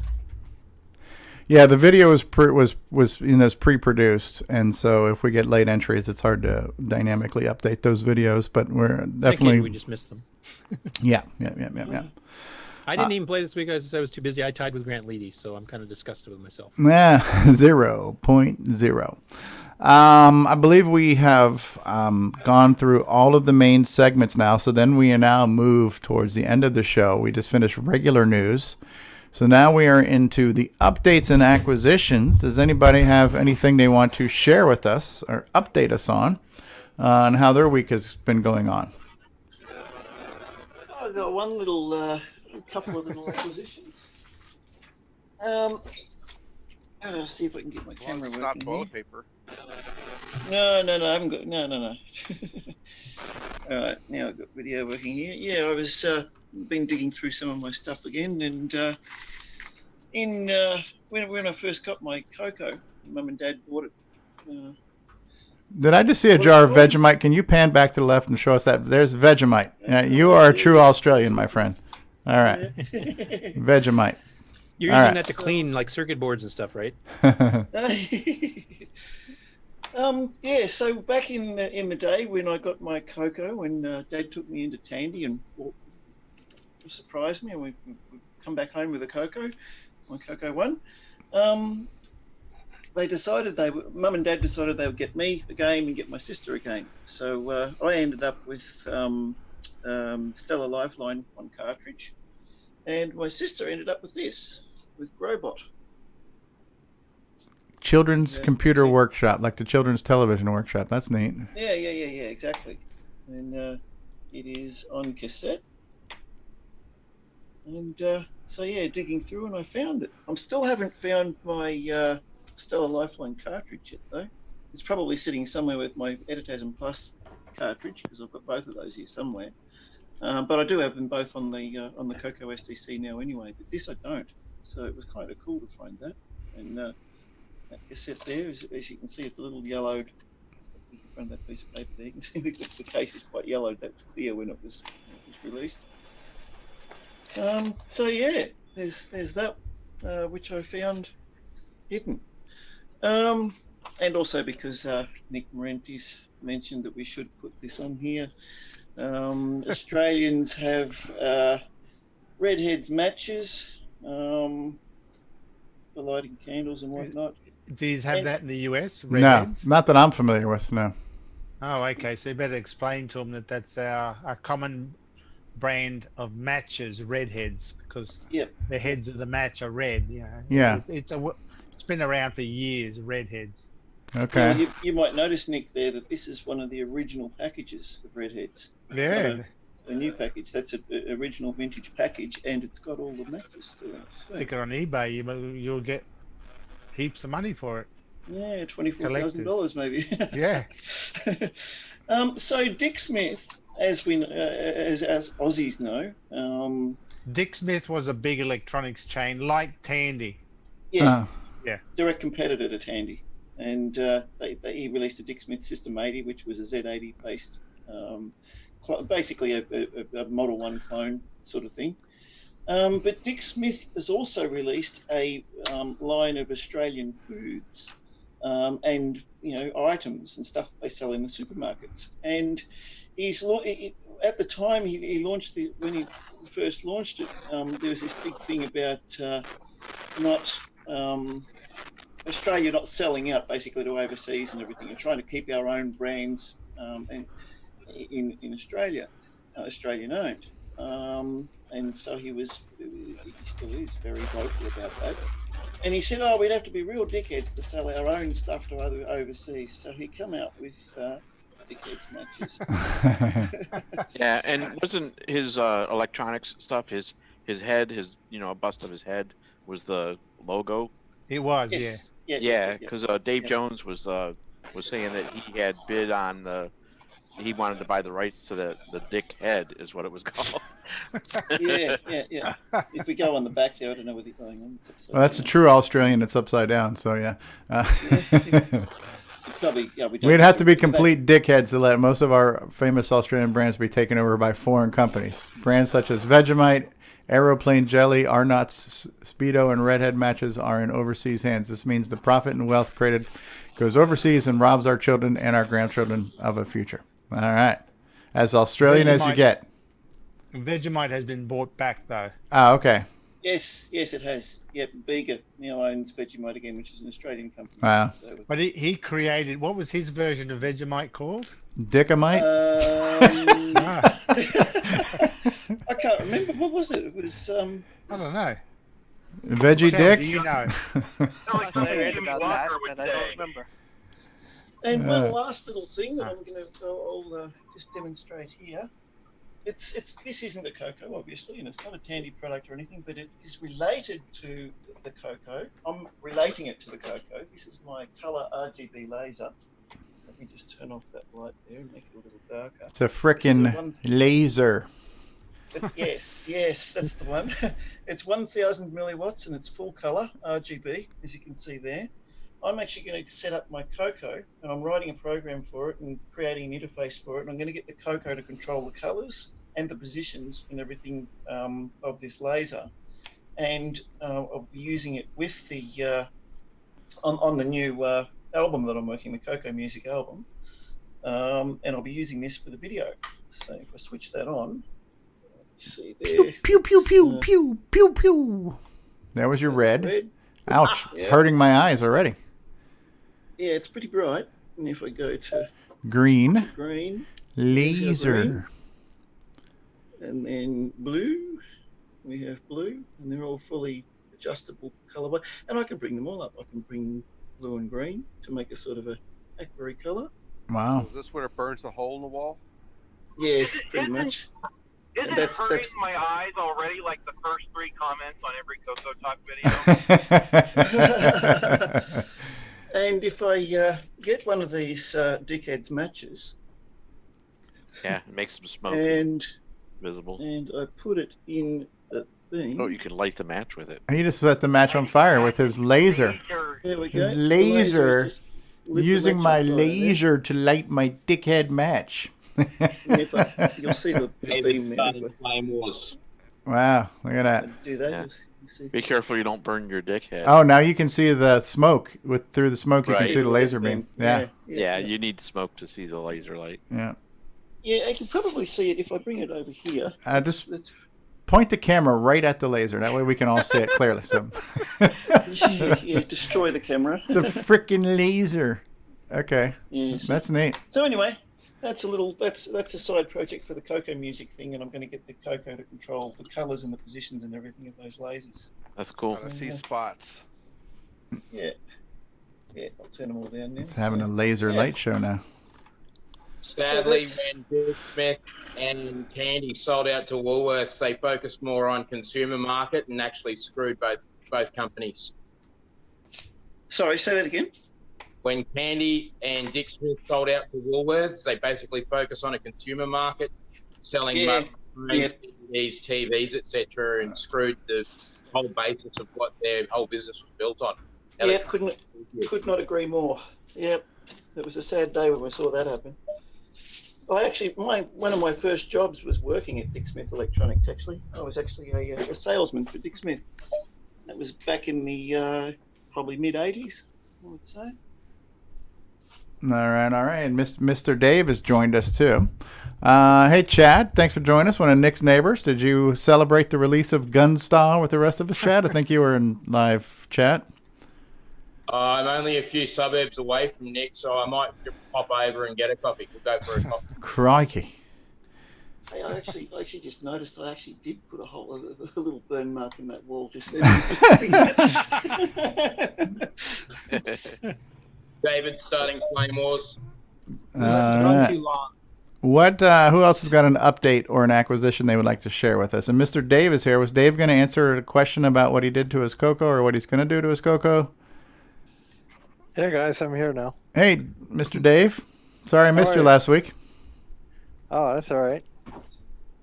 So what exactly are you cooking up to do 256 colors there? Like I said, that was a bit beyond me in the quick listen I had. Well, I'm trying to right now. As we know from last week, I put a Raspberry Pi in my CoCo 2 to help it out, right? Mostly to run the USB keyboard and can run USB mouse and all that other things. And since I have the Raspberry Pi in there, I wanted to merge the two videos from the original CoCo 2 and the Raspberry Pi.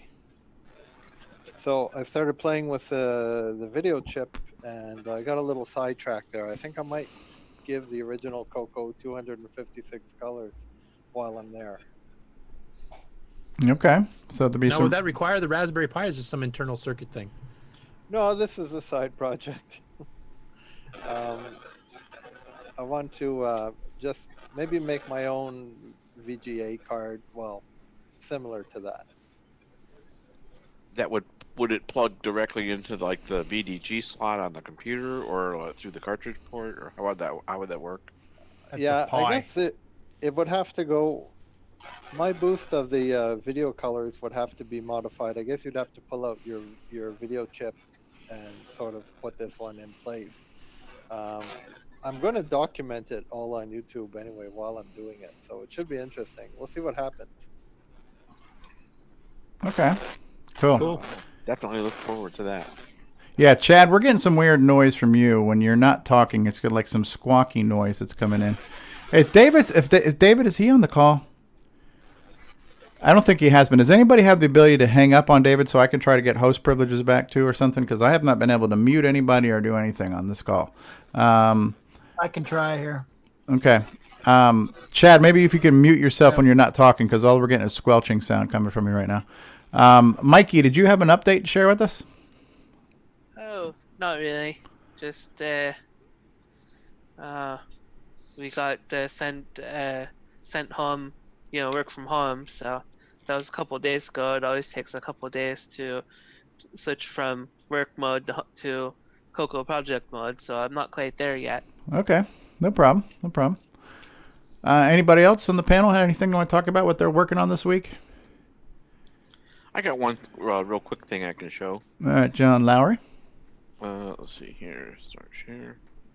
And then maybe in the CoCo Caboose we can have further discussions on a possible virtual CoCo Fest that weekend or something, since the questions are still coming up throughout the show about that. Okay. Real quickly, earlier during the news when Curtis was showing the outhouse thing. Yeah, that Erica was doing. Right. Now I don't know if he's using this or not, but this is this guy Javix 9 on. Well, this looks like he's doing it in C++, and Erica said he was using GW Basic or GL Basic or something. Oh, I see. GL Basic. Yeah. This guy. This is the. Let me see if he's got like a. Where he's using basically a console window. Okay. Or as a game engine. Okay. That thing that he was doing kind of reminded me of Okay, that. yeah. That's neat. So this is kind of like a 3D... Yeah, that's really cool. That's very cool looking. Yeah, he's done a couple of different things, like a Tetris game, and this is like a 3D, like Wolfensteinish kind of type game engine, and some other things too. And he's got the code for it available on GitHub. So if you have a PC and you want to do some console games, this is one way you could do it. That's neat. It's very fast too. Yeah, it's really cool. Yeah, he's got a really interesting channel. Neat. I like it. Yeah, that's all I had to share though. I like that. That's cool. We have a request from Jim Gary for more MC10 tomfoolery, I think. Oh, Tom Effery. All right, Chad, how's your audio? Chad Edward, you still there? Do you copy? Yeah, Stevie, I think that squelching noise you heard in the background might have been my ex-wife. Crikey.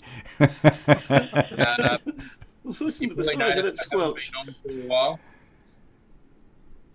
Yeah, finally got rid of the wife and then reacquired another CoCo. There you go. That's a fair trade. Is it Lisa CoCo 3? Priorities. I got it off Maverick, and it's a CoCo 3. Yes, 128K, 6809. Actually, when I had my original CoCo 3s, I didn't even know about the 6309 because I offloaded them too early. Mm-hmm. And I only learned about it when I joined the Facebook group. Wow. And I bought my final one off a guy that ran the local user group at the Bayside, which overlooks the Pacific Ocean. He was, Nick knows him quite well. Unfortunately, he passed away. Yeah, that's Colin. Colin North.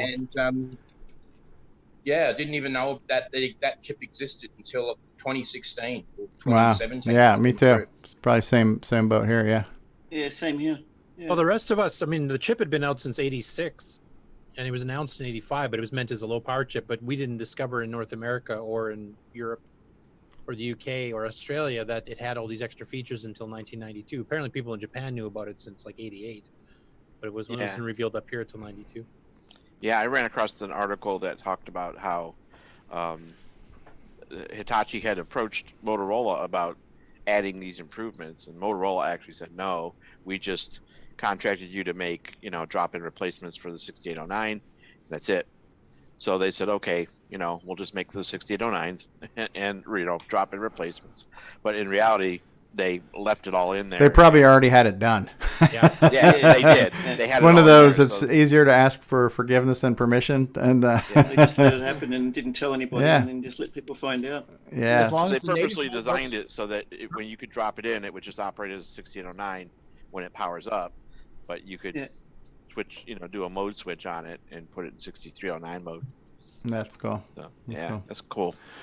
That native 6309 mode, is that machine language accessible only, or does that make a difference in BASIC? I suppose it wouldn't really, would it? You have to patch BASIC for IRQ routines, because when you kick it in native mode, it saves the extra registers on the stack for every IRQ, including software interrupts.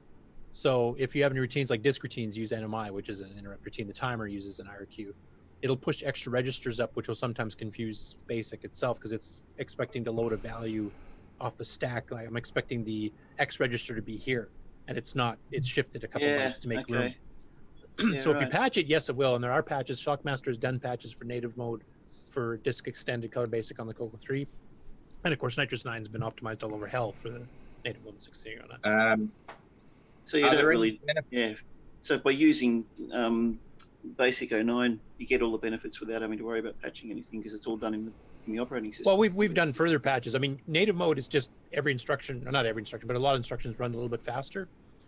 And then you can also use all the new registers, the new instructions, and that's what we've done with Nitrous 9. It's actually going beyond just native mode. We're adding more, which is why the speed ups there are sometimes like 30, 50%, not 10 or 15. Yeah. No, Are there any benefits to having switchable between 6809 and 6309? Maybe for testing. I mean, the 6309 is pretty much 100% compatible. The only exception I've hit is if you're doing illegal instructions on the 6809 on purpose, which you shouldn't probably be doing anyway. But because a lot of those opcodes are now legitimate 6809 instructions, when the 6809 encountered an illegal instruction, it basically considered it no operation. We just skip the byte and go, I don't know what that is, I'm skipping it, and do nothing. On the 6809, quite a few of those are now reserved to do things. So what was a no operation before might now be a low W or something like that. So of course, then the code after that starts running totally differently because you shifted everything around. But very few programs did that.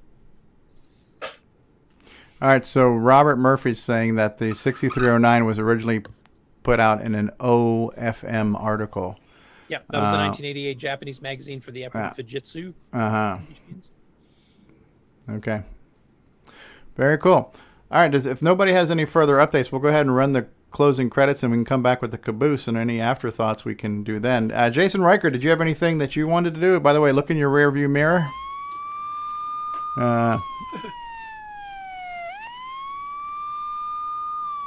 you go.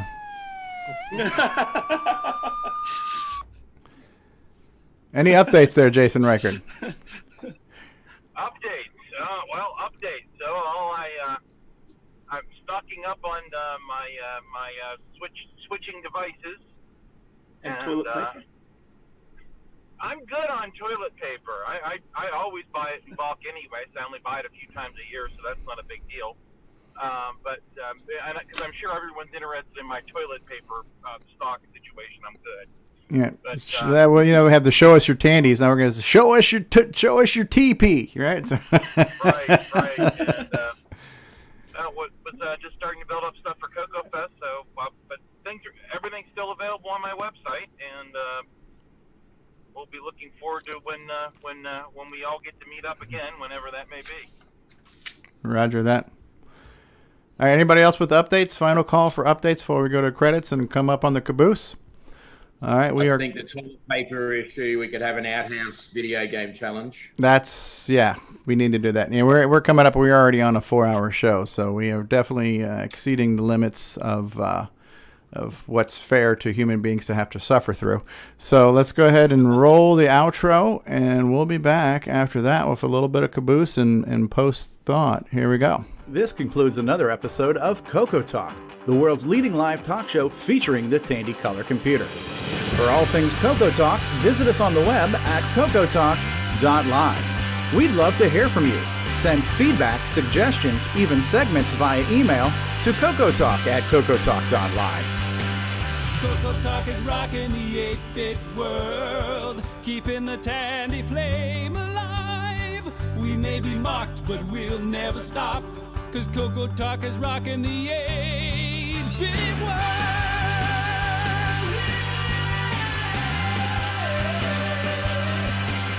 Consider supporting the show with a purchase of merchandise from our retro swag shop at 8bit256.com.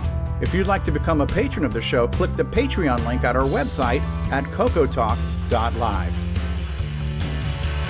CoCoTALK is rocking the 8-bit world, keeping the tandy flame alive. We may be mocked, but we'll never stop, 'cause CoCoTALK is rocking the 8-bit world. CoCoTALK would not exist without the community, its past, crew, and contributors. Thanks go to Curtis Boyle, David Ladd, Mark Overholzer, Grant Leedy, Bruce Moore, Nick Marentes, Ron Delvaux, Rick Adams, Jason Reichert, Richard Lorbieski, Jim Brain, Tom C., Rob Inman, Mark Bosley, Brian Joyce, Ken Reichert, David O'Connor, Brian Weasler, Terry Steggy, Nick Marotta, John Strong, and many more, especially to Steve Bjork for production suggestions and James Differendaffer for making my head explode.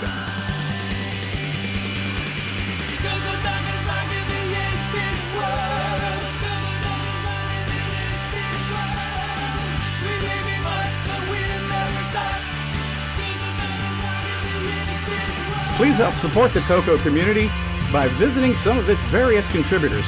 A list of resources is available at imacoconut.com. That's IMACOCONUT.com. The CoCoTALK theme song is copyright 2008 by D. Bruce Moore and Greg Sheeler. Mixed, mastered, and produced by D. Bruce Moore.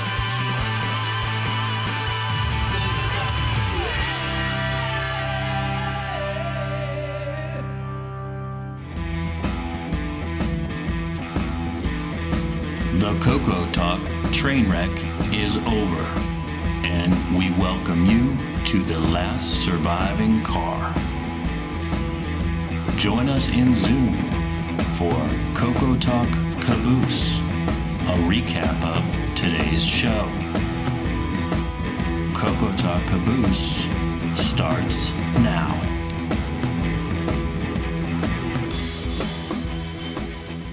And we're back.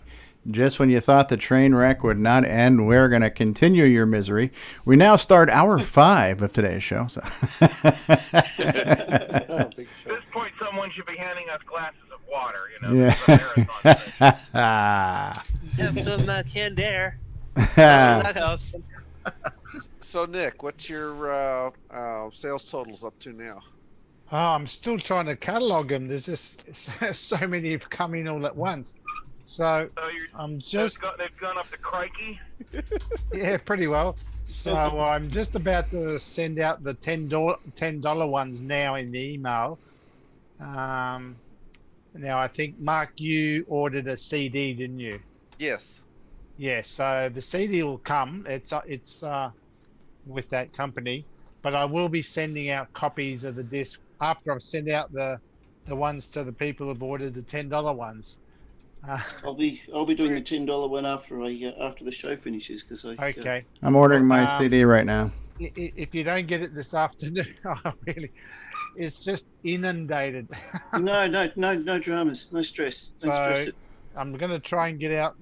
So you're saying sales are going well, Nick? Is that what you're saying? They are. Yeah. It's oh God, what's the number now? Crikey. Number nine.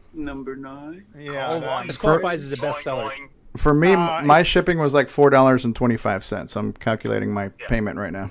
But you're ordering the CD, aren't you? I'm ordering the CD. Roger that. Yeah. Yeah. So I will. Will you need a copy to do for tonight? You were saying? Yeah. Well, I mean, listen. I know you got another million other orders to fulfill. I'm trying to get the $10 ones out. Oh, absolutely. Take care. They're the ones that are specifically asked for a download. And the CDs, well, that's going to come as a CD, but I'm just going to email anyway as an extra. But I'll give that second priority. Yeah. That's the Anyway, kind of commitment you can expect from Nick Marenti. Oh, you know. shit, another one came in. Yeah, I can't get on top of it. Asking everyone to stop Crikey. now? I can't get on top of it so I can send them. Crikey. It's got to come through Look at the quarantine size of that anyway. order. So, yeah, I've got a busy next 2-3 hours, I think. Yeah. Let's try to overwhelm Nick Marenti's with our Gunstar orders. I reckon. That's it. The shirt sale's going. Crikey. It's not a bad problem to have, huh? Well, it's not, but I want to make sure I do the right thing and get the stuff out on time. But How are the shirt sales going, Nick? Are those selling pretty well as well? yeah, there's a few of those. I haven't started those because I don't handle that side of it. But I think about 4 T-shirts have been sold. Yeah, I bought one. Yeah, you bought one. There's about 4, I think. So I haven't looked into that because I can't do anything with those anyway. Tom C said he just bought his. Tom C, yep. Yeah. Ken Reichert says, we're waiting. I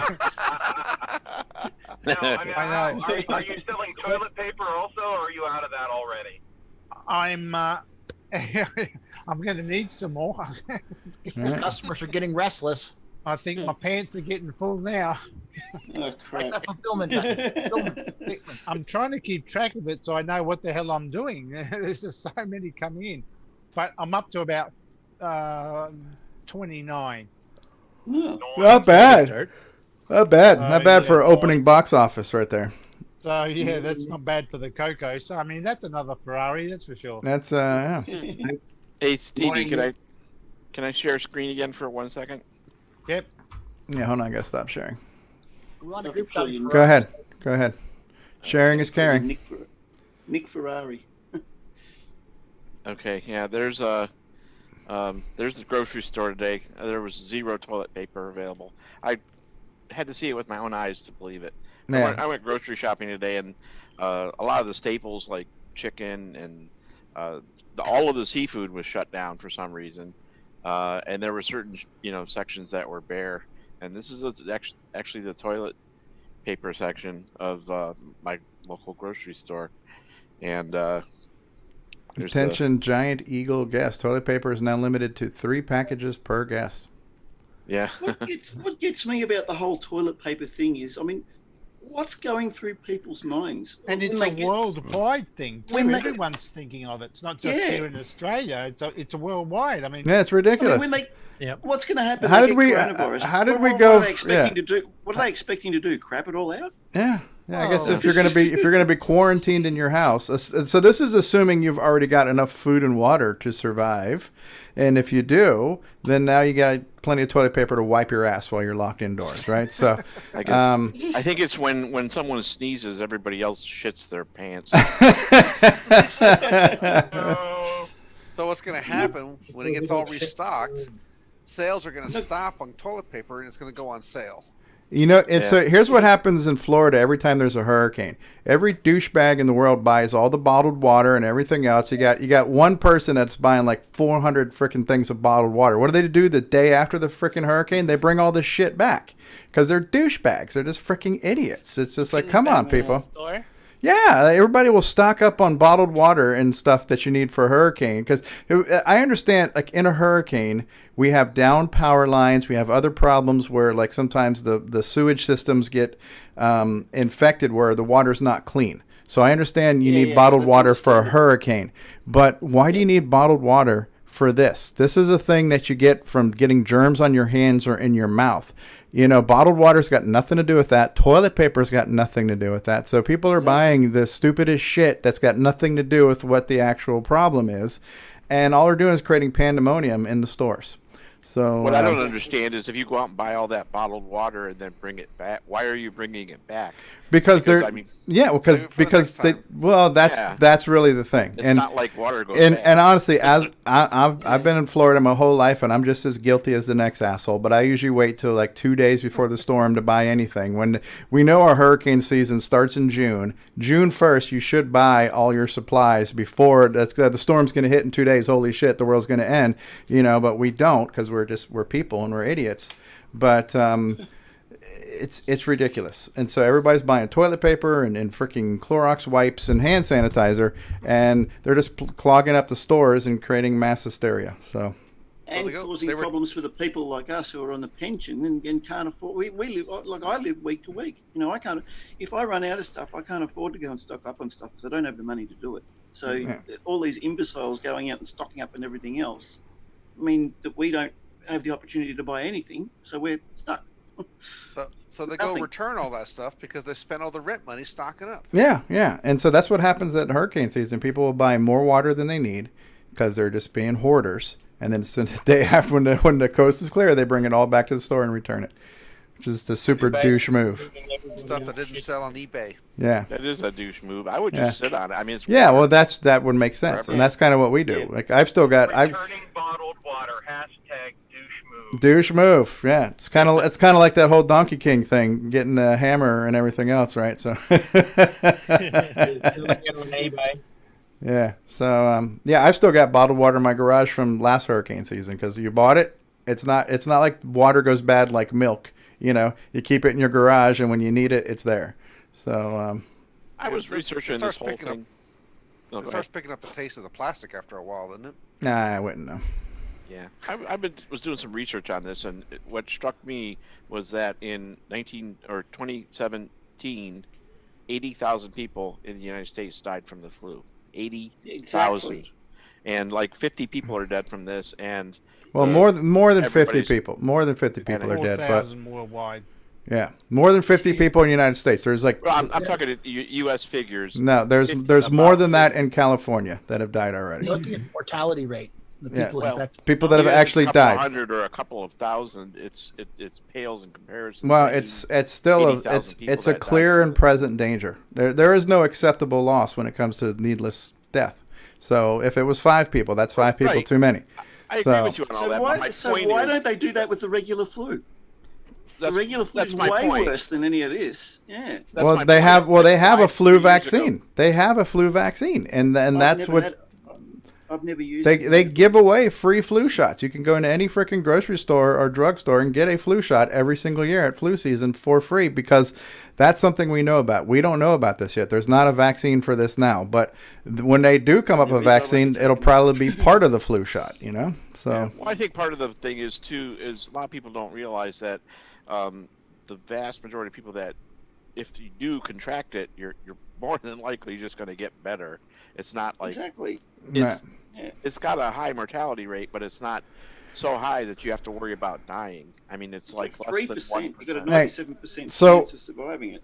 Well, it depends if you have medical conditions or if you're older too, because the rate goes up to 10 to 12% for those people. And you can carry it. You're fine. You go visit your mom and dad in the at the when they die from it. To me, I think it's a real. It's a threat that should be taken seriously. It is a clear and present danger. It should not be ignored, but we should take sensible precautions, not hysterical ones. Toilet paper is not part of sensible precautions versus hysterical ones. Let's get back to the question of a virtual CoCo Fest. Since we are not going to have the regular CoCo Fest at its regular scheduled time. We need to be clear. CoCo Fest is not canceled. It is postponed. But that weekend, which was what, April 18th and 19th, was that the weekend that CoCo Fest was? Yep. Okay. So obviously we're going to still have CoCoTALK. We have CoCoTALK every Saturday, you know. We won't be stopped, right? So we're gonna have a CoCoTALK, and we can always have a special CoCo Fest edition of CoCoTALK. But do we want to try to make this like everybody who was gonna come to CoCo Fest? Let's plan a CoCoTALK where we can get together and have a virtual exhibitors, like whoever wanted to do their project, they can have a presentation set up, or they could, stream their presentation they were gonna do, or their exhibit they were going to show, or their project. Maybe we can try to reach out and ask people, hey guys, let's, even though we can't be there in person, let's take what we were going to do and let's make it part of the show for the Saturday show. It's not not a terrible idea. It's just a better coordinated CoCoTALK, really, is what it boils down to. And some of those things that are being exhibited and everything like that, that can still be done at the actual physical one when it's held later on as well. Yeah. So we're going to be here. Hopefully people will show up, but we can put out some feelers and put out some invitations to those who are planning on being an exhibitor or an attendee of CoCo Fest that weekend. Please join us on CoCoTALK and we'll have our virtual gathering, you know? Should somebody maybe bring that up at the Glenside meeting? The Glenside meeting when Yeah. it's Thursday Yeah. afternoon. Evening. Yeah. We can do that. We can definitely do that. So, I mean, I'm in favor. I think it's a no-brainer, but it's just a question of, is it going to be willy-nilly like it always is, or do we want to try to coordinate it? And I would vote for let's try to coordinate it. At the end of the day, you're only going to get the participation of the people who give a shit. And there's countless times I've asked for countless things. Hey, come join us and let's do this and let's do that. So all we can do is ask. You know, like I ask people in the Dragon group to come on the show. I ask people from MC10 group. I ask people all the time, come join us, come join us. So we can extend the invitation. It's just really up to our people going to accept the invitation. But, you know, everybody's welcome to join the show. And hopefully in this case here, we will. You know, it's the 40th anniversary, blah, blah, blah. And given the exceptional circumstances, I'd say too, probably people are more likely to do it because they want something to happen. A reason to celebrate. Yeah. And hopefully in they're talking about November for it happening, or the real one going down in November. So let's hope that comes to fruition. That hopefully things will have changed by then. Yeah. When flu season gets up and going. As soon as we get past coronavirus season, we kick into flu season, right? Cold and flu season, right? This CoCo Fest is brought to you by hay fever. Hey, Stevie? Yes, Mark Overholzer. I was just checking the calendar. Yeah. I was thinking kind of important. We did our first show for CoCoTALK. Episode number 1 was the 19th of March, 2017. Right. This is the last show of our 3rd year. Because next week we'll start our 4th year. 4th year. Right on. We're sorry. Yeah, and I also, 4 years of CoCo chaos. Yeah, and also, again, speaking of that, I had thrown out the suggestion, let's get together and let's record a special 3-year anniversary, which was going to be a thing for CoCo Fest, which is not happening now. But, no, not that's not happening, it's being delayed. I need to correct myself. It's not canceled, it's delayed. But we should still record our 3rd anniversary celebration anyways, just because we should celebrate. And no, thank you for reminding me there, Mark D. And you were there. Mark was there. Curtis was there. And I think Auntie M was there. And Toto was there. David Ladd. And your little dog, too. I'll get you, my pretty. Yeah. But we as much as there's a lot of pandemonium and chaos going in the world, it always helps to remember what we have to be thankful for and what's really important, so everybody focus on taking care of yourself and your family, stay healthy, stay clean, stay safe, be thankful that, lucky for us, the CoCo is never going to suffer from any virus. Right? 40 years later, it still boots up. It doesn't blue screen. It's a reliable machine. We don't have to worry about these things. We have our community. We have each other. We have our friends. We have our family. Let's be thankful for what we do have. Let's be positive. And let's just blame David Ladd for everything, and then we'll all be fine. So take care of those CoCos too, is what really? I wanted to get him on. I don't know where he is. He's been incognito this whole time, but it would have been great to get him on with Greg Zumwalt saying, really? Chad, you do a good impression. Let's hear your David Ladd impression, Chad. I'm a bit throaty at the moment. I went to karaoke last night. One moment. Let me work up to it. All right, work up to it. Me. Really? One moment, please. I don't even start with the gun. Silence is deafening. Yeah. We don't get blue screens, we get green screens. Green screens, right? The green screen, the green screen of lock. Really? I don't even start with a gun. Hey, David Ladd is from the South now. Really? Howdy, y'all. Howdy, y'all. David Ladd at David Ladd's Floppy Roundup. Stop right there. Stop right there. Yeah. So floppy rodeo. Yes. All right, we ready to put a fork in this train wreck? Yes, I'm getting hungry. Parting thoughts? Yeah, me too. Mr. Dave, thanks for being here. I'm sorry I missed you last week, but we appreciate you and all of the exciting things you do, so we're glad you could join us today, Mr. Dave. All right, well, thanks for having me, and I got lots of good things coming up for my CoCo. Excellent. I should have it printing USB pretty soon. Nice. You know what's scary?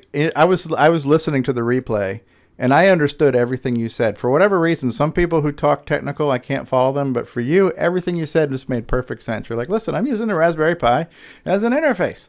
And, it's doing the heavy lifting for the CoCo. And it's like, I understand this guy. Even though he's Canadian, he speaks English, and he's very easy to follow. So, awesome, man. You do some awesome stuff. Nick Marentes. Very high compliment. Yes. All right. Yeah.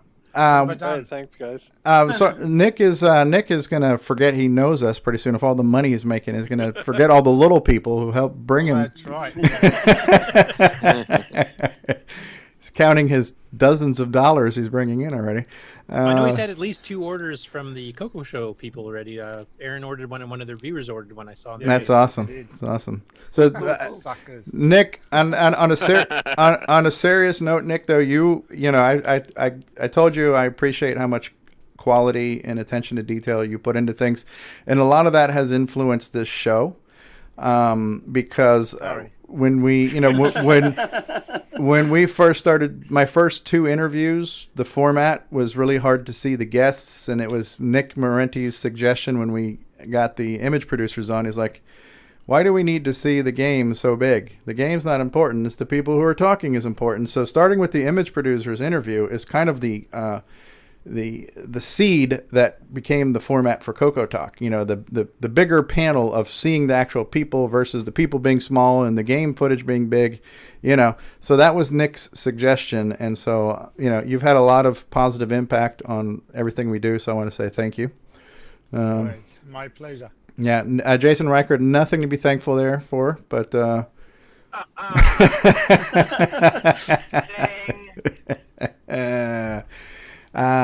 Mark B, thank you for all the times you stream the show and bail us out when we need a Hail Mary. Mark B is always there. Chad Edward, thanks for being Nick's neighbor.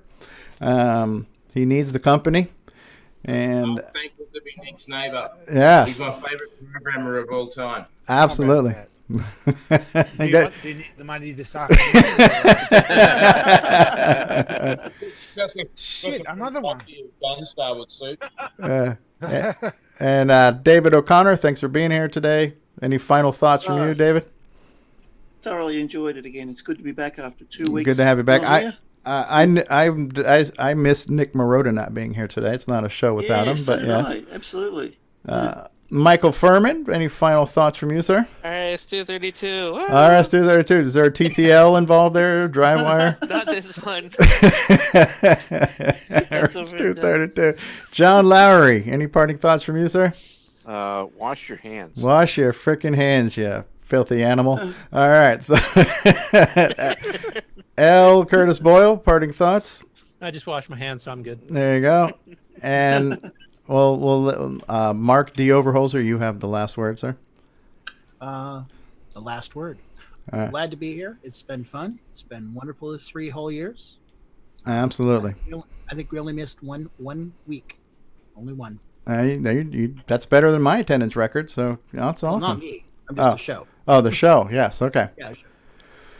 All right, we're putting a fork in this train wreck. We're done. Thank you all on behalf of CoCoTALK, its cast, its crew, its sponsors, its affiliates, and subsidiaries. This has been a copyrighted 2020 presentation. No unauthorized duplication or re-airing is available without express written consent from the CoCoTALK organization. And we invite you all to wash your hands. Yeah, wipe your ass and wash your hands, and don't be a douche. And all right. Nick, get onto those orders before you have a full-scale revolt on your hands. Yeah, I'm trying. All right. Very trying. No, sorry. Right now. And in that order, you wipe your ass first, and then wash your hands second, right? In that order. And then you ship the orders. Nick. Don't do all that. Yeah, make sure you wash your hands before you ship out your gun stars there. That's why I'm doing the $10 order. No wonder that everyone avoids me. I shake hands. I shake hands, then wipe my hands. We got to write this stuff down. There's got to be a series of proper procedure here. All right, wipe your ass, then wash your hands. Just write it down, remember it. It's All like right, basic, guys. line 1, 10, wipe ass. 20, wash hands. 30, go to 10. All right, so. No, 5 CLA, clear ass. Yeah, 5 CLA, clear ass. 15, press the button, Frank. All right, we're pressing the button.